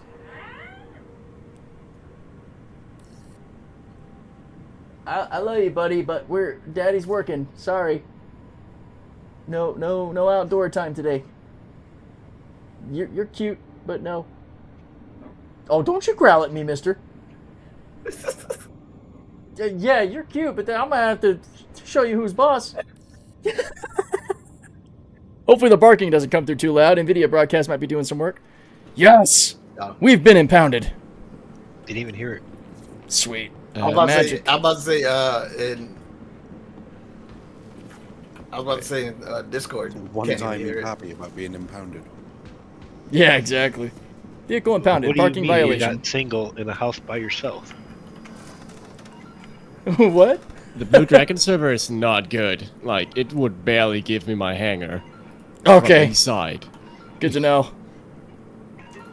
Alright, I'm gonna pay my 5,000 AOEC fee. I was saying that's how good your noise suppression is. You wouldn't know you hit anybody else in the house. Oh, yeah. Hell yeah. The boss, yeah, a devil dog you would. The puppy already knows who the boss is, and it's him. Oh my gosh. Right after you said that, he gives this little, like, attitude whine, like, but He knows. Yeah. Well, we're getting close to that time of day where the wife would take them on their walk. Well, I would go with them. That's why usually I get off at 1600. I might go let him run around outside to burn off some energy real quick, though. I know, bud. Mama's gonna be home tomorrow. It'd be great for both of us. He's just looking at me like the most spoiled little shit. Like, Dad, All right, what am I even doing over here now? Mojo, you got me all confused. All right, I think I am good to back to menus. I'm gonna go try to make my little guy happy. I'll be right back. What do you want, man? You're backing up all over your sister now. What's up, buddy? What is it? You want a snack? Yeah.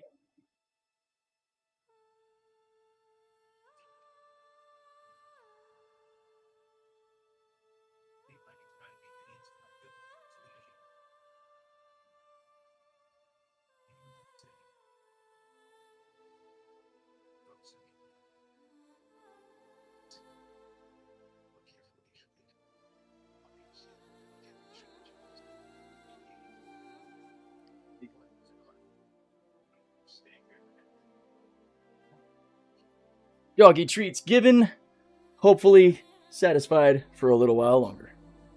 He's gone quick, we're free. Alright. Well, okay, so Blue Dragon server said to be pretty bad right now. Let's see what else we might be able to jump into. I have a feeling that 122 server is where we already were. Actually, I can find out by clicking on Angry Frog still in there. Yeah, so the 122 is the one we were already in. I'm going to avoid that one. 611 out of 700. Let's go. No. 122. Best server to go into. When in doubt, I'm just going to hit best, because sometimes it'll actually put me in a low pop server, which is kind of funny. Well, if you got enough people in a party, it'll actually give you a new server. 101. Ooh. Wait, who was that I just clicked on? Saints. Alright, let me make sure that's not the same one that Blue Dragon's in. It's not. Awesome. Alright. Amazing support. I've been in this one before. It's not helpful sysadmin, which is low-key my favorite shard right now.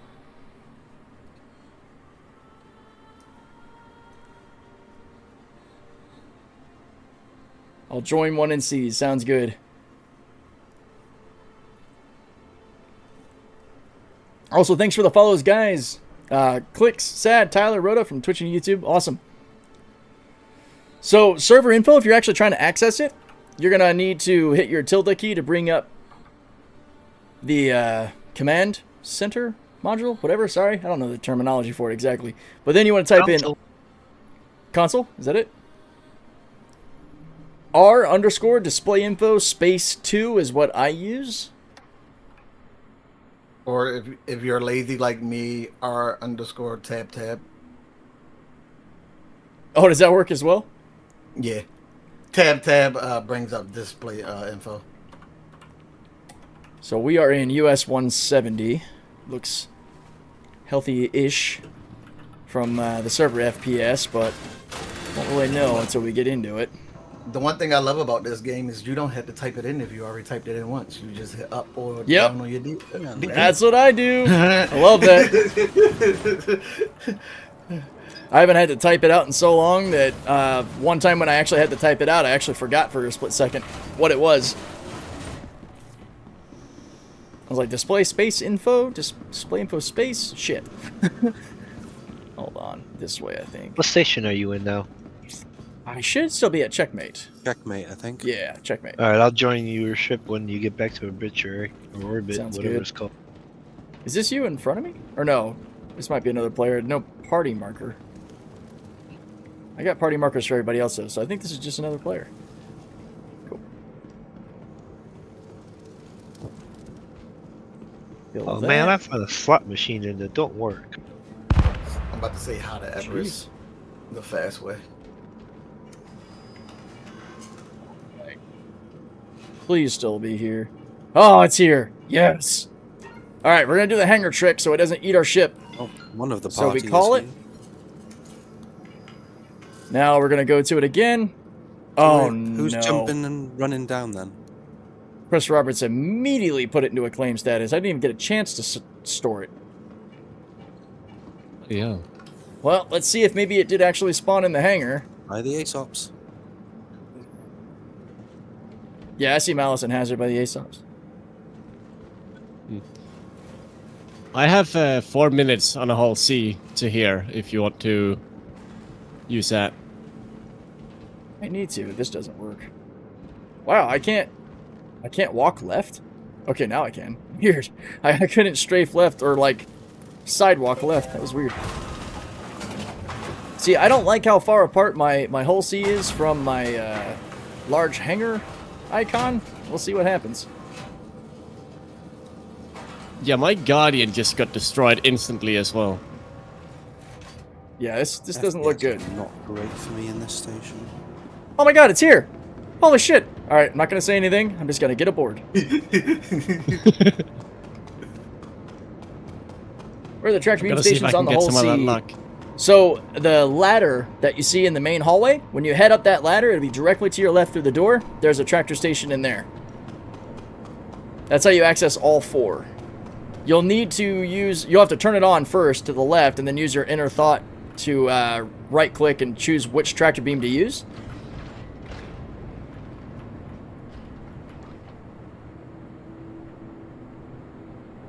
Hey, my Guardian's here. Oh, so it did pop up.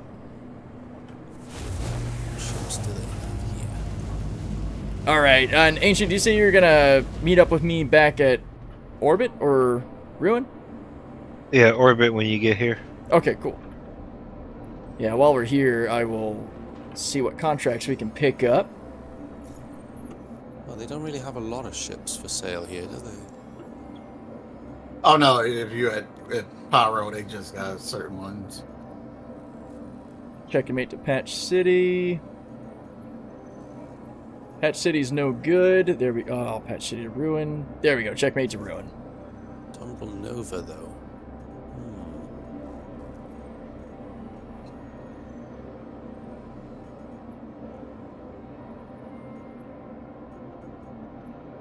Checkmate to Ruin. Okay, so I got 2 missions to Ruin so far. Let's see if I get a third.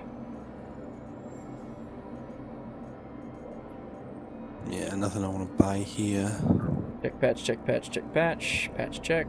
Patch check. I'm glad I came to look anyway. Okay, so Patch City's a no-go, so I think we got the only 2 that we can. Go ahead and share those across. They need to physicalize those buttons so you don't have to intermenu that. Yeah, that'd be pretty cool.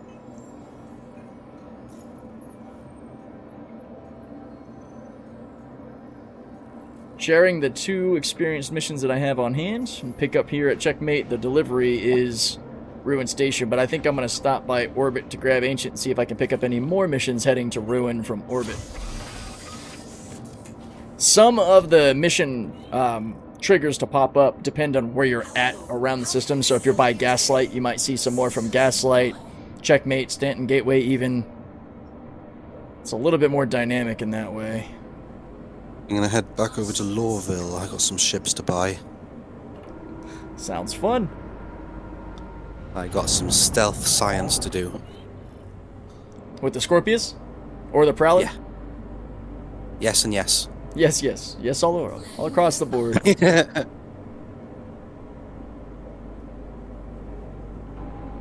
All right.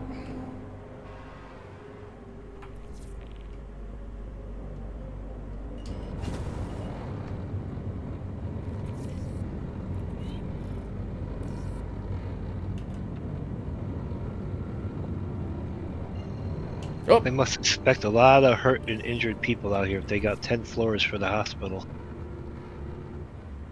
Yeah, it sounds about right. I almost took off before actually grabbing the cargo. Jeez. All right, let's see if we get a... There it is. That was silly of me. Take off before checking my fuel. Wah, wah. I've done that a few times. I gotta keep in mind where my fuel's at. I'm about half capacity right now. Pyro will burn through your fuel pretty quick. Some crazy distances here. Man, Combat Gauntlet 7 is hard. Yeah, isn't that the one with the Polaris? Fueling because, like, you know, I live on a Karak, so I'm not used to fueling. Yeah, it's understandable. It looks like once we go into quantum, I'm going to have to let my little dude run outside or something, because he's growling at me again. You are so needy. I love you, buddy. You good boy. What? His little growls are adorable. It's like growl whining because he's actually trying to get my attention. Yeah, I hear I miss you. having a dog. Yeah, Robin's saying he got deleted in Combat 7. Yeah, it's pretty intense. The only thing I don't like about the whole sea is how slow it is with a full load. Well, yeah, that's the nature of the beast. You think this Kind is of slow? expected. The MISC company line says that it is nimble in comparison to its bigger sisters, the D&E. So, yeah. I believe Ouch. that.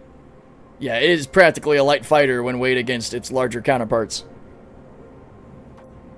All right, Mojo. Yeah, we'll go. Let me just set course to Orbituary, buddy, and then I will let you go outside and do your biz, whatever you got to do. Yep, station's clear. All right. I am. Sound like somebody out. shot a missile at this base. Yeah, it very well could be. Pyro is so unpredictable. All right. Setting course for Bloom. I know, bud. I know. I got you. Hang on. All right. As soon as my quantum calibrates, I know you don't understand anything I'm saying right now. I'm charging my quantum drive, buddy. Hang on. All right. I'll be right back again. So sorry, guys. All right, let's go outside. Yeah, we're going. I will catch Charlie. The game pissed me off for the last time today, so I'm taking a break. I am on my way back to Stanton. I know that feeling. I'm on to me third claim of my hull C.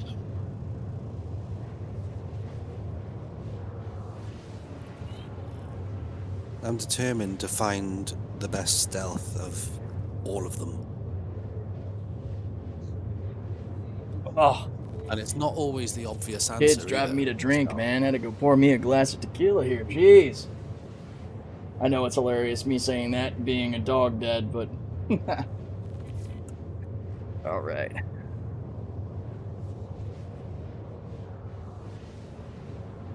My oldest just sitting back here behind the green screen chilling. She don't have a care in the world.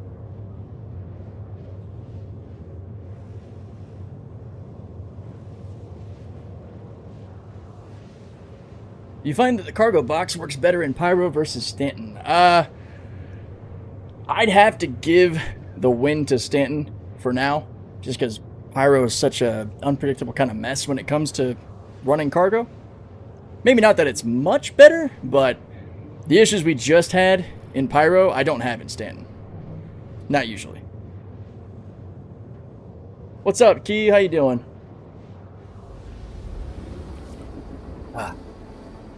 There we go. Some good day drinking. Issues, Pyro? Never. Yeah, you got it.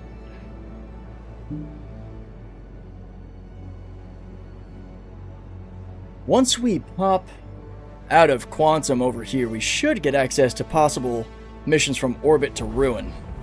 Quantum travel complete. Now, before I go looking, let's get our shields up, just in case we come under fire. Okay, Stellar Contract. Scroll all the way down to the 266s. There we go, buttload of them. Orbit to Starlight. Starlight totally should have a damn cargo area. It's got the physical, visual look of a cargo station, but it doesn't have a cargo center. So Starlight is useless. There's Ruin on here, though. Starlight to Ruin. Ah, you jerks. Orbit to Ruin. There we go. We got one. We got one. All right. Sharing all of these again, just in case anybody missed them. And I'm going to head over, pick up Ancient, grab the cargo from Orbit. We will carry on.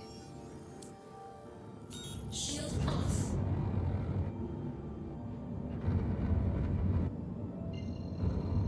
Clean 600 kilometers away, coming in. Quantum travel engaged. Quantum travel complete. Whenever I try to use the whole sea in Stanton, I get the first mission to work, but then the second mission always glitches. Definitely not just you, but there might be some tricks to work around that, depending on what exactly you're dealing with. If you can remember the scenario that happens more often than not, let me know. We might have a solution for you. Dude, if the cat has anything to go on, it's not going to fly as much as fall and refuse to stop once going. Yeah.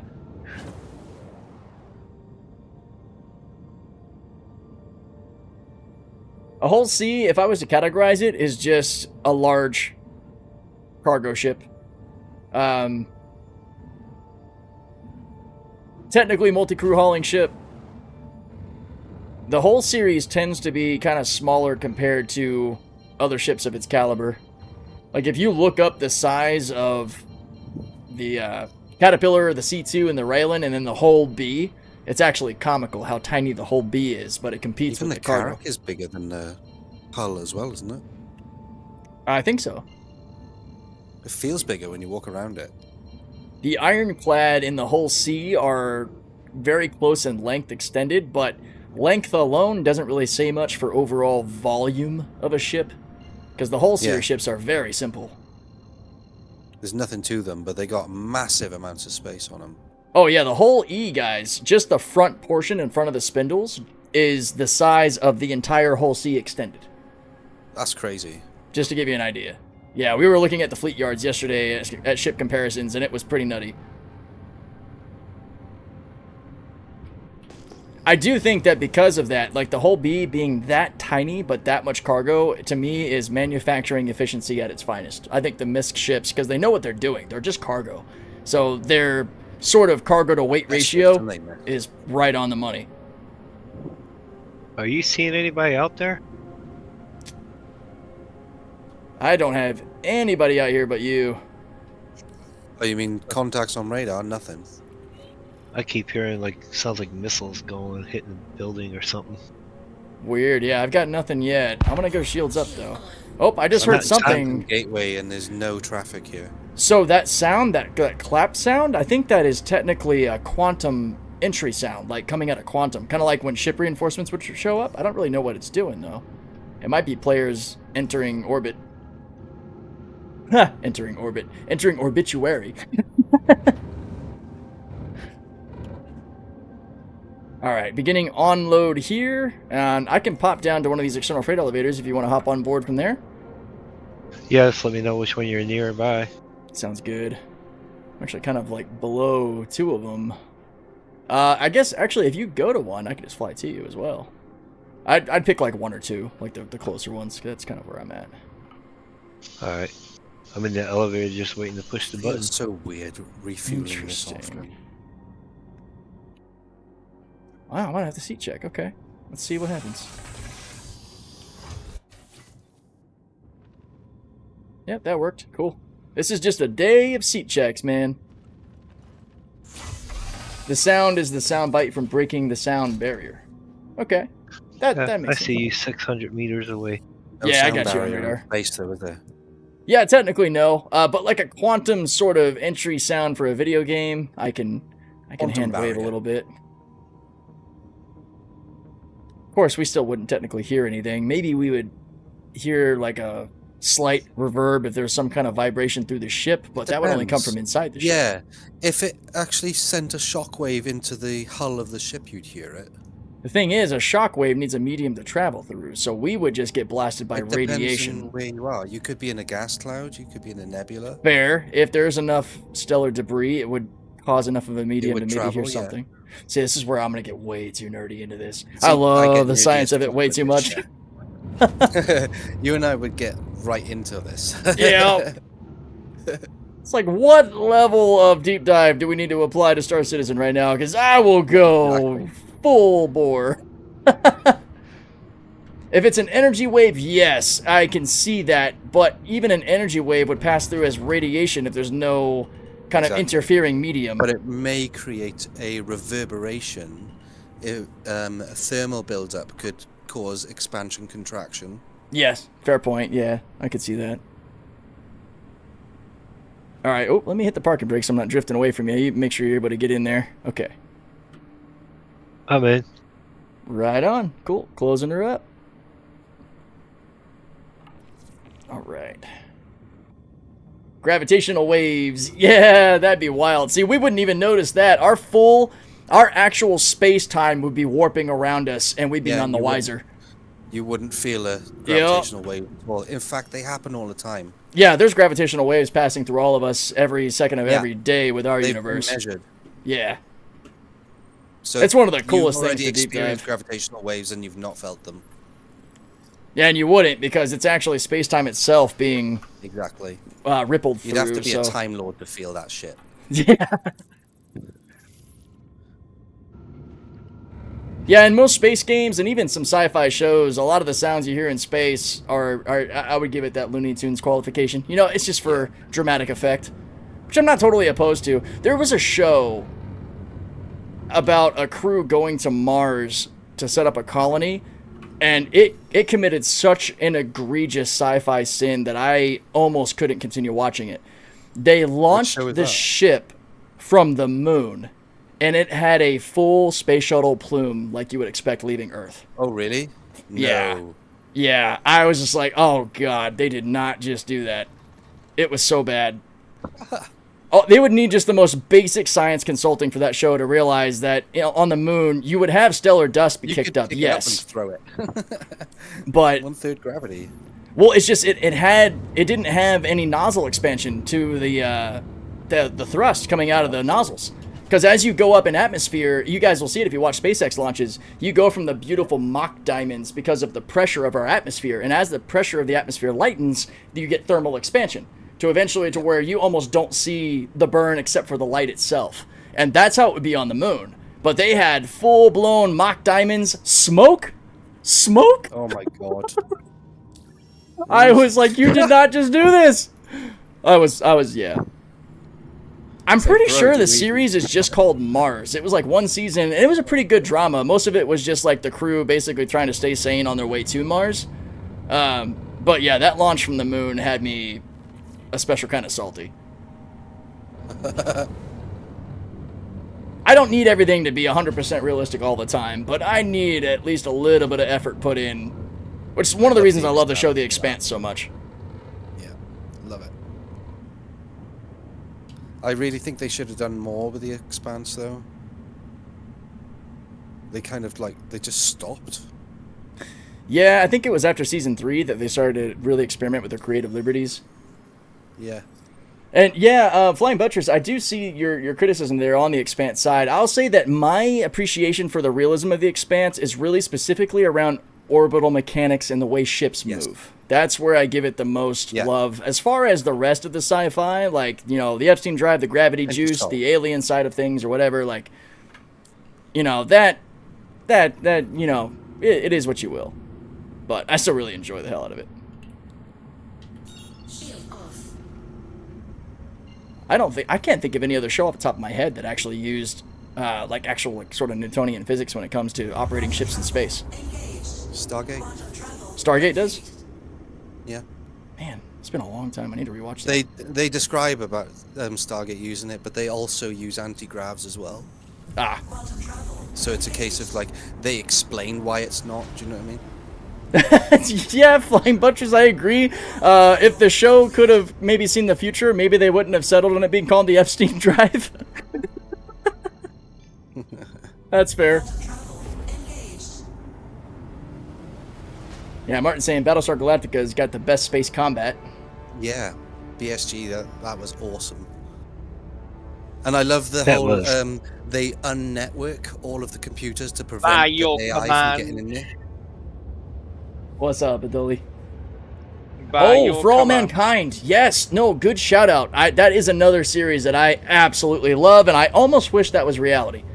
Because maybe we would have kept going to the moon. For All Mankind on Apple TV, if anybody hasn't seen it and you're a sci-fi fan, it's an alternate reality thing where Russia beat us to the moon. That's the only spoiler I'll give. Oh, really? Okay. That's episode 1. It is, I think, into 4 seasons now, and it is fucking amazing. It is so good. It drama, sci-fi, science, everything about it. Great cast. For all mankind, you said, yeah? For all mankind, yeah. Anybody who likes The Expanse or just likes sci-fi in general or anything space-related, you will not be upset with that recommendation. You'll probably come back and thank me for it. It is so good. I shall have a look at it. I'll be curious if you have the same mindset. It made me think, like, man, what if? I wish they had beat us to the moon. What ifs. What ifs drive me crazy, but they're also the most tantalizing things. Yep. It's so good.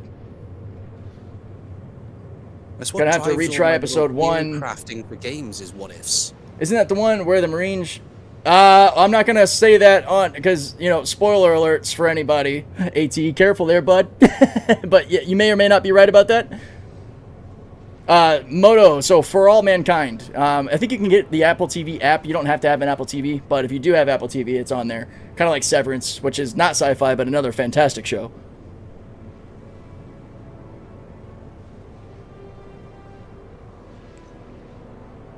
Oh, Flying Buttress, did you have a hard time getting through the first episode of For All Mankind? There was once a little show called Earth 2 about people trying to colonize another planet. Oh, interesting. I smited the comment. Thank you, my friend. But yeah, no, you're right. Now that it's gone, yeah, totally. That was a hell of a moment in the show. I was facepalming so hard. Because all the tension is there. I won't give too much detail because it's probably a show a lot of people haven't seen. But yeah, all the expected tension is still very much there between countries. Oh, that's totally fair about not being a fan of most shows. I've got quite the wide taste. Like, I actually made the mistake of kind of diving into Attack on Titan before going live, and I almost made a bad decision because the cliffhanger had me like, I need to see the next episode. And I was like, that's fine. I can just watch it later. Because I'm a pretty big anime fan, and Attack on Titan is one of them that I have never actually watched. So I'm actually watching it along with a buddy of mine who runs an anime reacts channel with his girlfriend, and him and her have not seen it yet either, so they're going through it for the first time as well. If you have seen Attack on Titan, you can just imagine the emotional shit show that's happening in the first few episodes. I'm on episode 5 or 6, and I don't know what to think about life right now when it comes to that show. Not seen that, so I'm not sure. Yeah, it's one of those that was always said to be one of like the gold standards of anime that I just never got to. It wasn't that I was, you know, really trying to avoid it, but thankfully my buddy Barris started watching it on his Reacts channel. He's also, what else did we just start? Oh, he just started watching Bleach with his girlfriend too, which I have seen, but it's cool to see them going through that as well. Ghost in Shell's another one I haven't seen. Yeah, he on his channel, on Patreon and his YouTube, he's gone through all of Dragon Ball. Literally, Dragon Ball, Original, Super, Daima, GT, even Heroes. Which that was a ton of fun. They've also gone completely through Naruto and Shippuden. They've done 2 seasons of One Punch Man. They went through Death Note and Yu Yu Hakusho. And right now, they are diving into Bleach and Attack on Titan, and they're going to start Boruto soon, which I haven't seen that either, honestly. I've heard the manga kicks the anime's ass, but that's probably the case in most things. Kind of like comparing books to movies or shows in general.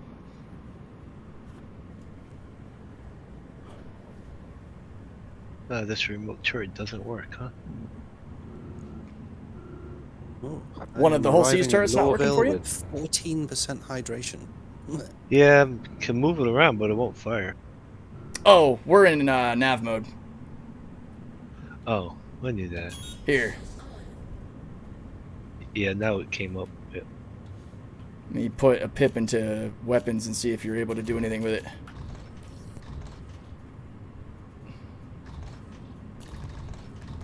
Yeah. My weapons are not responding to my power pip allocation. Oh, we might be facing a server error. Give me landing services? Yeah, we might be having some server-wide hiccups coming in.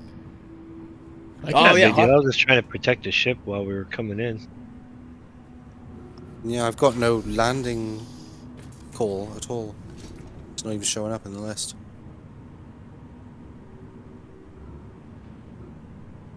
Oh, looks like we sparked a little bit of conversation here on the shows. Hell yeah. Yeah, F8 does reset the pips. That might actually work for me. Use my own thing. Oh, there we go. Yep, that put it there. I should have used my own advice. There we go. when the thing doesn't show up in your MFDs to call, check your communications list. Yep. That worked. Yep. All right. I see a target 2.8k away. A red target? Like an actual target? No, a little mist ship. Oh. Would that be the whole sea that's up there? Is that a mist ship? Aren't they mist? The Guardians? No. Guardian is Mirai. It's their combat version. Yeah, I mean, technically, it's a branch. Mess with it. It's got size 5s. Kind of like Apoa. I think Apoa is also a variation. Yeah, I believe so, yeah. All right, let me focus here on because where I the hell I'm believe going. they're Xi'an tech, aren't they? Yeah, it's all Xi'an, from what I know. Xi'an partnerships with humans, I think. Yeah. Yeah, because MISC is Musashi Industry or something. It's some long thing. This big ass ship, and that's the only turret there is? There should be 2. I think you can access one from the pilot's or the co-pilot seat, and I think there's another one maybe toward the back. Or can you cycle between them if you choose? I don't see a menu option for it. Oh, I can finally have me some crews. Because there but are then again, 2... I don't have that bind like you do in the game set. Yeah, fair point. There are 2 turrets that I have equipped with broadswords. Oh, hell yeah. Freaking box spawned right in front of us. Let's go. Landing gear up. Okay, I'm going to make sure those contracts are shared again. We might drift out of the box. Double bottle of cruise. There we go. For anybody who might not have gotten that last one, grab it before it completes real quick. There we go. We are offloading. Hell yeah. We're back in action, boys. Let's go. Oh, wait. Box came back. I said something. Damn it. Transfer There's pause. an engineer seat up here that looks like you're in like a little spaceport. Okay, there we go. We're moving. Oh, there is another one in the rear? Okay. So Castro is where the Xi'an human DMZ is. That's cool. Oh, man, because that is not too far off as far as... Yeah, Castro is where we're going to be seeing the Xi'an tech. Like, real up close. That'll be awesome. Oh my god, we delivered... Is this on the edge of Xi'an space, Castro? 161 of 515 carbon, so we're going to have to... Damn. Yeah, this should all be going Eventually, to we're going to be able to go to Vandul space. Eventually. I'll go to Caliban. Let's go. Right. I want to go to Vandul space and kick their teeth in and take a kingship. So both of these did the partial complete, which sucks. We're going to have to go down and see if we can get this to accept old school. Hopefully it does. Pyro traditionally doesn't, but we're going to try.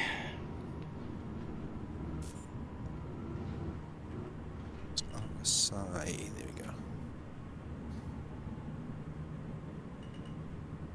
Scorpius and Terras. There we go. All right. No, you got to get out and touch it, or can any one of us have the contract do it? Do you know that's anybody who has a contract? Yeah, as long as you grab that terminal, we should be fine. 4.9 mil for a Scorpius. Hazard's touching it now. Bad price. Yep, it's been touched. Wicked. I wonder how long it took CIG to come up with missed name. Musashi Industrial Spaceflight Concern. Yeah. It reminds me of some of the auto-naming functions there are for the aliens in Stellaris. Yeah. At least, or for the Empires, I should say. Addictive as hell, that game. Yeah, it is. Alright, well, at least the grid's working. That's a positive right off the start. I'm going to head to the back. So we might get to see those vertical ships, too. Wait, hang on. So Castro's where it was right. It was the Reliant Mako. It was the news ships, reporting ship. Yeah, the Mako. Yep, I remember somebody in the comments on the stream saying that earlier. All right, I'm gonna try not to whack anybody with these 32s. Whoop. There we go. I question myself with these things sometimes because there's so many ships and so much to keep track of. Yeah, exactly. Same.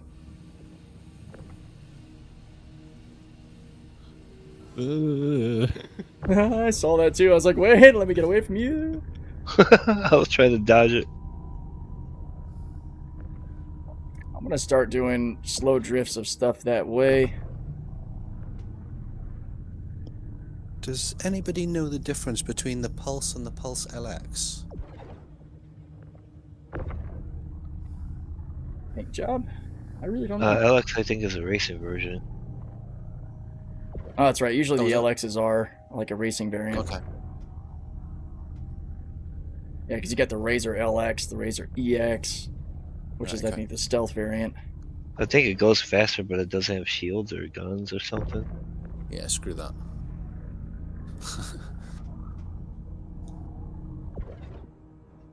Right.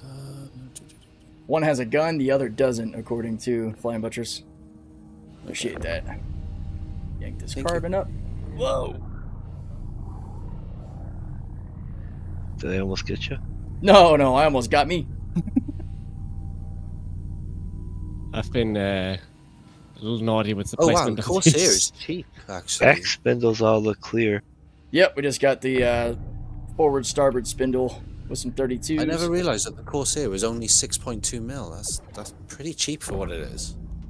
That is, wow, yeah. Because the Conning Taurus, I would consider its competitors in the 8s. Yeah.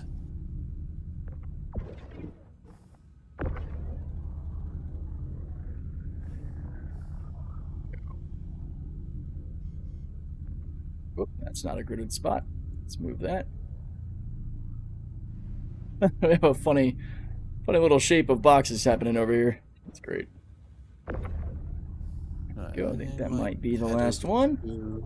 Raft is only like 3 mil. Yeah, the Raft is a hell of a bargain, man, for the ship it is. Let's do a quick You good? spot check. So what's the largest thing that we can move with an SRV at the moment, then? That is kind of a good question. That is some of the testing I plan to do. Because it was able to kind of jankily pull up a whole C off of a 1G pad half full. That was impressive. There we go. Yeah, one more tube. It bugged out. And I'd like to see what two SRVs can do. Oh, the cargo bugged out? They both attach. Yeah, it didn't give me the list. Oh, I got that one on there. I saw that at the last minute. Yeah, I think Pyro hauling right now might just be a no-go for a lot of these, because it's just, if you try to send it back up and back down, what should happen is nothing. It should do the same thing again. Just send it right to your inventory versus it like correcting itself. That's too bad. Only the 2 SCUs left. Oh, it ate it. Just didn't give you credit for it. No, or I is have it in sitting my in your storage, inventory? but- It might be in your inventory, yeah. Yeah, it's in my inventory. Yeah, just I don't bring think the elevator back CSCU down got... and put it back on the elevator, up and down again. No, Do we know how large that cargo box is? Makes me wonder if it's sized to fit the Holy's tip to tail. Oh yeah, the autoload grid. You know, it probably would be about the size of the Holy, the whole box.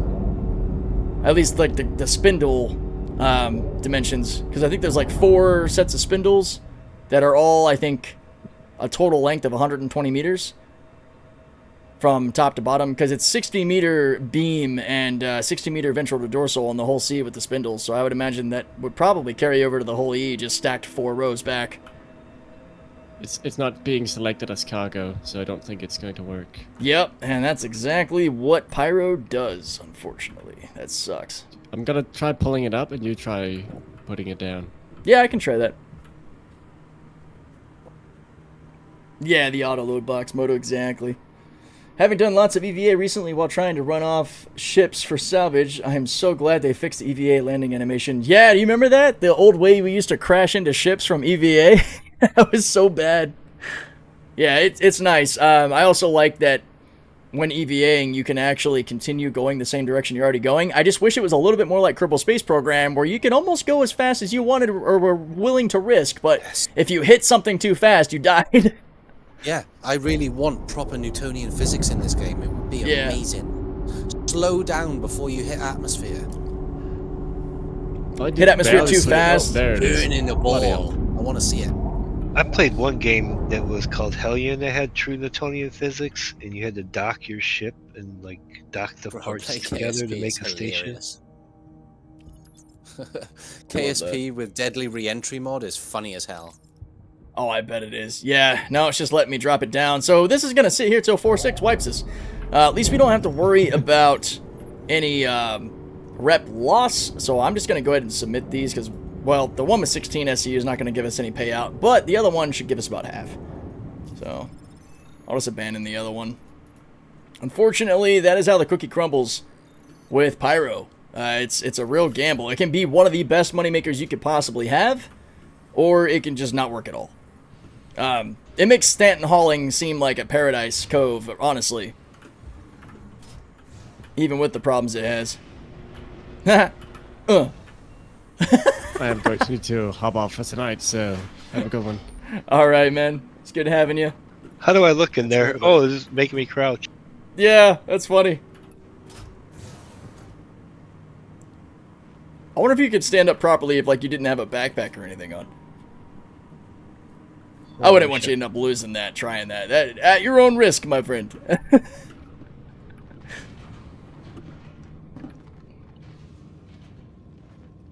Well, I think that is probably a good way of Chris Roberts showing a good spot to start shutting down the live stream. This is a fun one.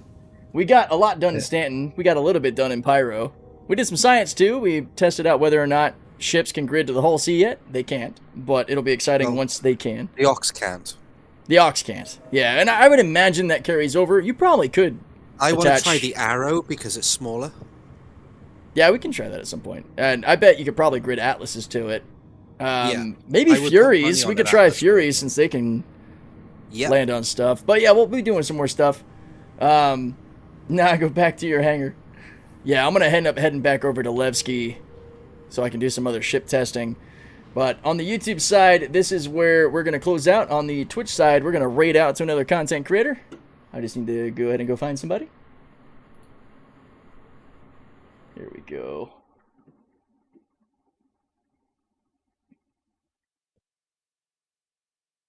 Let's see who we can surprise today.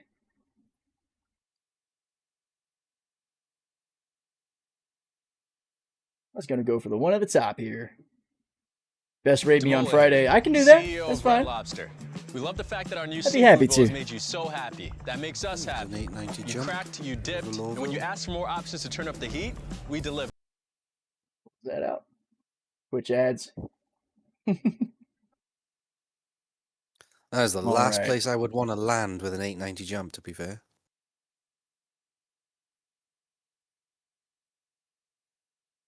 Right. All right, we are firing up the raid on Twitch, guys. Thank you so much, YouTube, and everybody who's followed on both platforms. We will be back live again Friday around noon Eastern Time. We got 26 viewers ready to raid. I'm going to go ahead and punch it. Y'all have a good one.